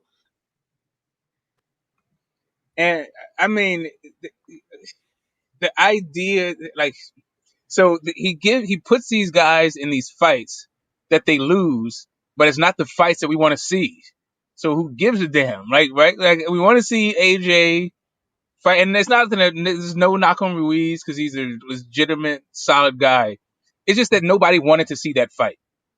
It seemed to me that I would rather see the Ortiz AJ fight and just offer the guy a couple $1 million more instead of trying to lowball Ortiz in order to get some other guy, right? So, or Josh Warrington last night with Lara, like he's knocked out by anybody, or Dillian White versus Povetkin. Like it's not, there's no shade on Povetkin. It's just that's not any kind of fight I was looking for, right? That's it. And And also, I'll this be honest, rematch only seems to these rematches are only for his fighters, right? It's not like Joseph Parker got a rematch to fight Dillian White again, and that was a complete travesty. Oscar Rivas didn't get a rematch after the glove gate. I mean, after the glove gate and the B sample gate and all that. And then hell, just being honest, Dillian White, I don't think he's gonna do anything different because I think that left uppercut, the little slip left uppercut, is still gonna be there for Povetkin again. Right. Where was Charles Martin rematch clause? Yep.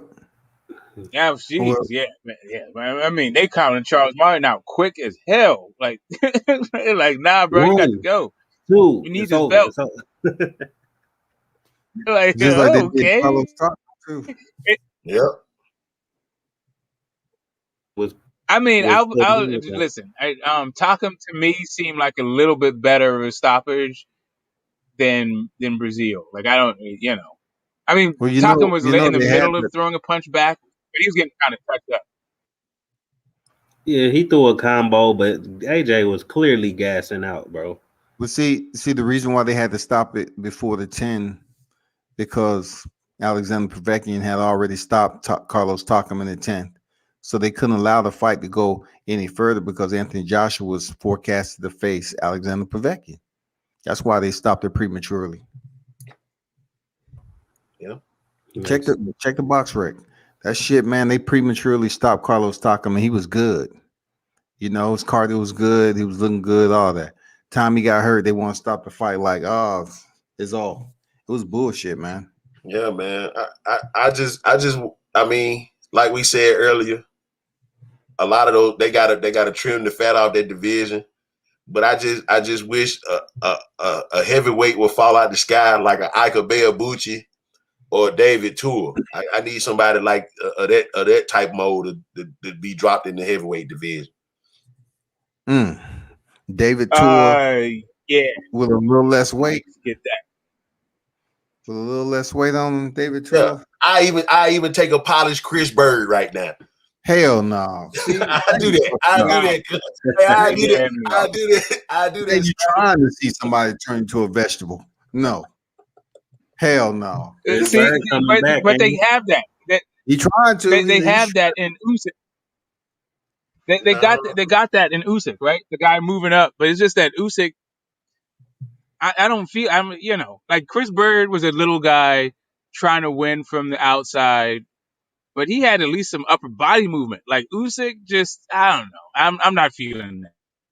I don't like Chris Bird. You can squint your eyes, but I don't know. Yeah, I wasn't feeling Chris Bird. Nah, I'm not feeling this. These guys are like Dillian White is making millions without ever challenging for a title. Like these guys are not gonna fall off the sky and be like Ike Beabuchi and David Tua. Like, nah, it ain't about to happen. Who is it going to take to knock Joe Joyce out? That's what I want to know. Look, man. Not fighting prospect. Huh? I think he take some body work to slow him down, man, because, as long as you allow him to work at his own pace, he may be good. You know what I'm saying? Because that's what Daniel Dubois allowed him to do, work at his own fucking pace, pop the jab out there. Very limited foot movement. So I got two guys off the top of my head right now. I think that'll beat Joe Joyce for real. Seriously, I think Frank Sanchez will beat him, and I really think Ortiz, and Tony Yoka will beat him. Tony Yoka will beat him.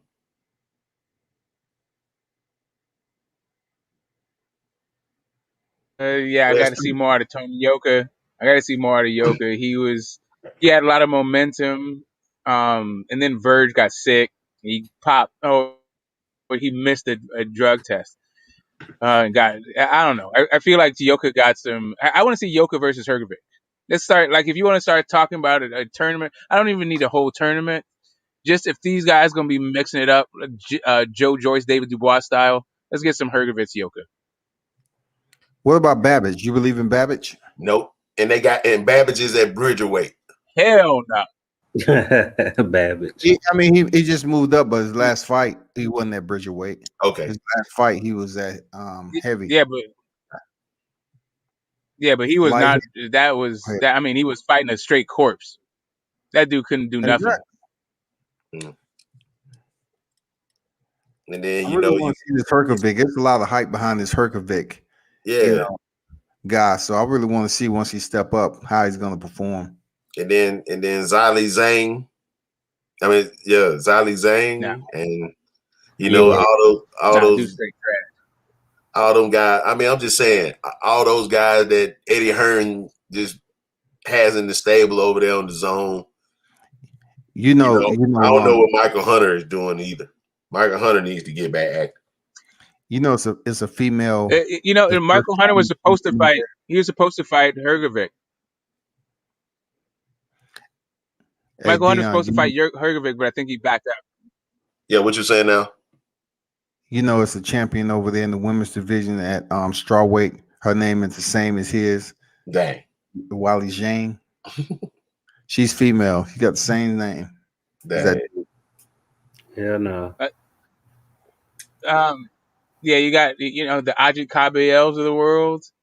Joseph Parker. I feel like I'd like to see what's going on with this dude. Like, where's Joseph Parker in the heavyweight landscape kind of thing?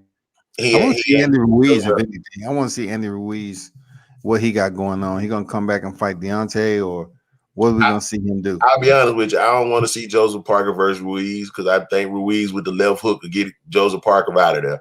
If I want to see Joseph Parker in there with anybody, it'll be Oscar Rivas. I think that'll be a great fight. Rivas at Bridgerweight too.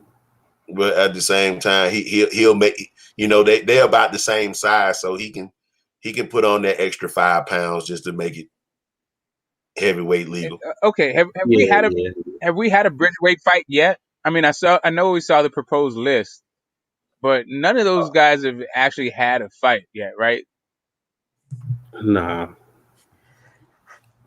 I don't know. I guess some Mauricio Sulaiman promotion. Yeah. And I'll be honest with you, there's nobody at Bridgerweight I really want to see other than Rivas. I don't want to see Brian Jennings. I don't want to see Spilker. I don't want to see Babbitt. I don't want to see Isaac Chamberlain.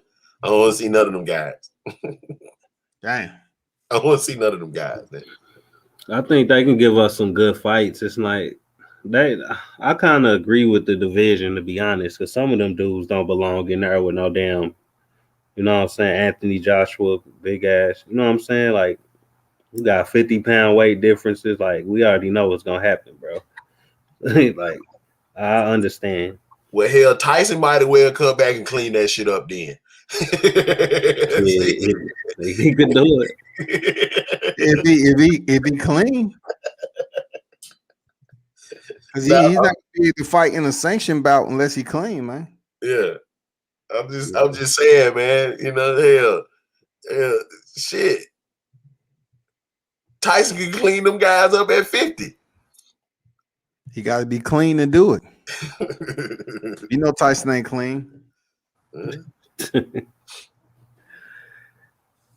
Yeah, I wouldn't mind seeing some fights there though. Like the best of the, like, it's almost like a small heavyweight division. So we should still get knockouts. We should still get some good action or whatever. Better stamina should be. Like, I don't know, it could be a blessing in disguise for real. don't know. The only problem I have with it really is it makes the heavyweight division not as competitive because there's not that many guys that are good that's that big. Like there's a couple of guys that are good, but then the level of quality drops off significantly after you get like AJ and Fury. Well, I think it'd be better matchups though, because size wise. I mean, so we just gonna get rid of Wilder, huh? Wilder's still gonna be there. No, well, I mean, it depends on which. It depends on what weight Wilder fights at, right? So dudes come in as light as 209 and as heavy as 230 something, right? So it's just kind of like, where's his weight going to be? I mean,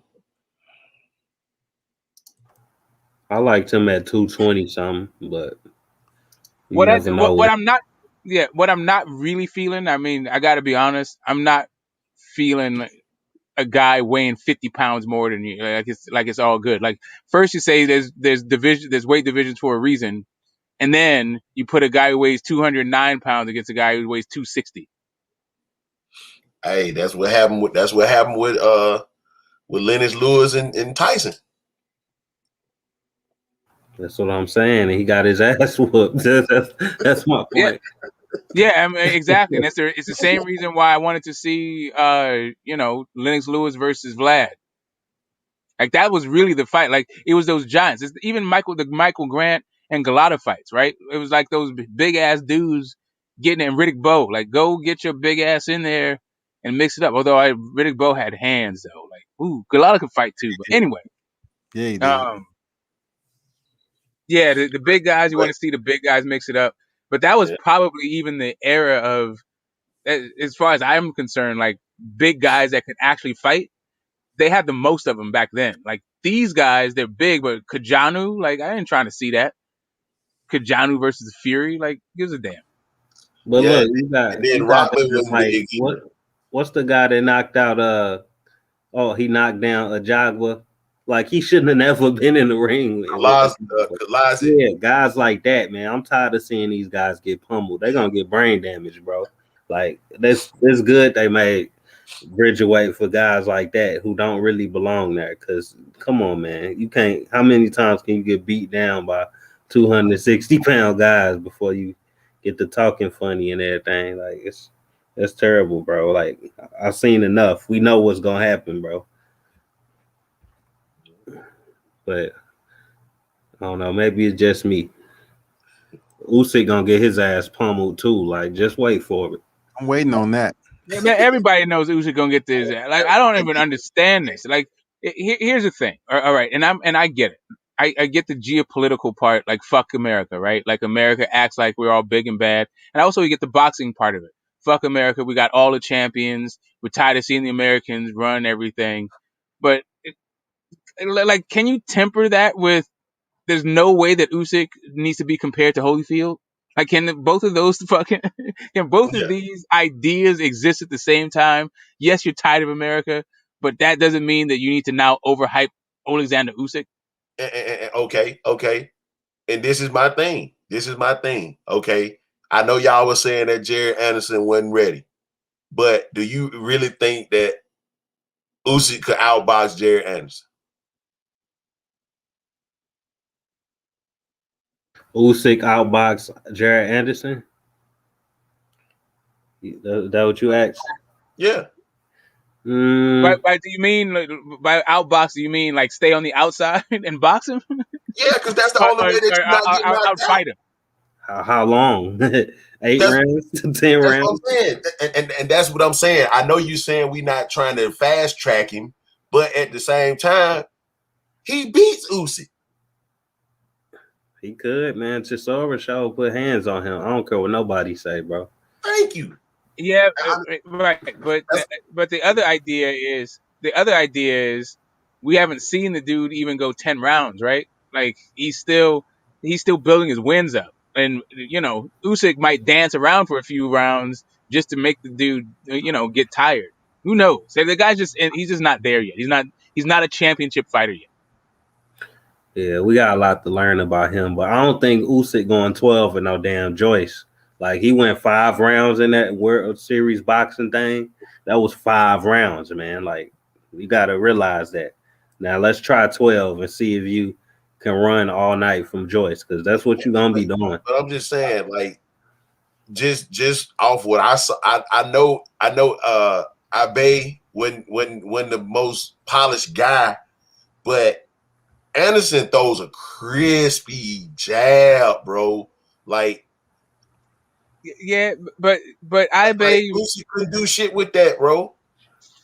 all right. So the issue though is Usyk going to be around for that jab? Ibe was like right there. He was giving you different wrinkles and switching stances and all that stuff, sure, but he wasn't using his legs like he don't got legs like Usyk.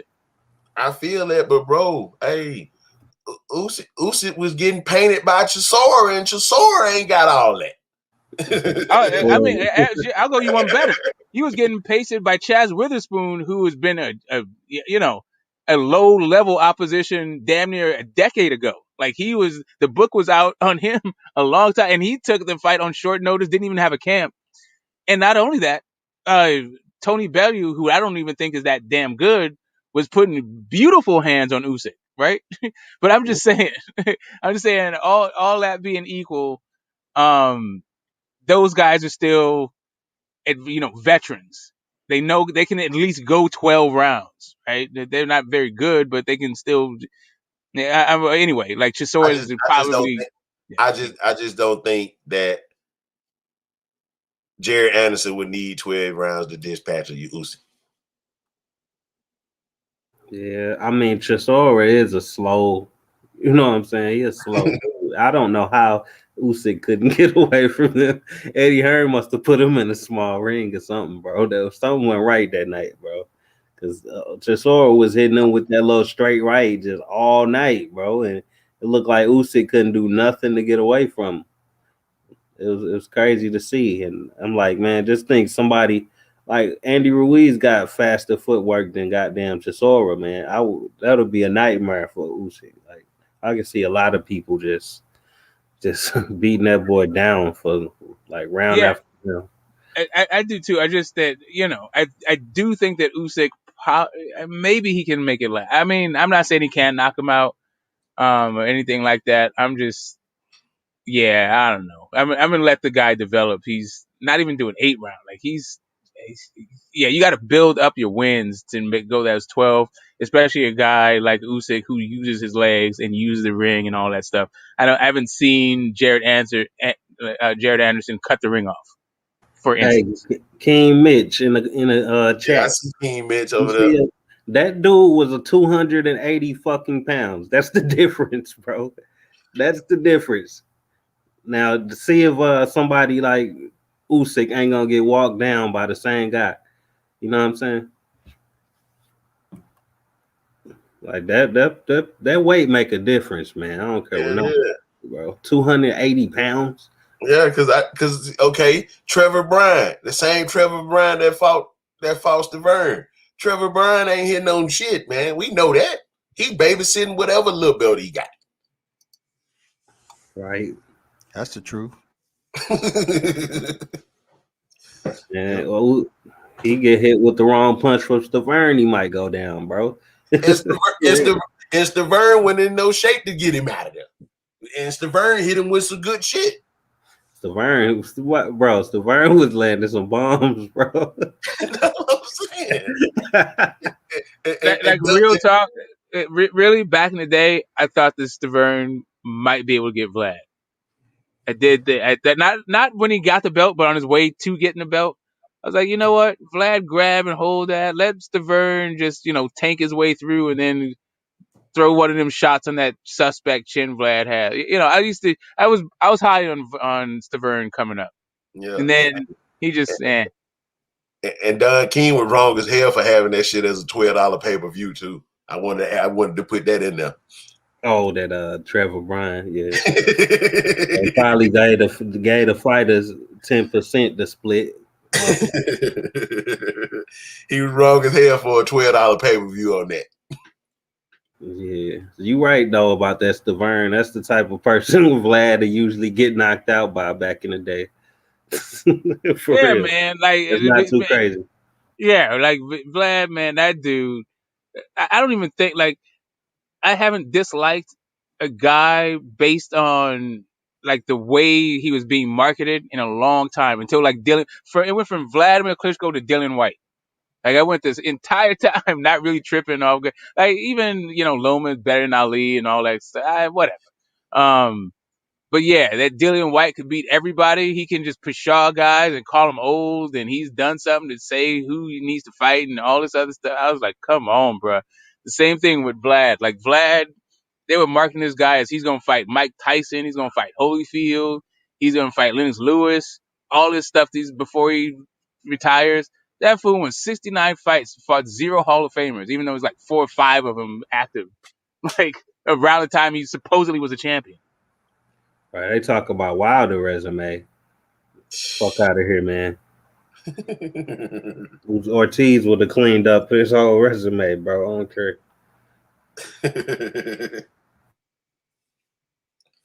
Yep. Well, man, guys, I enjoyed y'all, man. Yeah, man, right there. I look, huh?